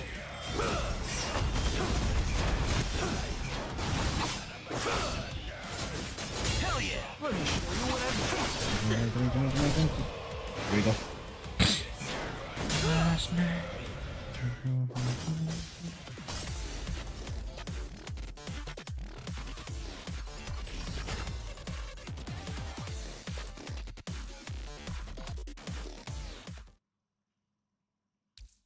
Yeah, we got another bit of story. Oh, okay. Thanks, Council of Babylonia. Dante knows Virgil standing beside him dislikes places like this. Truth be told, neither does he. The sprawling laboratory hums with activity, a space woven into an intricate web of cables. They snake across the floor, connecting workstations spaced at regular intervals. Each station is cluttered with glowing monitors and a cup of coffee.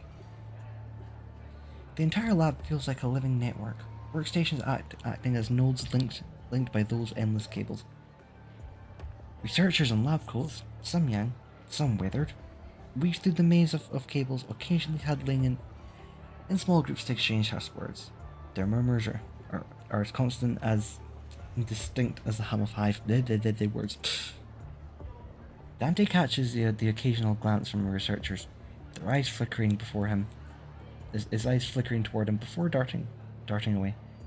And sometimes, with his exceptional hearing, he even picks up fragments of their quiet conversations. Then abruptly, the murmurs cease.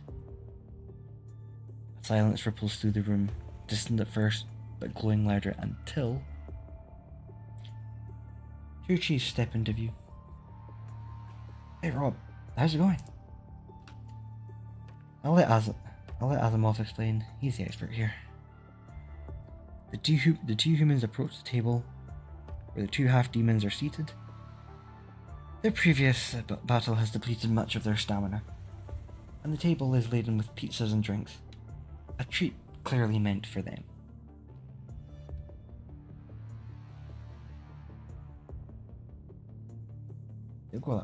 Also, could you two behave yourselves some more on? A training facility destroyed during Dante and Virgil's battle. I wrote so many reports that even dock my they might even dock my bonus. Dante watches you warily rub your forehead across from him, responding with a guilty shrug. Sorry, my bad. Guess we got a little carried away. So, bonus. Wasn't docked. Commander Nicholas shot down that idea. About the data retrieved from the Babel Tower. As Asimov explains his explanation, Dante and you stop your idle chat. Virgil also swifts his gaze towards Asimov. According to Thomas's experimental data, his initial research direction was essentially a dead end. There were no crucial turning points afterwards. First the Hetero Tower shard, second the supplementary data, and tracing back to its origins, it's possibly that idea involved Dominic. Dominic? It's just possible. In fact, the fundamental theory behind Thomas's experiment derives from Dominic's early research. One could even say it's a continuation of an incomplete project Dominic abandoned during the Golden Age. Why didn't Dominic continue the research? For several reasons. A human only has limited energy. After all, even a polymath Even a polymath like Dominic would need to prioritize theories based on strategic necessity and temporal constraints. Perhaps Dominic picked up an old research again during downtime. Or perhaps it was always just for fun. Either way, Thomas eventually got his hands on the later data, and the hetero tower shard, which led him to stumble upon Space Time Portal. Oh, excuse me. Regrettably, even given the collapse of the Babel Tower, we can't obtain any more data. Not really following, so can we go back? If you're incapable, I'll try with the Yamato. The Science Council alone cannot accomplish this, but with the Yamato, it's feasible.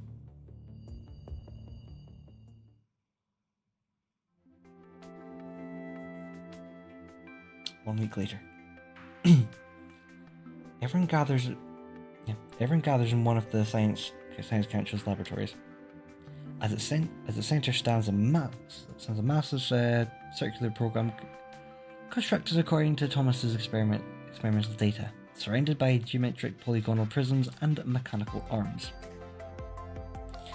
You just need to stand in the center of the circular platform and use Yamato to open a portal the usual way.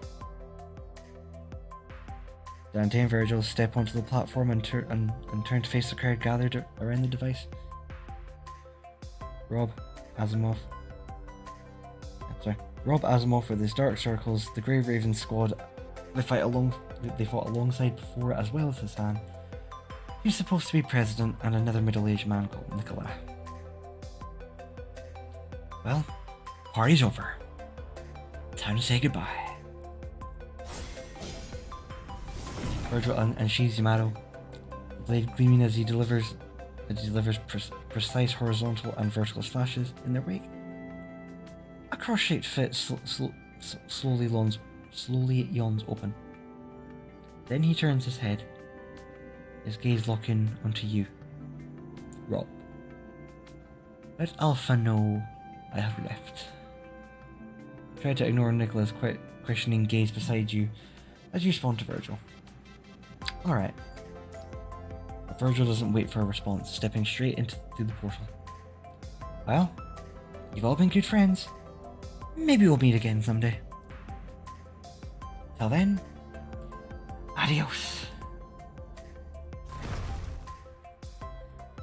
As Dante steps through the portal, the cross-shaped rift steals behind him. The scene suddenly falls silent. After a moment, voices break the silence in the room. Dante and Virgil really are remarkable in their own ways, aren't they? I feel like I've grown used to having them around Babylonia these days. Will we get a chance to see them again in the future? Theoretically, the chances are slim, but as long as we don't let go of hope, I'm sure we'll meet again. Well.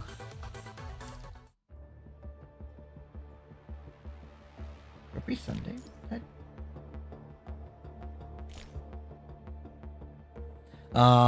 Okay. I can do that another time than that one, but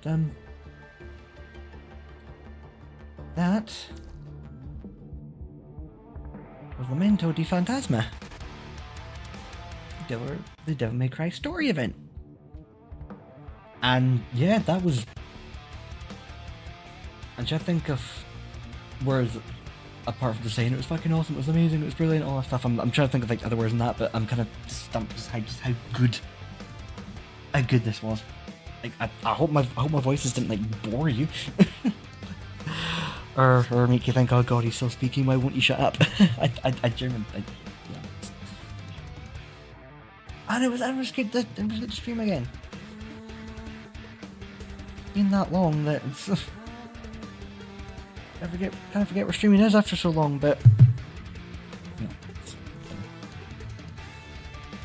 And I think this is time for now. Oh.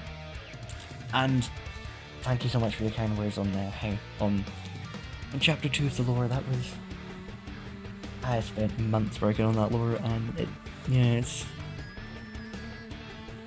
wasn't expecting such a good reaction as you guys gave, so that was amazing.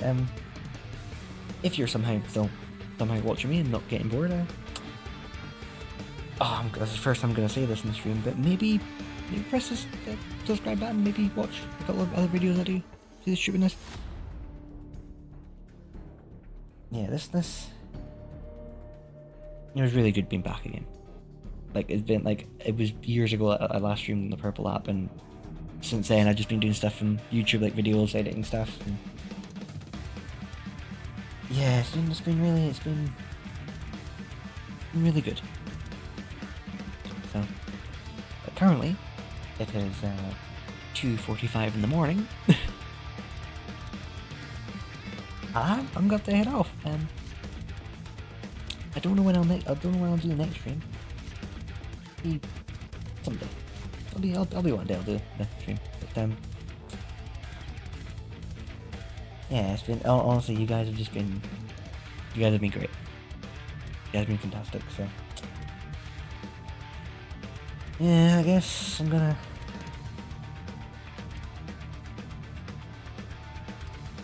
I'll be back with something soon.